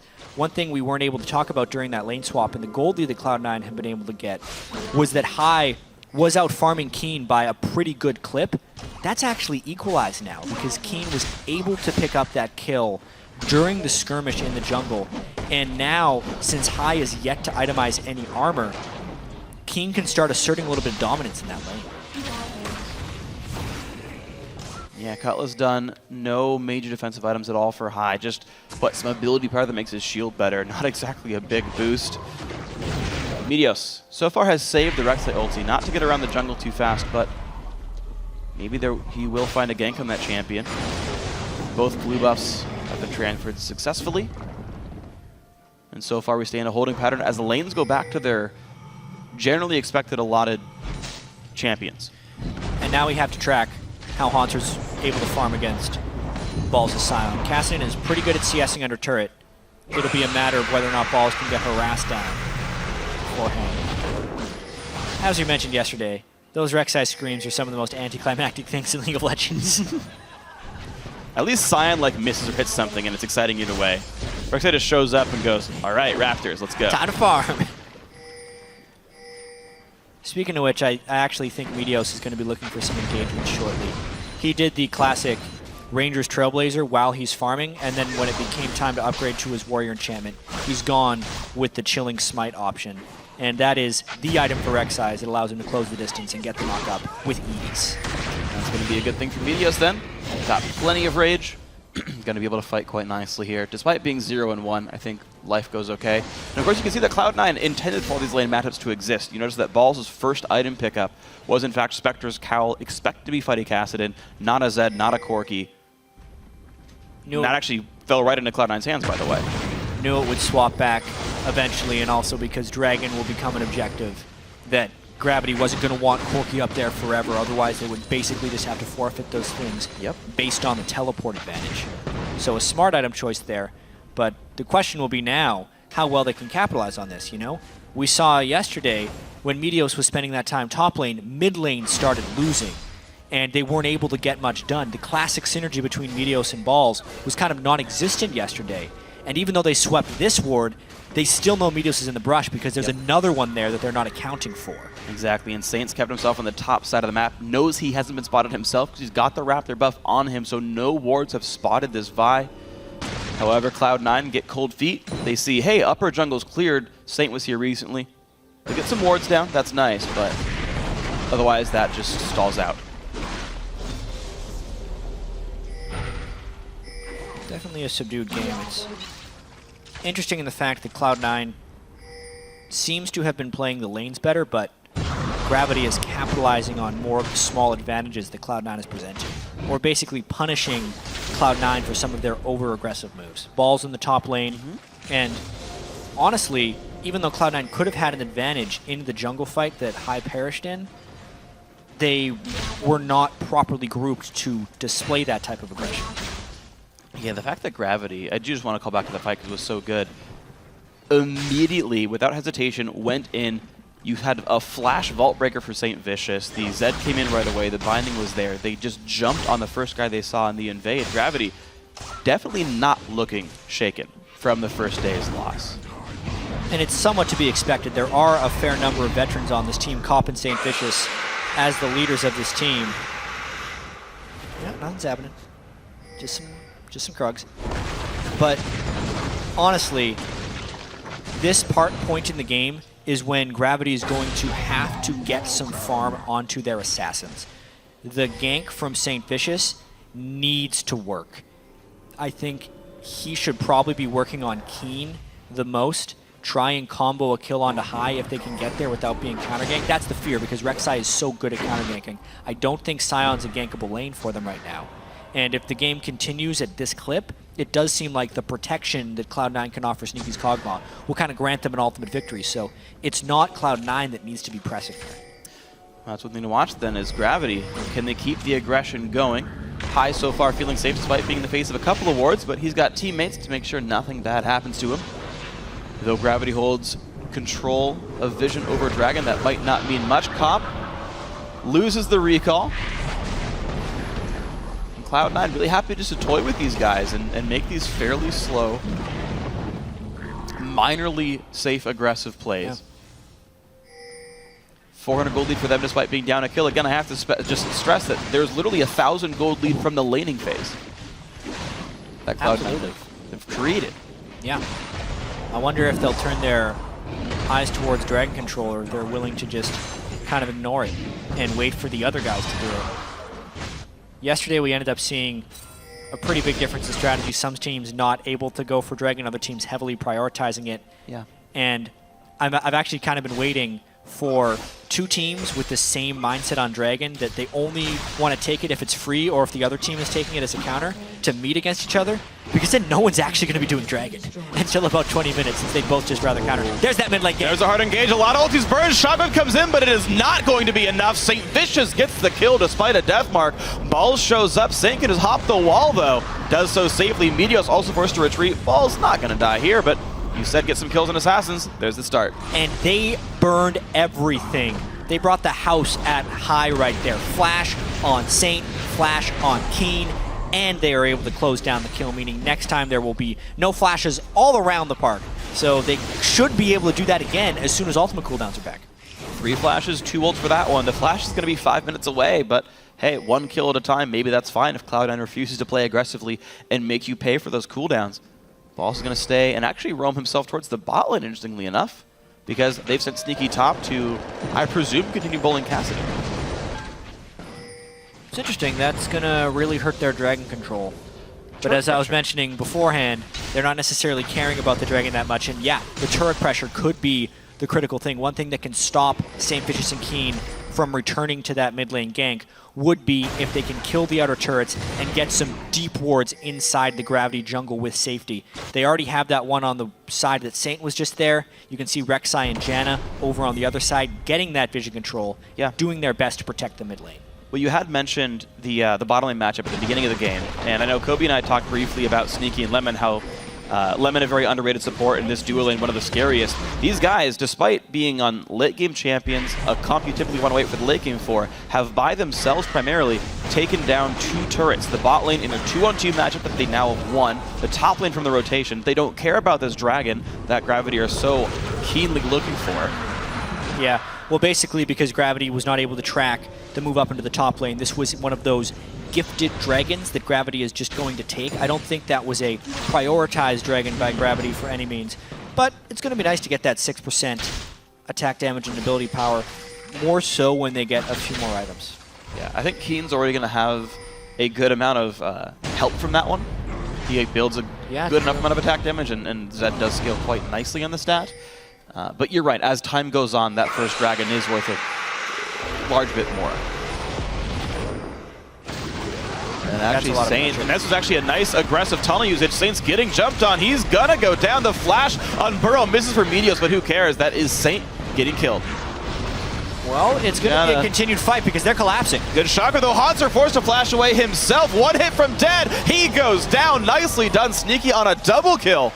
And is Gravity really going to stay? Keen wants to, pokes him down. Ults on the eye, who's got no mana. Bunny Fufu claims the kill secure. Keen still on the chase, some nice rockets, but Keen, one hit away, just limps out. Sneaky is ignited. Rockets still firing in. Gravity are certainly not done, but Meteos is going to try to turn this one around. Is it enough, though? The puddle. Bunny Fufu has got 3 kills this game and is a bit aggressive here. He binds Sneaky, but the living artillery forces him back away. This is a hectic fight. What a battle those guys had on the side. By the end of it, Saints all the way on the other side of the map after respawning. It seemed like Gravity was just piling in mindlessly after the Cloud9 catch, but they were actually able to turn 2 kills out of it, thanks to some nice play from Bunny Fufu's Mord. You can see right at the start here, Saint with his exhaust didn't want to try and bring any damage. It could also not escape. He is making the call right there to have the fight turn around. That's why he would use his ultimate, and that's why Gravity tries to come in. But they don't necessarily account for high. The shockwave onto where Hanser Riftwalk was a huge turn there, and they really underestimated the damage of the Janus shielded Trinity Force Cogmon. But the fight and replay are so long, Cloud9's already back pushing the mid lane. And so Xeon had gotten 2. The fight ended with Gravity finding 2 more at the end of it all, so it went pretty equal, all said and done. But of course, when you've got 2 turrets and you've been outfarming all of your lanes, not to mention the 80 CS lead top specifically, Cloud9's ahead here. The Kog'Maw's going to push down this mid turret. 20 minutes in, the outer ring has already gone down. And take what you will out of Balls dying once in the top lane early on in the game, and the failed invade between Hy's Orianna. The lane swap worked. It worked wonders for Cloud9 because of that monstrous discrepancy in Balls' CS and Hanser's CS.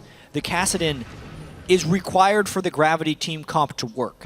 Yeah. They need Kassadin, Zed, and Vi all to be serviceable in order to shut down Sneaky. And the fact that Hanser is not even close means those 2 kills from Sneaky may turn out to be insurmountable as far as Gravity coming back in this game. Yeah, and honestly, keep in mind, there is so much scaling available. Not just because it's traditionally Cogmon, that's how the champion works. Elimination's got a Magize, is likely not to die very much this game. That's going to be some more power, some bigger shields, some more heals that can't be pushed through. And we don't talk about it much, Sion's an infinite scaling champion. He's getting a lot of farm up there on the champion, the highest in the game, gets bonus health every time something dies. And will both be unkillable. They're going to try. They get some damage on a Sneaky. Meteos gets away a bit, but Sneaky very, very low. Shockwave catches something. Bunny Fufu really going in for this one. 1 kill picked up. Sneaky's going to be the second one. Wow, the assassins are working. Keen gets high as well. Everybody is dying. It's really only Balls left at the cost of 2 kills. Super worth it for Gravity. Unbelievable that Gravity was able to get a continual flank. I mean, that's why they were picking so many divers. It was going to be that push and pull between the protection and the assassination, and this time the assassination gets a royal flush and they just destroy whatever Cloud9 had right there. I can't wait to see that fight again, but they are pushing their advantage off of those 4 kills. Will they get turret number 2 for this one? Trinity Force, BF Sword, Corki is going to be a lot of damage. Zed with a Blade of the Rune King, enough attack speed to make it even more. And yes, 2 turrets answered back. Gravity have equalized the turret score and equalized the goal.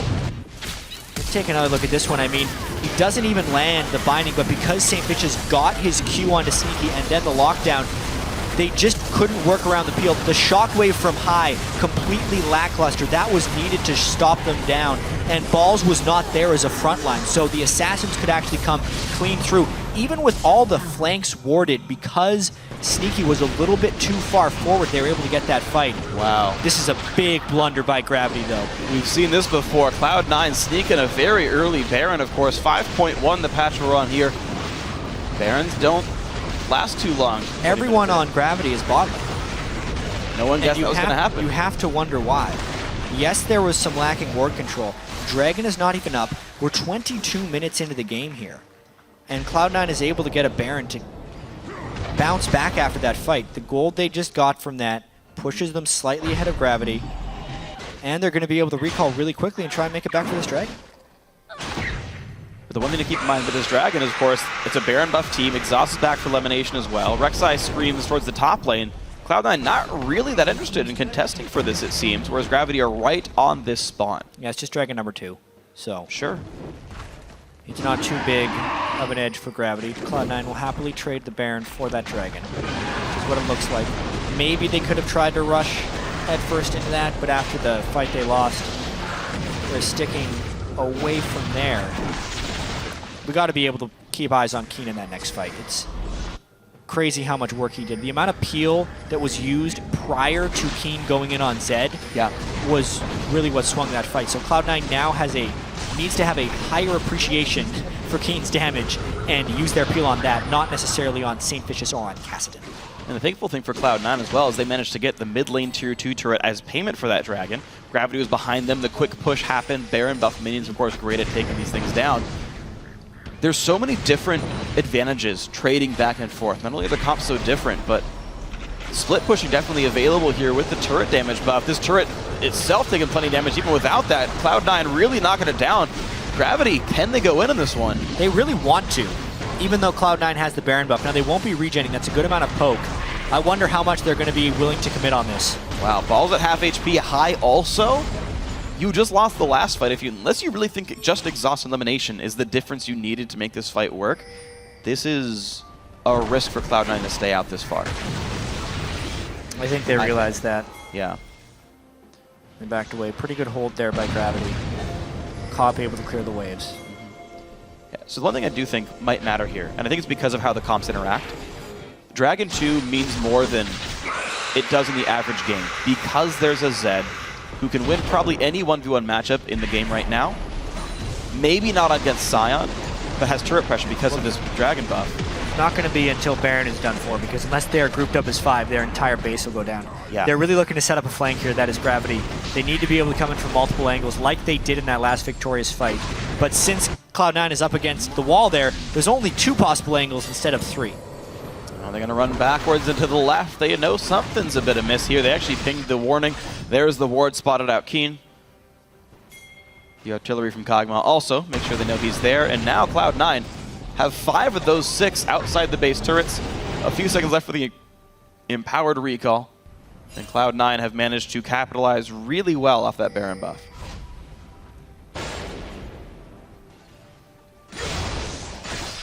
It's almost like the game is resetting a little bit here.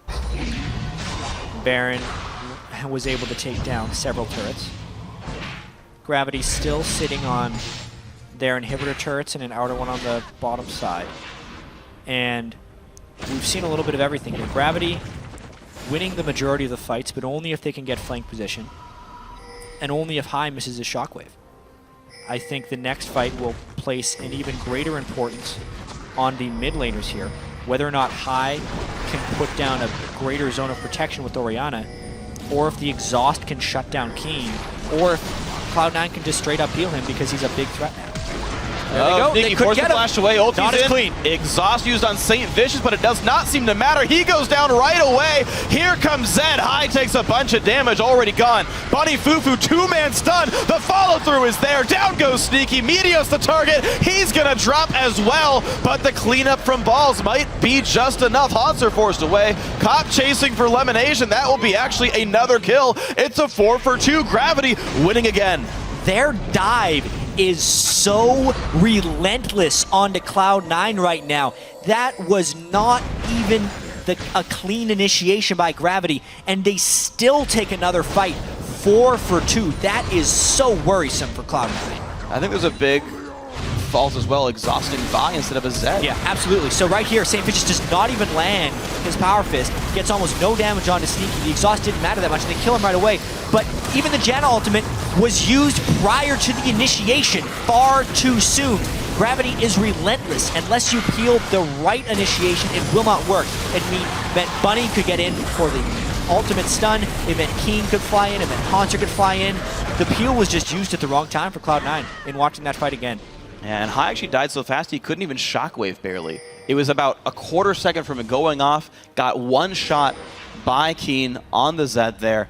Man, if he were exhausted instead, that shockwave would have happened. So many ifs, of course, but not the case. So the relentlessness from Gravity is paying off. Kudos to them. And of course, Sneaky can't play any more defensively, really.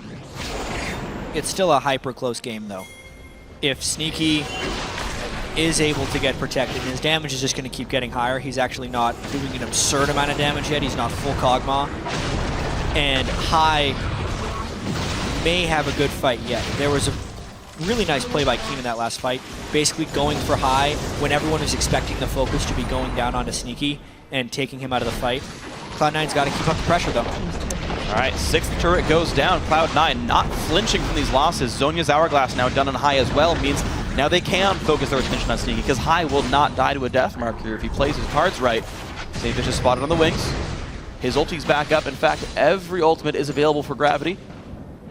Cloud9, same situation, though. Dragon up in 30 seconds. Cloud9 so far controlling the area.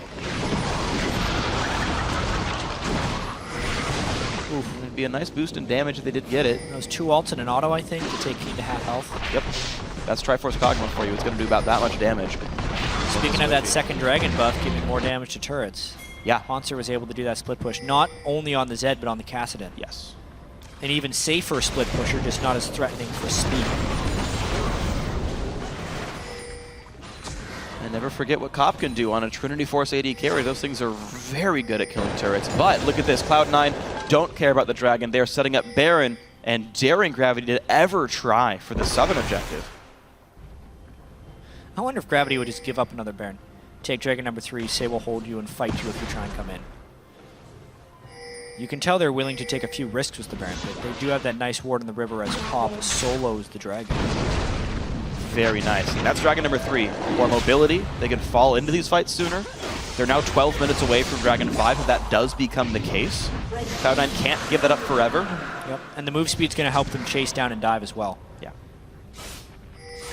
I mean, they're already better split pushers. Now they can't even be caught as easily.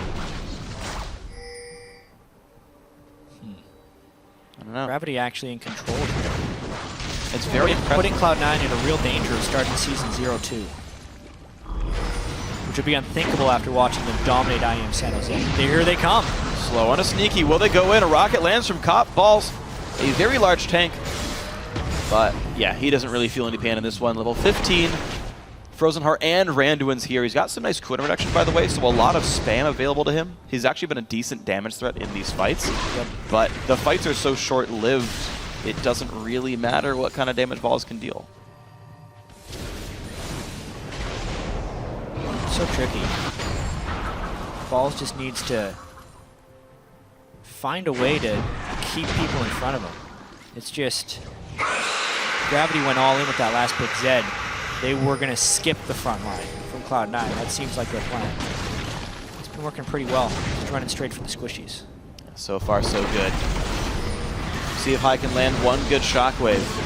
It was Bjergsen who beat him up in lane in the very first game of the split. And Bjergsen more or less hard carried TSM in the matchup. High here has missed, honestly, numerous shockwaves. He had a good early laning phase, but now 0-5 and 7. Hasn't kept himself alive in team fights. It's a bit of a worry for Cloud9. And now a Baron attempt. Now they get spotted going into the pit.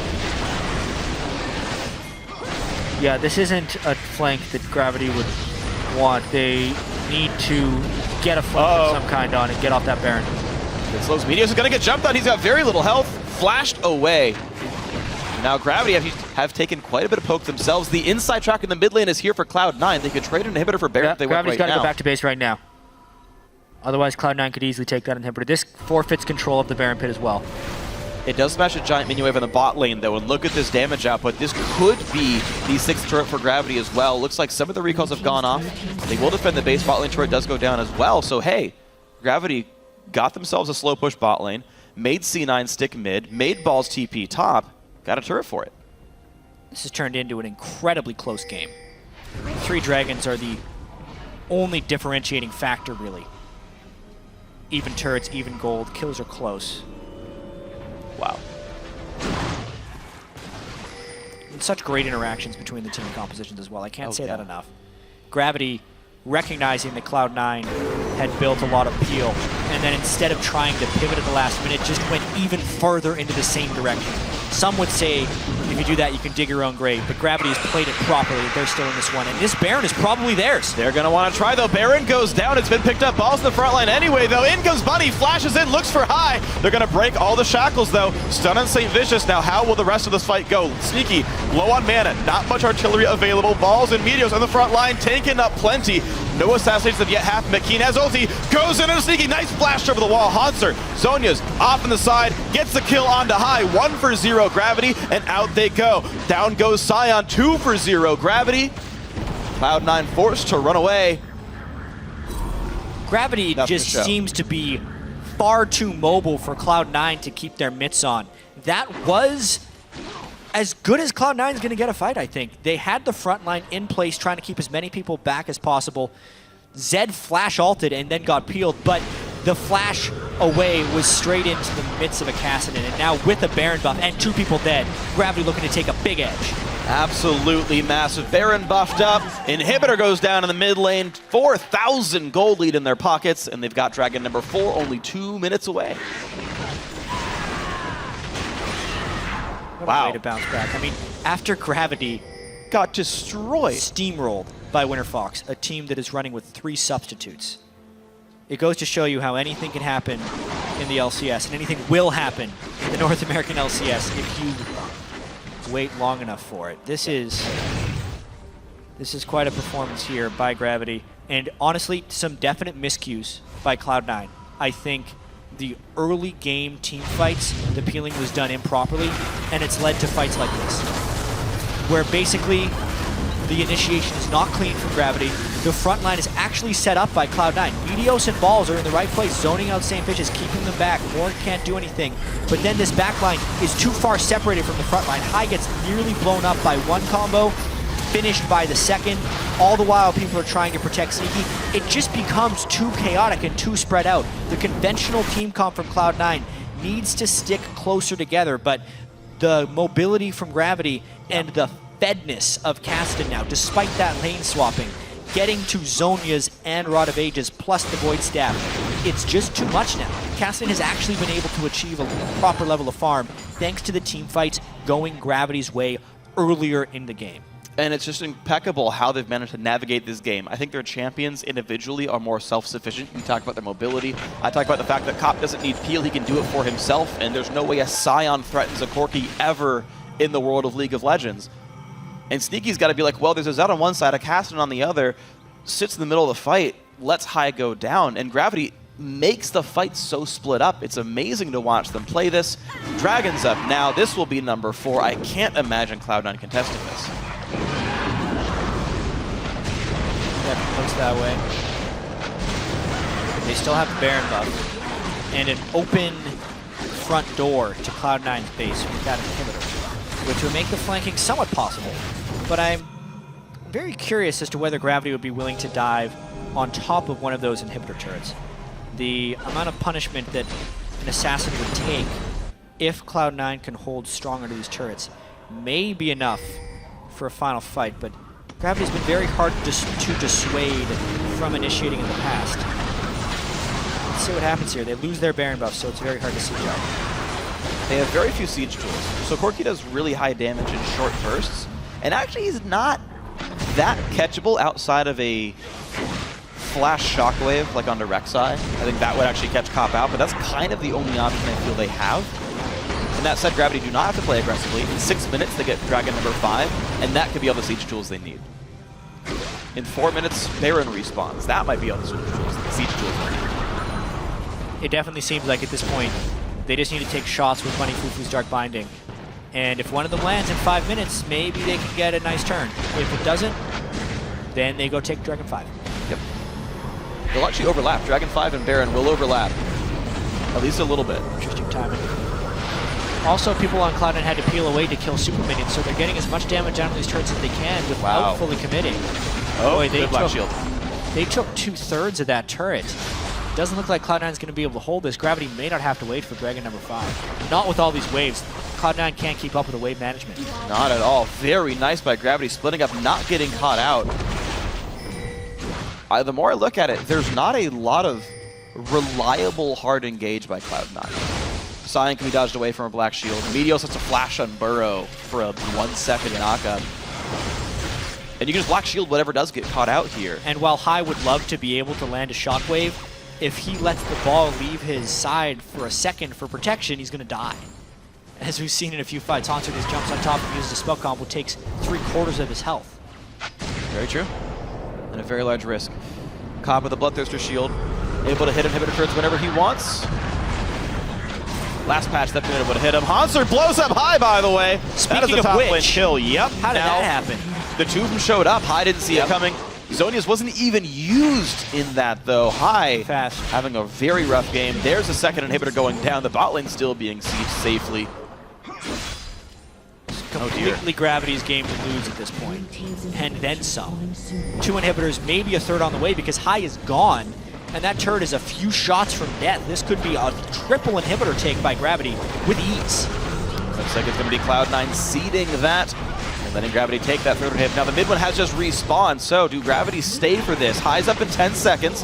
Health bars have been slowly brought down just a little bit. Gravity are going to stay. Cloud9, will they contest? You'd almost hope Cloud9 tries to fight out of desperation, but Gravity never even gives them a chance. Nope. So triple and hit, dead throughout the Baron respawn. About the time Dragon comes back up as well, but this could just quickly be recall to base, buy some items, a Baron if you want, and ride some minions into the base. We'll get to take a look at this High death as well. Yeah. Wow. You're not going to get to Zanya's there. But once again, the ball was gone for half a second, and he got jumped on by 2 assassins. High not performing up to a Cloud9 level these first 2 games of the LCS. Getting pressured heavily by Bjergsen in game 1. And while he did have an early laning phase here, just not many plays on Orianna. Wow. They're going to have to rush this down super fast. Well, they have their play to the Rune King Cosmo. They have 0 inhibitors. So even if this Baron just turns into an extended fight, super minions kill their base, and they're caught in the Baron. But this is going to be ugly. All Gravity need is time. All they need is for the minions to win them the game. Cloud9 jump in on Saint, but he is tanky. Balls gets hit by a Baron. He's lost a lot of armor. Keen's in the back line. Ult's on a sneaky. Nice ulti by Elimination, but it's not going to be enough. Down goes almost all of Cloud9. There is no way to get out of this one. Sneaky's going to be the 4th casualty. Balls chase whatever down he can, but minions are already in the base. Hanser's going to TP in. This is GG. Gravity takes down Cloud9 in shocking fashion, honestly. Cop 5-0-11, Keen 7-2-10 against High in the mid lane. What an upset. Cloud9 starts the season off 0-2 in the first week.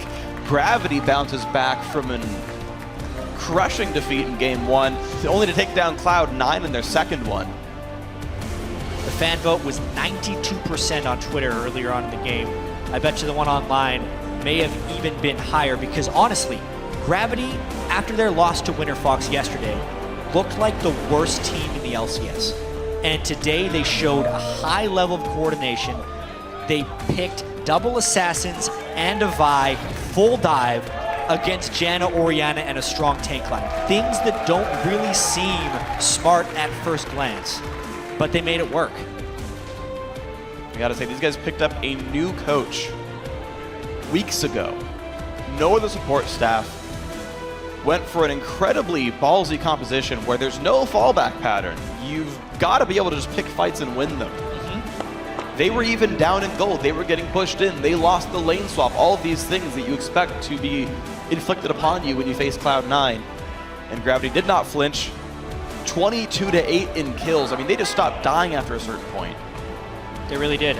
Once the dive started working, what's going to kill you? We said in Champ Select it was going to be a make-or-break game in either direction. If Cloud9 could avoid the flanks and repel the assassinations, they were going to crush. But if the assassination started working, they're literally killing the damage dealers. So what is ever going to kill them back? Yes. And that's exactly what happened. Balls was left there to watch as his carries were mercilessly slaughtered by Zed and the Cassidy.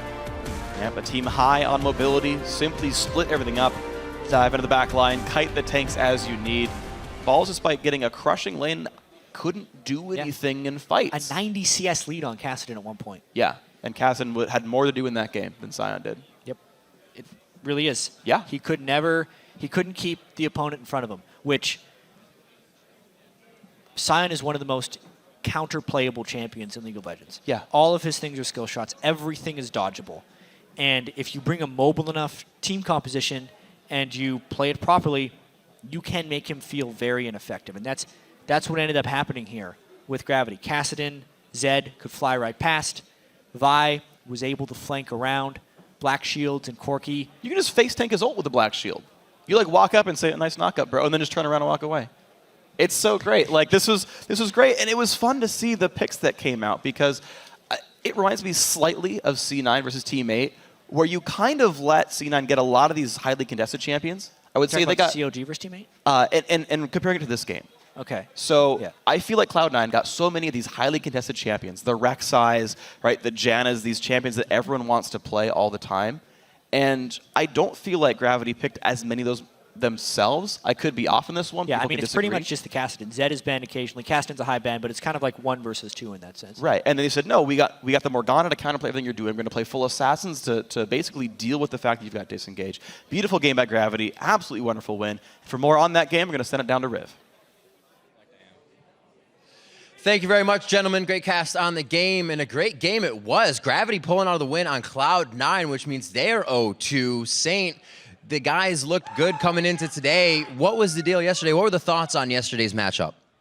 Well, yeah, we can't beat Winter Fox's subs, but we can beat Cloud9. So I don't know what it is, but I think yesterday was just kind of it was like a challenger game almost, where you followed like an early roam and like really aggressive stuff, and then we tried to counter with aggression. When the right play is just to be safe and stick to your team comp and stick to what you know is right. Now, I want to ask you a little bit. When you left the LCS, there was a bit of that hiatus. You said you took some time to yourself to recuperate, reinvigorate. What was that time like, and what did you kind of do to put yourself back in this position to be ready and get back into the LCS? Well, when I took the year off, I originally went in as a coach, but I only did that for like a year, or no, I only did that for like a week. What am I saying? But yeah, I did it for a week, and it didn't really work out for me because I don't think I knew enough about the game then. But taking a year off, I got to interview a lot of really good people. I got to interview like Lakers coaches, a whole bunch of different people on my show, and look at their coaching styles and then what they do. And I got to really research the game and just learn to be friends with everybody on the team and work together. And I think I grew a lot. Yeah. I think I grew. You're trolling me now. All right. Why the mobility comp? What was this game about? Was it what you wanted against Cloud9? It's what you thought you could get around the table with? You guys controlled Dragons, controlled the whole game. We saw a completely different Gravity from day one. I think it's more Cloud9's fault because it felt like they like disrespected us because they picked a 2 damage comp. Like all they have is Cog is non-mobile and Ori's non-mobile. And I already have Vi locked in, and we have Kassadin, and we can like pick. We have the counter pick on 5th pick, so I think Cloud9 really messed up in the ban pick phase. You guys have Dignitas coming up next week as your first game. Going into that, what's kind of the first week going to be like after this? Now, is it R&R for you guys? Are you going to go and hone the strategies and skills? What's going to happen? I mean, I'll probably go get some dinner. I hope Sugarfish. Pray to God, but. I love Sugarfish, but yeah, we'll probably just take a breather and then chill, and then we're gonna go back to scrimming on Monday. Like, not take any time off. All right, on. Congratulations on the win. Best of luck in the rest of the season to Gravity, taking out Cloud9 to give them an 0-2 on the first week of the NALCS. Right now, we're gonna throw it down to the analyst desk, break that down a little.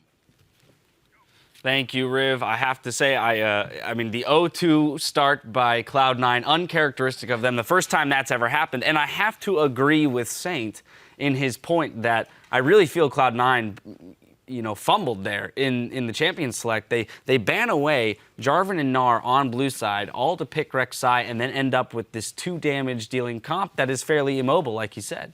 Yeah, and a big part of that too is they picked up this composition after Morgana was picked in the first round by Gravity. It was really, really strange. The only thing I didn't really like is the Sion in this team. And it wasn't just the pick of Sion. I don't like Thornmail on him because he's not the type of tank that has anything to force the enemy AD carry to attack you.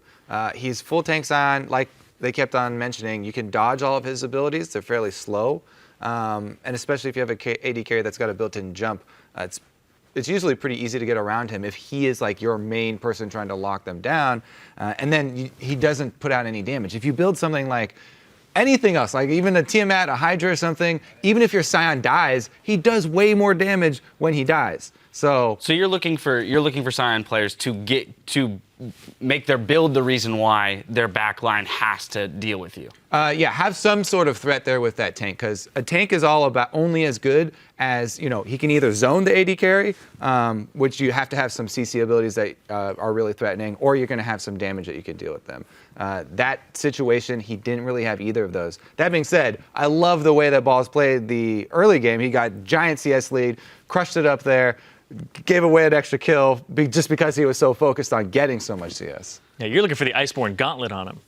Make like a little more kiting for that, protect the Kog'Maw. That's what I'm thinking. I mean, that Hydra, anything that gives you yeah.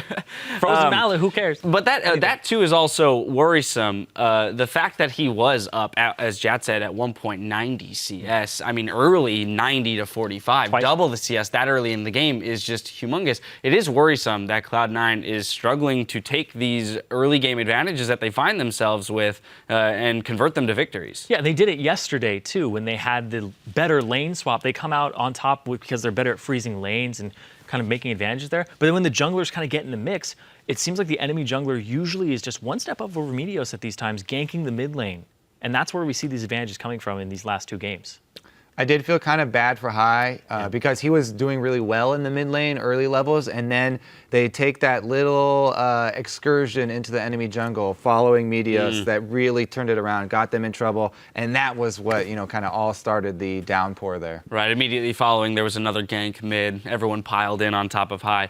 This is not to take anything away from Gravity, because if we jump to their side, day and night, the difference between their play yesterday, as Saint mentioned in the interview, their play against Winter Fox, where he felt it was very challenger level, like we're just going to bash our heads against the wall until it works or lose. And then today, a much more methodical approach to being behind and turning the game around. The thing is, it was actually fairly similar. It's just that it worked this time when they went with the kills. They still went. He went super ham. He was flashing in. He would Q, then flash, then get the ultimate off, but they had the follow-up this time. 2 solo lane assassins. They have the damage.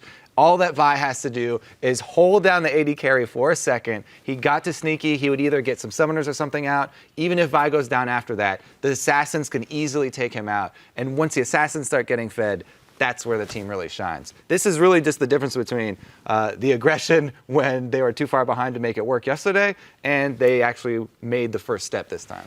Let's pull a replay up because we've got a couple that kind of illustrate this point. We're going to go 20 minutes into the game. We're going to the mid lane. And Kobe, I'm going to let you take this one away. First example of Gravity kind of turning the game on its back in terms of retaking control. All right, let's take a look. Midline. Oh, yeah, here we go. So Saint's already charging up his Q, as you can see, over in the side. Let's roll the clip. Flash Q there from Bunny. Just barely hits Meteos, but you can see Saint's eyes are always right on Sneaky. Cop is on the top side, coming in as a flank. Jack kept mentioning the multiple angles that they were going to attack Sneaky from. You can see everybody swarming into that back line. And for this fight, Balls actually had to ult into it because he wasn't there at the beginning. So that's one of the only ways where Stein could be an effective front line is if he was already there and already being able to hit a slow and try and charge up his Q. Then he would at least have could take a whack at trying to peel for Sneaky and keep him safe. But this one wasn't even there.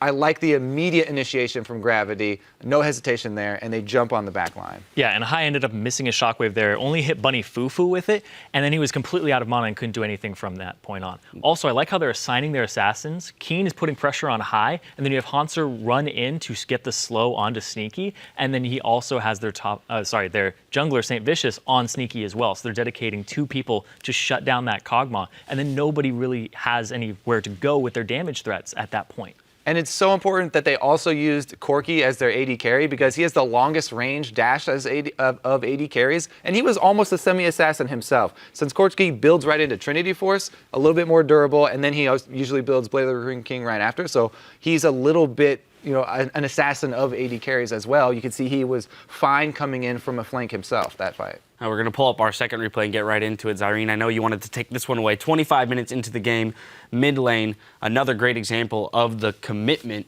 to the team fight by Gravity. Yeah, and this is basically more of the same of what we were just talking about. You're going to end up seeing St. Vicious go with the hard engage, the flash, the Q, the R onto Sneaky, and then take the fight away from there.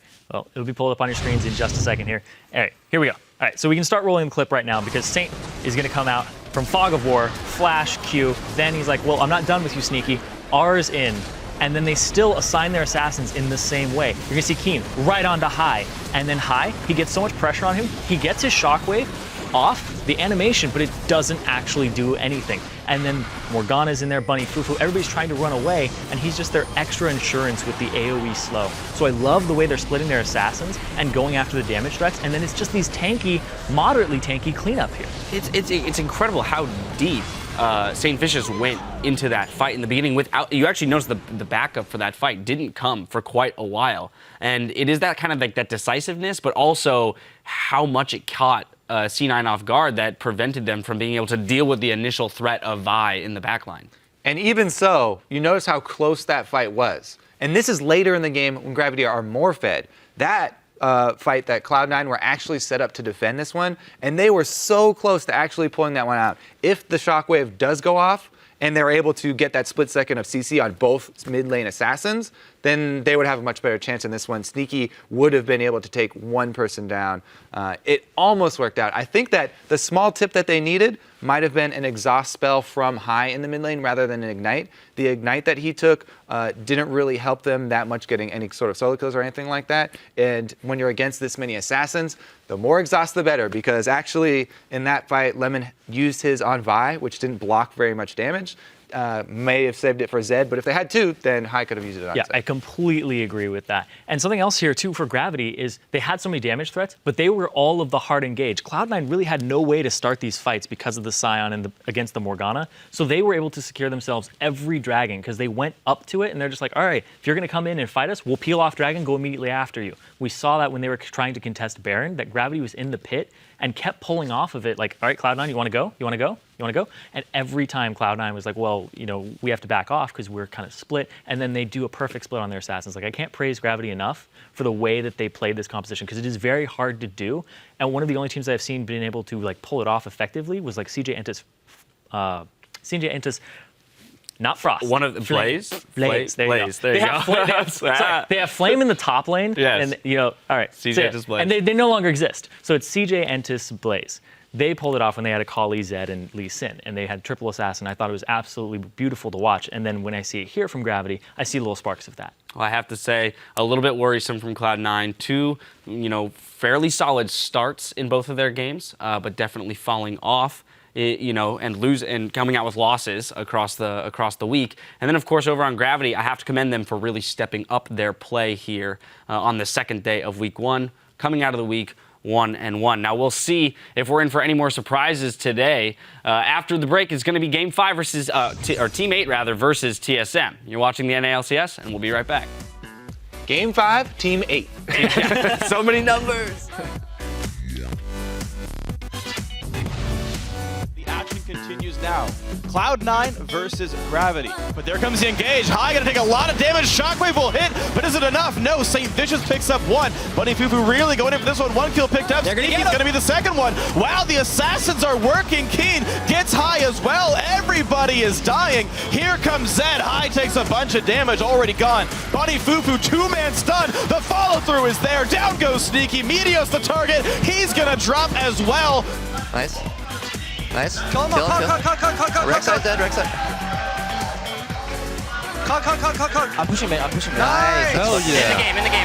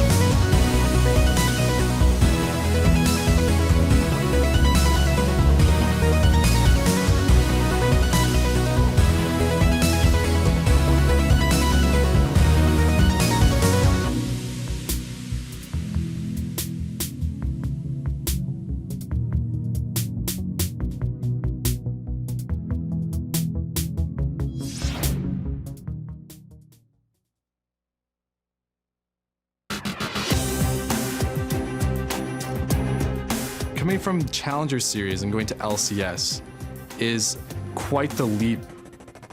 Teammate have broken the cycle. They're going to get into the LCS with some incredible teamfight play.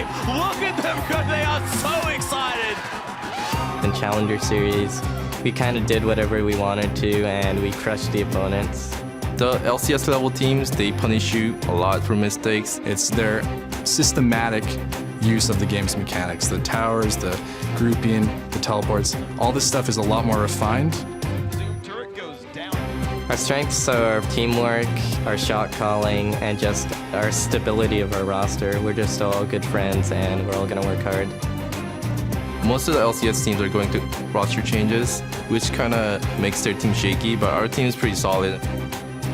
We've been underestimated a lot in the past, and I'd say we're going to be underestimated again in the LCS, so if anything, it's really motivation for us and the players.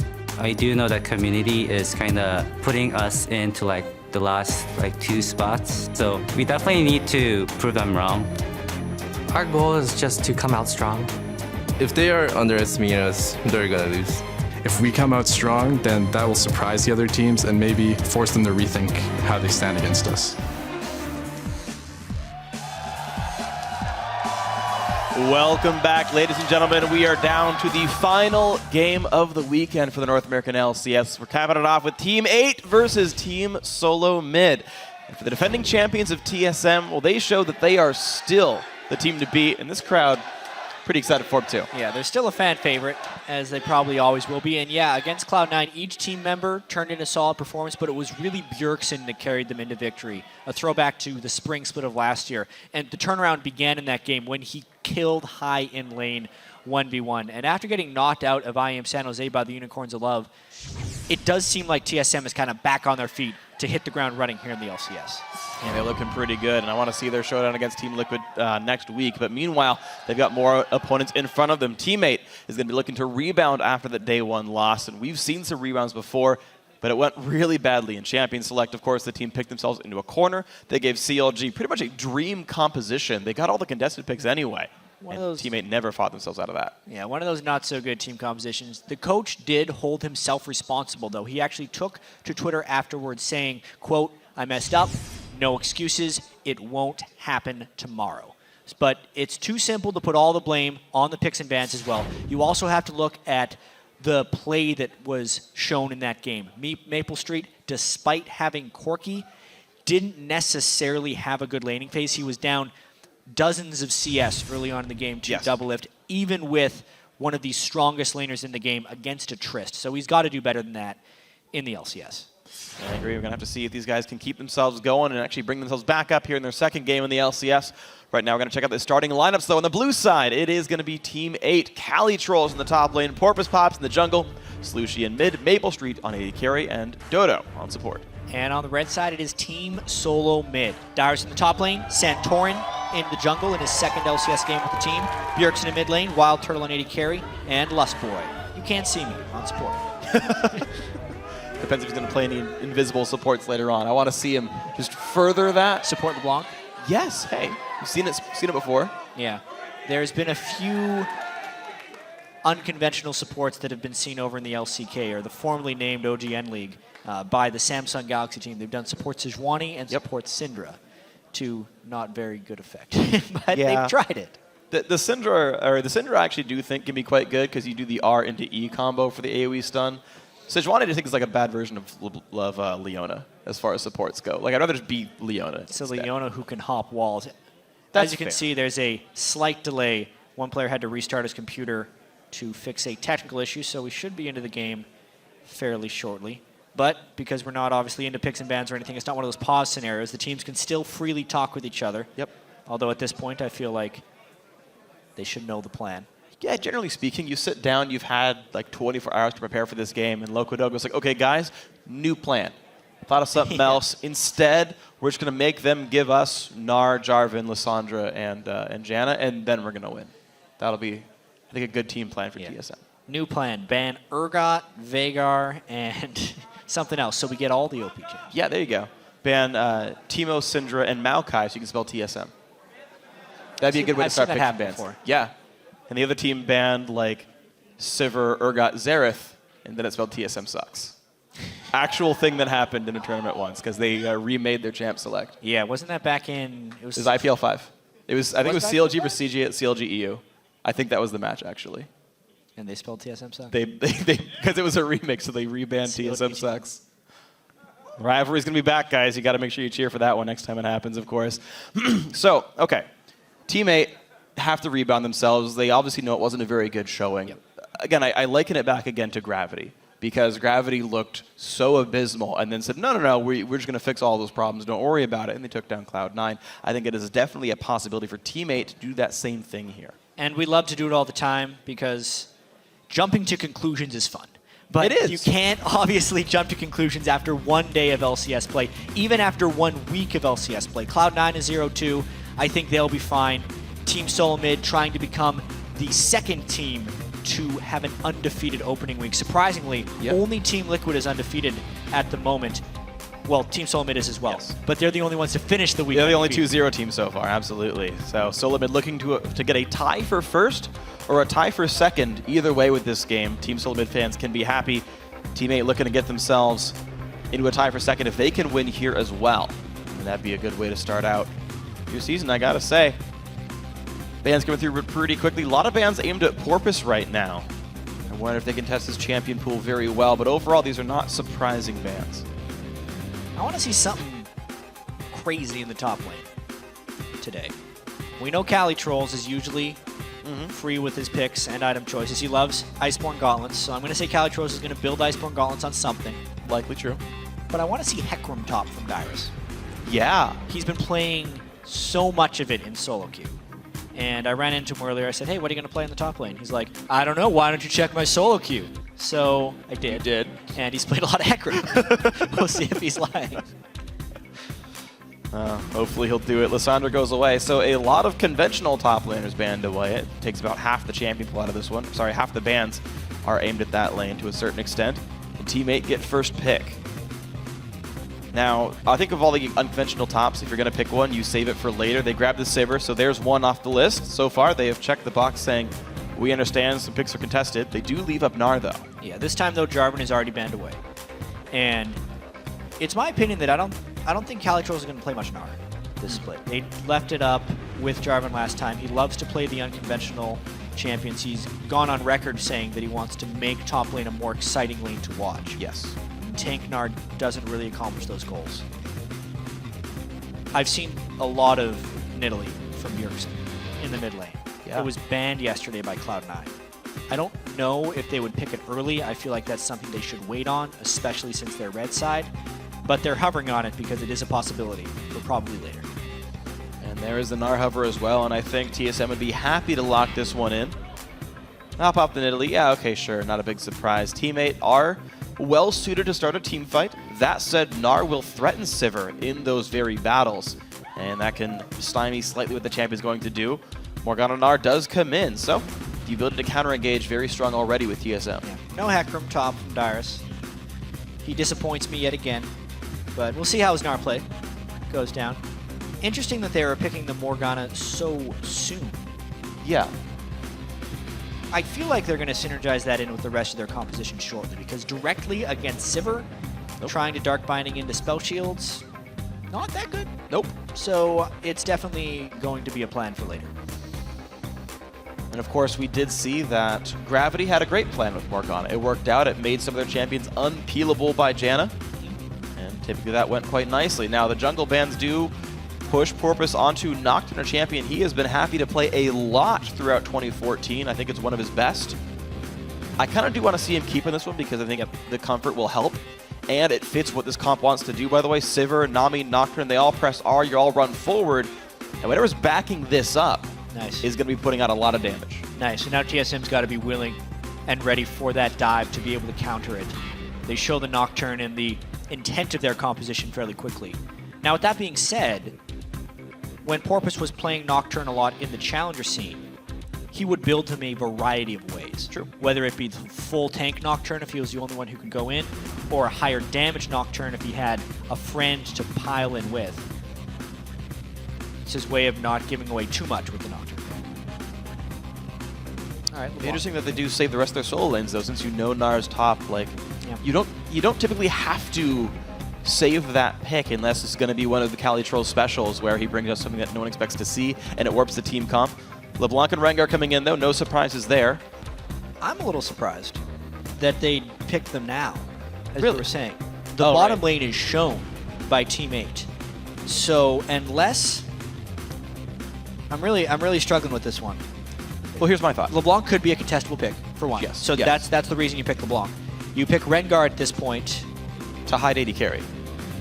And the reason I think this is because, so TSM last game played Jinx. Jinx is the champion that's susceptible to getting dived, right? They grabbed early Morgana because Janna's gone. It's the only other, I guess that and Thresh, they're really big peel supports. Yep. TSM seems very happy to build themselves around Wild Turtle. He was carrying them on Tristana in the playoffs. His Jinx has been good so far as of yesterday. If they keep playing hypercarry ADs, they want to make sure the lane matchup's okay though, or the mid laners and top laners that might be threatening him aren't going to be too scary. Maybe that's the way you go about it. Yeah, well, now they get the whole picture from Team 8. It's nothing surprising, actually. They got a bit of a ball delivery system, Nocturne plus Ori, a lot of move speed, a heavy amount of dive. I'm wondering where the synergy of Team Solo Mid's composition is going to be coming in here. Because at the moment, it's a couple Assassins, a Morgana, Gnar in the top lane.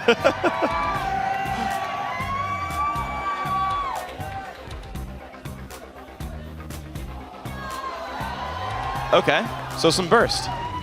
And a little bit of tankiness. Obviously, as far as champions getting jumped on, Graves is the grittiest of them all. Truly. Yes, truly the grittiest of them all. Team Solomon's going to have to execute this game quite well because the natural comboing isn't necessarily there from them. They just have a lot of stuff that's individually good. Yeah, especially when you got like Rengar, LeBlanc. They kind of scream individual plays. Yep. Which, against a team like Team 8, who looked quite unorganized yesterday against CLG, could be a recipe for success. And especially with how Bjergsen played yesterday, crushed high, then put the game on his back, and everyone else followed up quite nicely. Why not give him that individual playmaker? So TSM, they've got some team fight power, but a lot of ways to, again, exert individual pressure themselves. Team 8, very team fight, very dive focused, 2 ways to do ball delivery, a tidal wave to follow up, and then you hope the damage is high enough. Obviously, Loco Doco's picked his team composition for Team Solo Mid.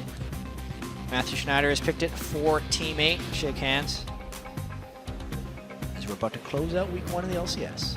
It's going to be the finale here for the weekend. I do have to say, it didn't happen again. They managed to pick a comp, referring to the CLG game for Team 8. Sorry. It's true. It's a 8-minute-old reference, but they managed to, I think, put together a reasonably good team composition. Yep. Didn't give away too many contested champions, and they're going to have a fun time in this matchup. Guys, it is your time at home to weigh in this game. Who do you think is going to win? Tweet hashtag T8win or hashtag TSMwin to @LOL Esports over on Twitter. We're going to update the fan poll shortly. Keep that going throughout the game. And the crowd is ready to go. Game 10 of Week 1 of the NALCS. Can TSM reach for first place? Can Team 8 keep themselves out of the bottom? We're going to find out. And also, we're going to see any type of lane swapping right here. We've been seeing a fair bit of it in the last few games and a lot of scouting wards. Team Solomid did not have a good open to their matchup against Cloud9. They were out lane swapped. They're going to want to improve their early game because their mid game and team fight execution was very strong. So if there was anything to work on last night for TSM, it would have been a solid early game plan. Let's see what they have ready to go. Right now it's invading in the jungle. They know that ward's down, and they don't clear it in time. They really know the porpoise is there. TSM happy to go for the 5-man invade. They actually ping back. They've got wards that spot that the invade happened from Team 8 on the other side of the map. Looks like both teams will get plenty of vision coverage over the western and eastern jungles. Lane swap scout ward, as we usually see, if a lane swap is at all suspected. And now I wonder how the jungling is going to be done, or if we see a lane swap at all now. Team 8 ends up sending their lane top. Maple spotted. And TSM will allow themselves to walk into the bottom lane. Now, Both teams will be there in time, of course, to build a freeze for themselves. The one thing I do want to caution is that Dyrus is much better suited to sit in a 1v2 lane and absorb experience in gold than Calitrolls is by being Gnar. True. How much double jungling will happen here? That's really the last question we have for this early game. Prior to the Waves meeting, TSM had a very slight edge because they were the only ones that knew for certainty that the lane swap was happening. Teammate was operating under a set of assumptions, but they assumed properly with the double jungle start. The mid laners so far trading equally. Here's a pretty big difference. Santorin is solo jungling after the double gold, whereas Dyrus is holding in the lane against Sip. Yeah. Exactly. Well, Dyrus is taking plenty of damage, though. Dodo, I didn't see what skill he started. He did start with the heal, so he doesn't even have the CC to really punish the fact that Dyrus might look for CS here. I'm a little surprised Dodo started the game with W. He should never skill up before he sees an opponent. The W, while it can harass well, I think if you're really trying to shut someone down at the start, slow him down for a few seconds. Could be. I guess I can see an argument because it is harass. Sure. Harassment base, and they're really just trying to get him low for when they level up again. And you're not going to land more reliable harass than the double. That's fair. So, okay. I think that's fair. Okay. Double Jungle continues. Level 3 for Porpoise. Level 2 for Calitrolls. They're running to the top lane. 4 men up here. And here's the interesting thing. Aurelia actually has the red buff, whereas Porpoise has the blue buff. Oh, cute. So double teaming with a few buffs here. They're going to want this. Dyrus has no health. Bubble's going to miss. Aggro pulled by Dodo. Runs away with one more turret shot. He's going to get away just safely. The flash. Dyrus gets feared. Porpoise going to grab the kill. Great start for Teammate. Nice flash follow right there by Teammate. And a pretty questionable decision there by Dyrus. Lane swapping is one of the oldest tricks in the book for a very experienced player, and to stay that long as an under-level Gnar without support backup, Lust Point needed to be there, or Dyrus needed to have his flanks warded. Otherwise, he's going to give up first blood like he just did. And he boldly teleported back into the lane. I've seen games where you TP back in and die right away, and the team stays for you. Thankfully for Dyrus, not the case. What I really enjoy about that, by the way, is it exemplifies the metagame of lane swaps, in that everyone has assumed like rules around how you play one. Teammate cycled all the way back to, well, yeah, Gnar absorbs XP, he's ranged. So shove in and dive in 4v1. That was the old school version when people stopped going to lanes. Absolutely. Speaking of lanes, Santorin coming to gank. Did he land the root? Yes, he does. Lucy locked in place, gets slowed down. A little bit of damage for his flash. Could even talk about that lane swapping meta a little bit more. While, yes, it's smart to have the wards up there, a lot of teams have been able to get away without it because so much of the default is just both sides freezing and not even attempting dives, and support's actually going and roaming and trying to gank mid, and junglers trying to gank mid, not necessarily about trying to gank the solo lane dude because he's probably not even under the turret anyway. But the instant Dyrus tried to counterplay that a little bit by saying, okay, if you're only going to have an AD carry here, I will lane against him as Gnar, which I think was the initial plan when he decided not to continue with the double jungle, because the expectation that Teammate was going to roam with Nami, and I know we're getting really nuanced right now, but that's what lane swaps are. They're one of the most nuanced and complicated things about League of Legends. And it was just an outplay by Teammate at the end of the day. Absolutely. It's a guessing game where you're playing 30 seconds in the future because walking to the lane takes so long. You're like, okay, if they are going to stay here, I need to walk now. Oh, shoot. No, they stayed on the side of the jungle. And it all, came crashing down. For reference, Cloud9 did that both their games today. They TP'd in the lane right off the bat, and they got XP for it without getting punished. So, good play by Teammate. Played on the game nicely, and they sit, actually, by the way, equal gold because TSM are laning so darn well otherwise. Where's the advantages actually? You can see only 4 CS advantage to Dyrus, 7 CS for Turtle. And obviously it is a 300 gold lead, so not exactly even gold. Yeah, sorry. The 300 gold was gained just variously through the laning phases, spread across the various team members. A little bit here, a little bit there. The dive, of course, does cost you some CS.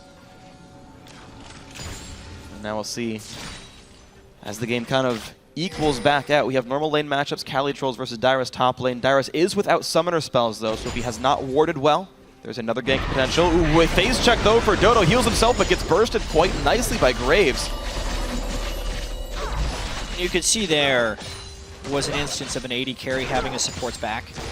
The instant the Dodo got Dark Binding, I would have seen many less experienced lanes just go, oh crap, we face check that bush, and Graves is here, run away. But Maple Street immediately looked to aggress Wild Turtle, even though it was a lost trade in the moment.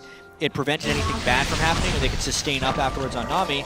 They end up having a bit of an edge. Wow, Bjergsen took a turret shot for that harass, though, actually. Over-aggressive by him as well. And yeah, exactly. Smart by Maple.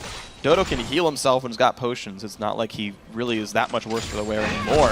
Bjergsen tries again. Slightly late shield from Slushy. Keep the trade going. Maple. Wow, great heals. They're just pushing in on Wild Turtle. Nice black shield. These guys trading a lot of damage.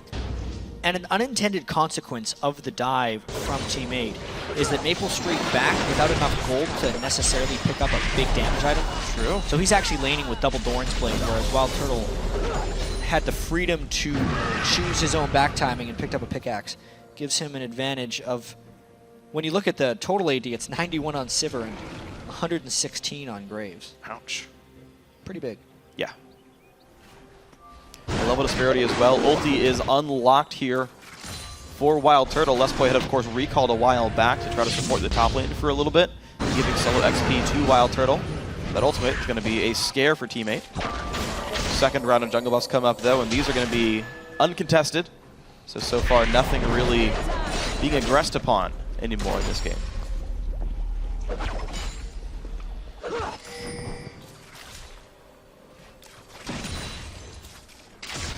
You can also see Santorin looking for his first gank on the feared NA Rengar, but he is a European jungler who, as we've seen, have actually had a little bit of success on Rengar as he's coming to the North American LCS. He'll be looking to gank for Bjergsen, and I really wonder how much the fear of Rengar will factor into the way Team 8 plays these lanes. And keep in mind, Slushy's flashless for a minute. This is around the time that Bjergsen aggressed onto high yesterday. He got the blue buff, started playing aggressively. Well, the blue's up. Santorin's starting it. Flash is down for 30 seconds more. This is the window that TSM would probably want. I actually like the interaction of Nocturne versus Rengar until Rengar gets off his first game, because he's one of the other junglers who follows very similar rules. Actually. Oh yeah. One of those guys you can't necessarily ward, can gank easily through the lane, and you're always trying to counter gank. So watching Santorin and Porpoise play against each other, knowing that they're probably not going to spot each other, and just reading the lanes and the posturing to try and guess the gank is pretty fascinating. And there's even extra bits thrown into the mix just to kind of add to the complexity. Porpoise got first blood. His upgraded jungle enchant's already here. He even went Stalker's Blade. So the actual combat power of Porpoise Pops, I would hazard, is higher. Maybe even furthering the threat of a counter gank if Santorin went aggressive here.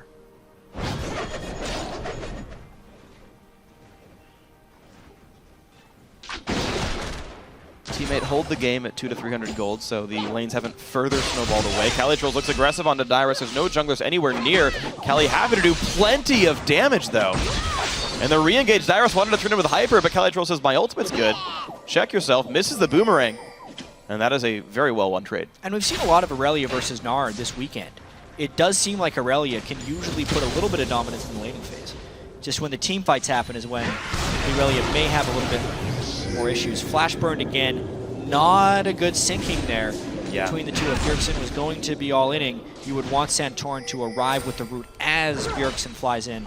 But I think that was an instance where Bjergsen saw the opportunity and Santorin tried to react to it, and it just looked a little sloppy. Yeah, just slightly missed. And of course, Slushy did see the exclamation point over his head. He didn't have a new quest. He just got told that Rengar was in fact in the vicinity. That is a down ultimate for a few minutes here.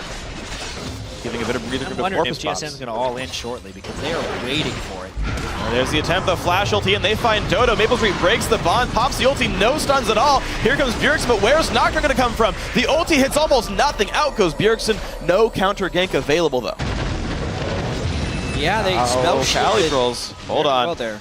Onto the turret. I thought he might have died there. Oh, there's a dive! There is Porpoise Pops. He catches the fear, but can he cut it out? Well out of the turret's doing so much damage. Porpoise goes down, gives up some gold back to Dyrus. tough break right there. You could tell he was ganking there so aggressively. Oh, shotgun by Slushi. Who made nothing. He was ganking so aggressively in that top lane because he knew the Rengar ultimate was on cooldown, so the counter gank threat was much lower. But it ended up being so aggressive that he dies to the turret. Still is worth it, of course, with the assist gold and whatnot, so I can't fault Porbus for the plays, but Darius is the only guy getting picked on. It does put Calitrolls ahead here. It's a 1-0-1 Aurelia. It's a pretty good place to be, I have to say, especially considering this is supposed to be this counter matchup. He's winning in the 1v1 as well. TSM might need to skirt around the fact that Calitrolls can leverage a top lane lead.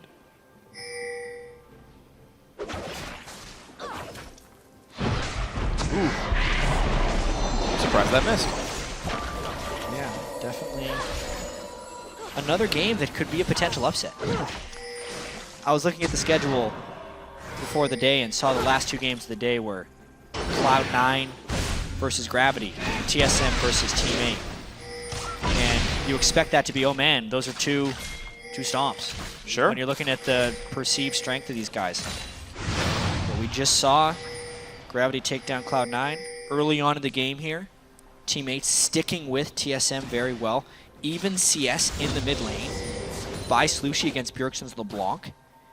Very impressive for sure. Calitrolls. Wow, Calitrolls keep spotting him out.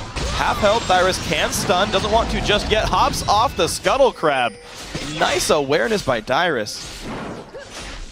But of course, Calitrolls is rewarded with a kill on the Water Hamster. Santor looks mid, hold on. Exclamation point there, Slushi's got to be careful, does not dodge the chains. Shockwave comes in, but he's going to go down. Now is the Fear enough? Forces the flash. Here's the teleport. Calitroll says, I dare you. Now can he spot Bjergsen? He's nearby, but no boots. And that was the play TSM wanted to make here. Any way the TSM can get Bjergsen rolling is usually a path to victory. This time they sync up properly. Flash was down for Slushi. They closed down a nice kill. The repeat attempt. They knew they got that 5-minute cooldown gone. It's still halfway here. The repeat visit greatly done. Well, Santorin will just clear his camp. He's all right. He stays with the Trailblazer as well, by the way, really wanting the jungle clears. Rengar is one of the types of champions who doesn't really have an issue getting on top of you. And he will not need assistance from the Chilling Smite. And on top of that, you really want to remain at full health on Rengar. That's true. The Ranger's Trailblazer will help slightly for the clear speed and the health. So, seeing the items varied up for these guys. And it's really just been a game around the big ulti cooldowns of the junglers. Porbus is back up. He doesn't even have to head off the blue buff to Slushi, so he is enabled anywhere on the map. And I actually wonder, seeing Orianna over there, do they guess that Nocturne's topside? Nope, they see him. Don't have to guess. They could know. They do know. Clears that ward nicely with the Raptor buff Smite. Yeah, this definitely seems like a game that's more and more about the mid lane. Bottom lane is slowly winning for TSM. I think they're content with that one. Yeah, good on I wonder them. if Teammate's going to try and snowball Maple a little bit, knowing that mid lane is starting to go the other way. They've already gotten Calitrolls ahead, so really at this point it's about Teammate trying to get a second winning lane. If they can get bottom lane, maybe it puts them in position to win. Yeah, they've got one each basically.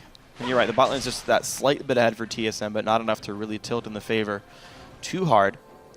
Santorin ulti is right about back. He's level 10. He's got full ferocity. I wonder who he wants to gank. Porbus pops. Nope. No, hold on, let me try again. Slushi. Yay. Yes! I knew it. I think Slushi knows it too. That's why he's playing so far back. He's got his flashback at least. There's the ulti. They're expecting him to come up even close to the minion wave, and they can go for it. Wow. Uh-oh. Bjergsen. Ooh. That's a flash on cooldown, basically. Immediately after it came back up, Bjergsen looks aggressive one more time. Calitroll's though, good. Forces the flash off the shockwave. Calitroll's still going, though. Forces the passive, but he's in turret range. He's got to be careful. Bjergsen gets the kill. Lust Boy's one hit away from dead, but Nocturne couldn't click on him.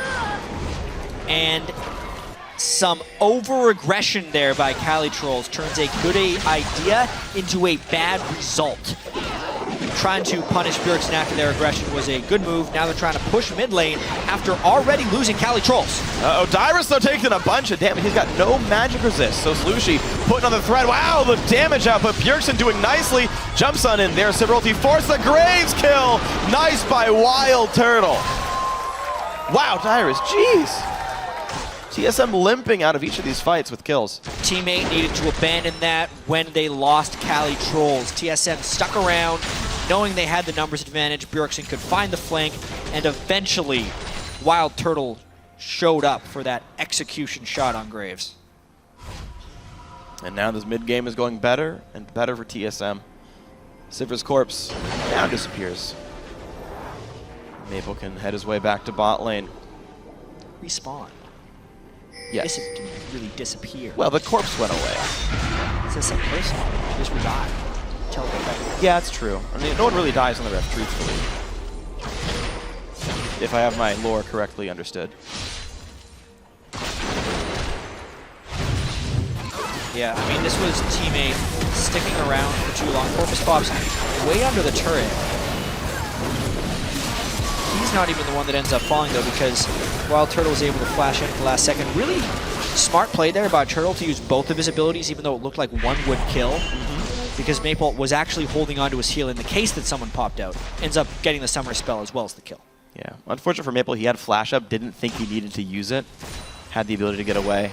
Dodo actually burned his exhaust, and that didn't even do it either. So, unfortunate loss of Summoners, but TSM are doing well to control this game. They even lost mid-turret, but they hold a gold lead all the same. No dragons, by the way. You asked about this last game. What happens when teams both don't really care about taking dragon? This does. Also a chance that TSM doesn't have the best dragon control, but they don't have the champions for it. The Black Shield ended. Wild Turtle goes down. Well played, Team 8. They've got themselves back in. Yeah, they're trying to trade a little bit of pressure. Santorum Bjergsen. Doesn't duke away the right spells. Porpoise Pops is rooted. This is gonna be a kill for TSM, is it? It is. Well, he feared Santorin into the turret, so now he's in trouble. The tidal wave from downtown. Wow, teammate rotating well. Bjergsen, they've got to know. Pulls a Gamsu, stops the ports. Cali Trolls gets a shutdown. And he's going for more damage, by the way. Longsword on Aurelia after the Trinity Force is done. Cali Trolls will not stop building damage. Not yet. Could be a Hex Drinker on the way. I feel like that's going to be the eventual home of that longsword. And we definitely have ourselves a game here, Freak. Looks like Dragon 1 is going to head the way of Team 8. And it is a classic team solo mid game. Bjergsen ahead in the mid lane, 3-1-1. The question will be, can he carry yet again? Versus the teamwork now of Team 8, who is going to try and pull together here. They've done a really good job, Team 8, of rotating fairly defensively. The times they force the issue, I think it's a bit hit and miss, but TSM once in a while overextend themselves. And Team 8 allowed themselves back in. Outer turrets traded on opposite sides of the map, and Team 8 hold once again the tiniest of gold leads. Kelly spots Santorin. They got the slow flashes in, gets another slow. Santorin's got nowhere to go. Great shockwave, and another kill. The forces happen. Santorin, I think, was trying to bait there for Bjergsen. Bjergsen was waiting in the lane off to the side, but there were too many people on Team 8 for Bjergsen to be able to safely get an assassination out. And they just pick up another kill, as well as secure the blue buff. Yep, barely. Maple got it just a quarter second before the Graves ulti stole it away. Nice try by Wild Turtle, level 11 Graves. He has an Infinity Edge for himself. Maple still has not been able to buy that, just now gets it. But 500 gold difference on those 80 carries. Thanks to those last couple of team fights, he got a couple of assists on himself, and Maple caught up in gold. But he was down 40 minions and a couple of kills early on, but mid-game has gone teammates' way. And they have the easy to execute 5v5 comp too, keep in mind. Like, you get out of the laning phase, teammate presses R and walks forward, pretty much going to work pretty well. You got to be a little careful not to overcommit into a Morgana ult. True. And also when they run forward at full speed, it makes it easier for Bjergsen to sneak in behind them. I mean, we were mentioning during Champion Select, the team solo mid may have some issues finding the right synergies for this team comp. Because, yes, Santorin and Bjergsen can be some nice assassins. They have Gnar for the team fights, potentially Wild Turtle for some team fights. but there's no Womble coming going down here. There's no incredibly strong split pusher. They need Bjergsen to carry this one, and you can see it in his item build as well, already with that elixir. But he's not here for this mid lane dive. There's a flank from Dyrus, though. Teammate might be in trouble. It's going to be pretty tricky. Calitro's forced to run away. The stun's going to land for Morgana. Now can they zone everyone else back? Santorin is low. Maple Street helps that one. Dodo, though, getting exploded in the back lines. Nice job of the support, as well as Bjergsen joining the fray. And now they go back in towards Dyrus. He's going to flash away from the fear. Calitro's bound up. The shockwave for 2! Beautiful by Slushy. Wow, so they get collapsed on by the flank, but still come out on top temporarily. Bjergsen trying to make it into the fight. Ooh, Calitro's one hit from dead. Got him! Bjergsen, nice, and the bind as well onto Maple. He's going to stay alive. Nobody saw the end of that fight. Bjergsen played it perfectly with the kill onto Aurelia. But really, very, very close game. After that one, Bjergsen comes out with even more gold. But Teammate comes out with the win, honestly. They get 2 kills as well as the turret. And they kind of tested the waters there. What happens if we run headlong into the turret and get flanked? Sure. By Gnar and LeBlanc. Right here, I mean, Calitros commits so hard, but actually avoids taking turret shots, if you can believe it. Just the work he did by himself, taking 3 people near half health, was impressive. But really, the story of this fight was on the backside. Dyrus and Bjergsen flying in, and just the collapse that could potentially happen afterwards. Everyone thinking they were in safety until Slushy lands this awesome shockwave. He left the Orianna ball just tucked behind the wall, so it was but a short move to get in range for that shockwave and catch TSM off guard. I gotta say, one thing that is strong about Teammate, and especially champions like Aurelia, whom I really like in team comps right now, is that they are able to pivot really well. We talked about pivoting during champion select and editing your team comp, but pivoting during team fights, when you have these hypermobile assassins, champions that can actually do things when the first wave of cooldowns go down. Nocturne joins in the back line. Dodo adds some slows. Slushy saves his shockwave and isn't blown up first. This second win for Teammate allowed them to come back into the fight even after Bjergsen picked somebody off. Blue team's turret has been destroyed. Now, that man himself is split pushing bot lane. Of course, a great duelist on LeBlanc means he can push. And Team Solomon is trying to use Bjergsen as their split pusher. They know that LeBlanc can probably win an extended 1v1 against anyone. And Teammate needs to make quick work now that they know they don't really have an answer for him either. They send Calitros back, and they get a turret. One rotation there by Teammate. They trade top lane tier 2 for the bottom lane outer that Bjergsen was happy to push. Unknowingly, Teammate was already headed top lane. The map movements are so much better for Teammate. This game was, and has still been, incredibly close in gold. And actually, hold on, Bjergsen with his Sorcerer's Elixir, destroying the outer turret himself. As Calitros gets a slow. Nice juking right there. Help, there's Nocturne. The tidal wave off on the side. Bjergsen gets away. They fake the black shield. They commit to it. They realize it's not the real one, though. Dodo goes in. He bubbles Santorin. Lust Boy goes down without the stun from the Soul Shackles. Calitros forces the team away. Dragons in 30 seconds. TSM just had to tuck tail and run away. Some great initiation from Calitrolls to get Bjergsen to half health without taking any retaliation. Once the main threat of TSM was out of the fight, you could see how recklessly Teammate was allowed to be. Just with the general goal distribution, unless Dyrus is in Meganar, there's no threat there. And that's a bad sign for TSM. And no front line in the disengage, a bit unreliable. I know Janna was banned, I believe. Hold on, though. This fight, Dyrus gets a bubble, gets spell shielded, I believe. And as the shockwave is going to catch 2. Bjergsen, one hit from dead, make him go. Wow, double Down kill. goes Rengar. Porpoise Pop staying alive. Slushy's running out in the back line. Out goes Wild Turtle. Yep, lights out for Wild Turtle. Dyrus now stuck against the duo lane. He's going to be dying, I've got to assure you. 4 for 1. Teammate now up to the inhibitor turret. Slushy is taking over this game right now, catching Bjergsen in that shockwave despite the heavy gank pressure in an attempt to keep him down in the early game. He is turning into this teamfight phase amazingly. They're going to get this inhibitor down against TSM 26 minutes in. Absolutely beautiful. Respawn's coming in now. Ulti's up for Santorin if he wants to go aggressive here. I can't imagine they want to, but keep in mind, health bar's low. TSM can rush something off the Nexus. Yeah, maybe they try and go and get that first dragon. Oh, this is risky. They hadn't been prioritizing, or they go for a few kills. It's risky for both teams, though, because TSM has no vision control in that jungle. So teammate, as long as they recalled in synchrony, would have been able to go back to base just fine. It was scary. It was scary.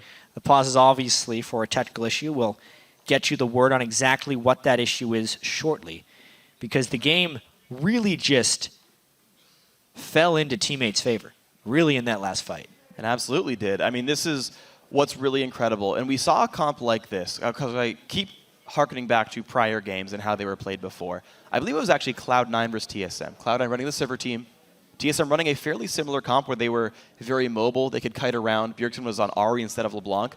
And what TSM was able to do in that game was stymie all the Sivir dives, all the engages. C9 could never get it on them. Yeah. They'd run away. On Morgana instead of Janna, that doesn't seem to be as available. You can run into a Morgana ulti, but if you kill her, who cares, right? It's not like Janna is monsooning you all back, and this very headstrong diving in team is bursting through the disengage tools. Well, we've kind of seen this 2 games in a row. If we factor in Cloud9's defeat as well, they were not able to peel the stronger team fight team. Well, not even team fight team, the stronger diving team. Yeah. And the priority targets were falling down for them, even though that's not even necessarily the case. I mean, Darius has been dying in some of these fights. We actually have a replay of this last fight in the blue buff. We can just roll this real quick. And this was Slushi just destroying TSM, because it was a bit of a sloppy fight as they waited for the damage to get here. But the fact that Slushi caught Bjergsen in that shockwave devastated Team Solo Mid. Even the tank Rengar, because he was all armor, couldn't do anything for it. The chase down from Calitrol, since he was the guy who was pulling ahead in the early game, has been a pillar of strength for them to take with them this entire game. And there's one thing I noticed in that replay that I don't see happen enough, and it's that Orianna, when she wanted a shockwave, cued the ball off of Porpoise Pops before the ulti. How many games have you seen where you shockwave and your jungler flashes out? I've seen that probably once a week in the LCS, where shockwave airballs because your target had to escape the fight. Slushi pulled the Q off, pulled the ball away, guaranteed where it was going to go from. I don't see it very often, at least not as often as I feel like I should, and made sure the shockwave landed. Yeah, one of the luxuries of being in range, because the threats from TSM were not necessarily there, and they knew there was no assassination threat from Rengar. Just so you guys know, the reason we're paused here, Dodo 8's audio completely cut out in-game. So they've been working on getting that situation fixed before we go into this. Knowing Teammate is on the brink of defeating Team Solo Mid here, I think we're about ready to get back into the game. Or if TSM can come storming back. Definitely have the chance to. I'm seeing in-game chat right there. Looks like both teams say that they are ready. So it appears to me that the issue is fixed and the teams are ready to get back in. So we'll be probably starting the game in about 10 seconds from here. And this is going to be tense. So Teammate, how many times have we seen novice teams, new to the LCS teams, stall out when you're so close to winning? They've got an inhibitor down. You'd think they'd have control of this game, but we have seen so many games start like this and then peter out. At least a baker's dozen times. 13. So, or more. Or more. You did say at least. Yeah. It's a very common thing. This game is by no means in the bag for Teammate, especially after this pause. Obviously, it's a technical issue, but the momentum they had carrying in to that pause was huge. Now they're giving up a dragon because that was going to happen anyway. They were not able to communicate during that pause. I wonder if their mindset changes a little bit. Will they still be willing to dive, or will they dive in the right situations? And as TSM equalizing now at 1 dragon apiece. So Bjergsen, who is already the carry of this game, just got 6% more ability power. The ability to one-shot people just that little bit higher. Slushi likely to be an easy target to this DFG nearly Void Staff of LeBlanc. Calitrolls with GA might be able to survive that, but doesn't have the item yet. They're actually looking at a Baron rush here in complete They darkness. shockwave the Baron for damage? What? He did use it. I didn't realize he had cast it. They're going to get it, though. Wow. Down it goes. That's going all in on the Baron right there. They use their Orianna ult to damage Baron for the 600 damage it adds. I want to know if that was intentional or if it was a misclick, because, wow, that would be not wise in my opinion, but they did get the Baron. They did, and hey, just a couple of cooldowns away. It's all the way halfway back from being up. Teammate still has some bookkeeping to do. You've got to push Dyrus out of the bot lane. The red buffs respawned as well. Teammate can take the next, let's say, minute or so to get everything situated, and then probably try to aggress. Sorry. They don't even want the red buff. They're going top lane already. Teleport is going to be up for Calitrols. He can rejoin the team up there. He's going to get his own red buff as part of this. And it's only a 68-second cooldown on Shockwave with his current level of CDR, so he'll have it up for a fight. And TSM will never know that it was down. Yeah. Worth. Super worth. That's glorious. There it is. Slushy's Shockwave is back. He made the right choice, guys. Blue Elixir on him. Adds true damage every time he attacks a turret with no internal cooldown at all. So he becomes an extra special siege tool here. Calitrols did not actually invest in grabbing the red buff. Wants to get the wave under pressure. He values that higher, essentially. They're just setting up the split push pressure, which was actually the expected play with the Baron buff. Even though TSM is supposed to fight a team with Baron buff to get rid of it, they need to go in 5v4, but they're just not at the moment because they don't have the tools. Dyrus is not in position to flank. The Rage Bar is building up, though. Bottom lane is going to be going down, but Dyrus is about to hit Mega Gnar. If they want to defend this inhibitor, the time is rapidly approaching. Dyrus managing his Rage best he can, but he's holding the mid lane wave, so he's going to pop that Mega Gnar. The pass is going to go. Yeah, he's already Mega. Yep, so nothing to he's trying to base gate, but there's a ward right outside of it. And they have no answer for the other side of the split push. This is what teams expected to happen with this empowered Baron buff. Wow. If you're split pushing and you do not get engaged on 4v5, it is just nearly unstoppable. And that is 2 turrets in a row picked up just by Calitrols himself. Another one top lane picked up by the rest of Teammate. The inhibitor now down below half as well, and Teammate are still too afraid to fight, but Slushy has got to be afraid for his life. Half health now. It doesn't even look like Dyrus can stop Calitrols from taking that other inhibitor. This could be 3 inhibitors down. 1 hit to Calitrols gets his, top side goes as well. Away. 3 inhibs down, 30 minutes into the game. Team 8, who would have thought, but they are poised to beat Team Solo Mid in the last game of the week if they can make this push last a little bit longer. Baron buff's got 15 seconds left. He's TPing just to keep the minion alive a little bit longer. This turret could take plenty of damage. Dyrus goes in. The tidal wave as well. This fight has started, but Dyrus is 1 hit away. Down he goes. 1 for 0. In towards Lust Boy. The Soul Shackles, the Binding are there. They dodge the bubble, but turret number 1 is down. It is still a 5v4. Baron buff is gone, but does Teammate care? They catch Bjergsen, and Bjergsen dies. Out goes Teammate one more time. Maple Street dies to the turret, though. Bit of a mistake, but the second Nexus turret will also fall. 4 versus 3. The re-engage. Wild Turtle dies. 2 members left of TSM. The Nexus is falling. Would you believe it? Team 8 take down Team Solo Mid. In a completely unexpected result. There's only 1 undefeated team after 2 games apiece in the LCS.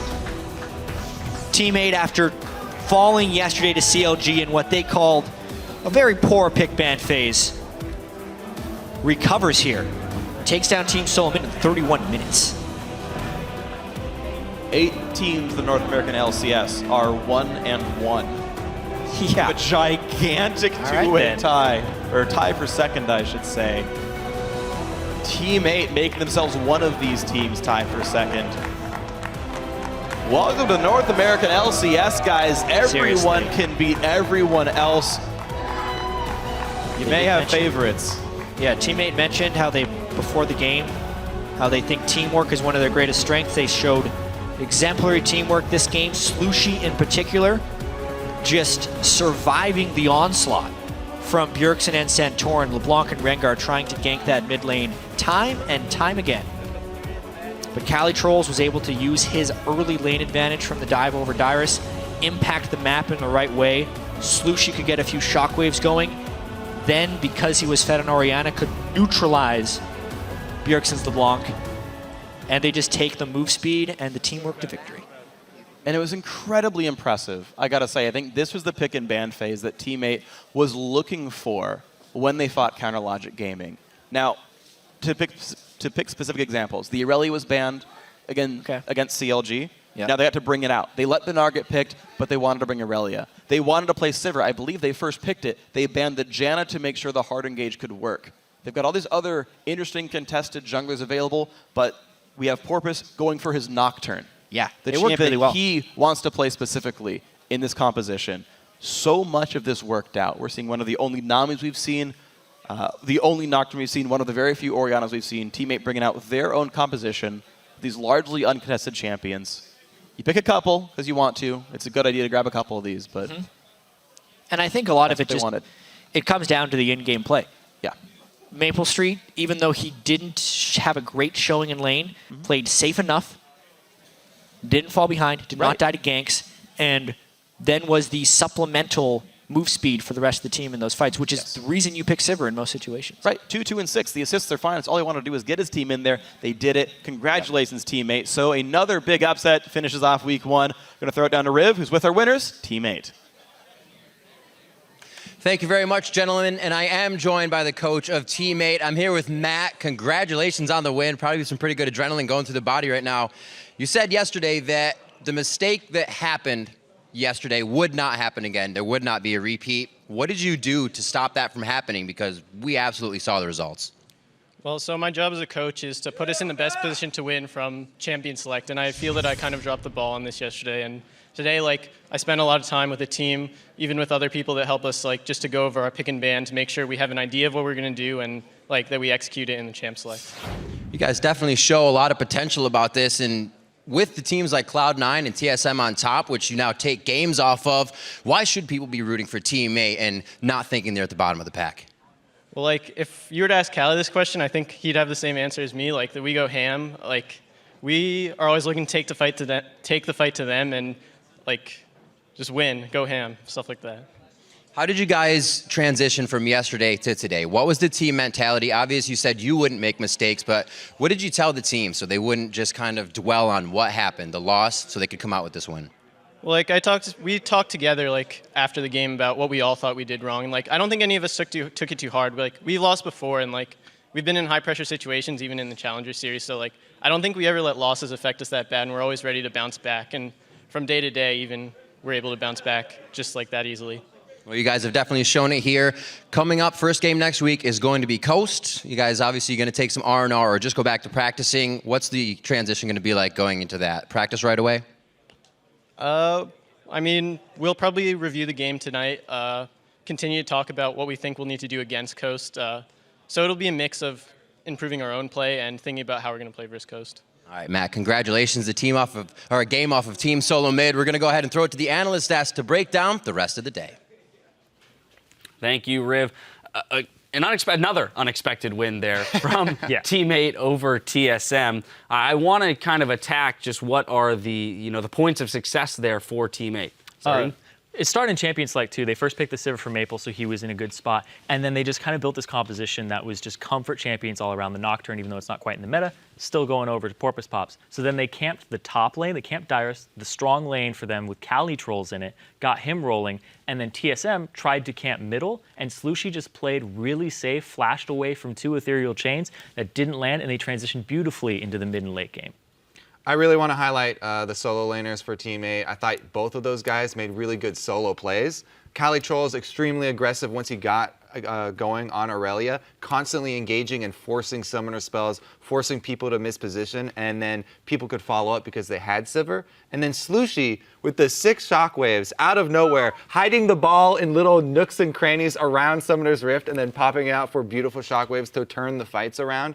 Both of those guys really did a great job to bring it home for the team. And kudos to the coach, I have to say, for recognizing the failure from yesterday, copping to it, and then making the adjustment. We saw a huge turnaround, and I want to throw this to you, Kobe, because on day 1, you had made the point of, the veteran coaches were going to be the ones that we saw make the biggest difference. But I think here we have an interesting case of somebody who's learning quickly and correcting the mistakes, coming back with a strong composition that allowed the team to pull out the win. Yeah, I think the comp was strong. A lot of it had to do with increased play, I think. Really good play from the players. Yeah, some fabulous execution. So again, congratulations to the guys on Team 8. And with some wild games and a couple upsets, here's how the teams are stacking up. Alone at the top, we've got Team Liquid with a perfect 2-0 record. They're followed by the bulk of the league, 8 teams for second place with 1 win and 1 loss. And surprisingly, sitting in last place is Cloud9. And there were a few figures who stood out this week, and they are this week's OP5. In the top lane, it's Chris from Team Coast. He escaped day 1 without dying once, and today proved he can be a bully in the top lane. Then, of course, in the jungle, the king is I Will Dominate. All right, yeah, dominate in the jungle. I want to give it to him just because yesterday he did a great job on Nunu, not only controlling the jungle, but also countering Rush's moves. This hyped up jungler coming in, it's going to be super aggressive. Really good job by Dominate controlling the jungle. And then shot calling as well today. 2-0 for Team Liquid. I think he definitely deserves his spot. Our OP mid laner after this past game has to be Team 8's Slushy. Yeah, his 9-2 and 3 on Orianna while keeping a little bit ahead of Bjergsen in lane in CS was extremely impressive, but what was even more impressive was his late game shockwaves that just completely blew the game wide open.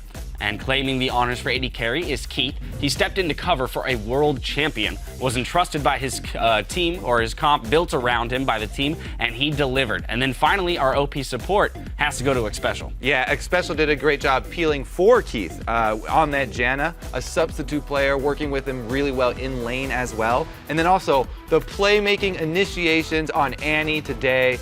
Another Team Liquid 2-0. He was a really big contributor to that. Yeah, that was such an incredible play. I could watch that a couple more times. And reigning supreme this week was Team Liquid's I Will Dominate. He lived up to his name this week, bringing great lane pressure with an 85% kill participation, and his shot calling helped lead the team to a 2-0 start in the split. They are the only team to boast what they boast and leave week 1 with an undefeated record.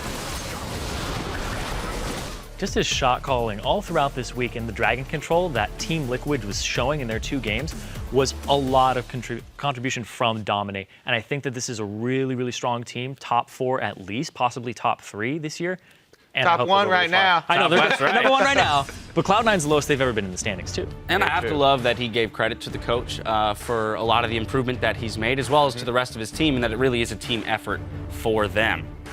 So good on him for securing week 1's MVP slot. I Will Dominate. The LCS returns this Thursday, starting with the European League. Up first in Berlin, it's H2K versus Meet Your Makers. Then Unicorns of Love will take on Giants Gaming. Then Saturday, the North American LCS gets underway with Gravity battling Dignitas, followed by Team 8 versus Coast. After that, it's all right. Oh, we're looking still at, yeah, here we go. Moving into the NA LCS Saturday, as I said, we're starting off with Gravity versus Dignitas, Team 8 versus Coast, and then moving on to Cloud9 taking on Team Liquid to close out the day. You can catch that at noon Pacific, 9 p.m. Central European. And be sure to tune in Wednesday at 3 p.m. Pacific time for an all-new PTL. They'll break down all the league action from around the globe, as well as expert analysis that will make you a winner in your fantasy league. That concludes our Week 1 coverage. So on behalf of the entire live broadcast team, thanks for watching, and we'll see you next week.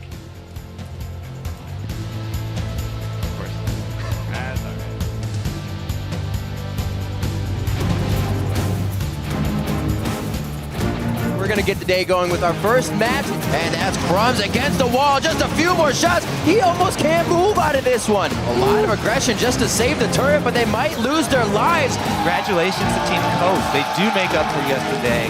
Nice, nice, nice. Going LeBlanc. I can't. Nice, nice, nice. Kite back, kite back, kite back. Nice. Jump, Phoenix, go, Phoenix. Go heal. Good job. Team Liquid bring themselves for 2-0 here.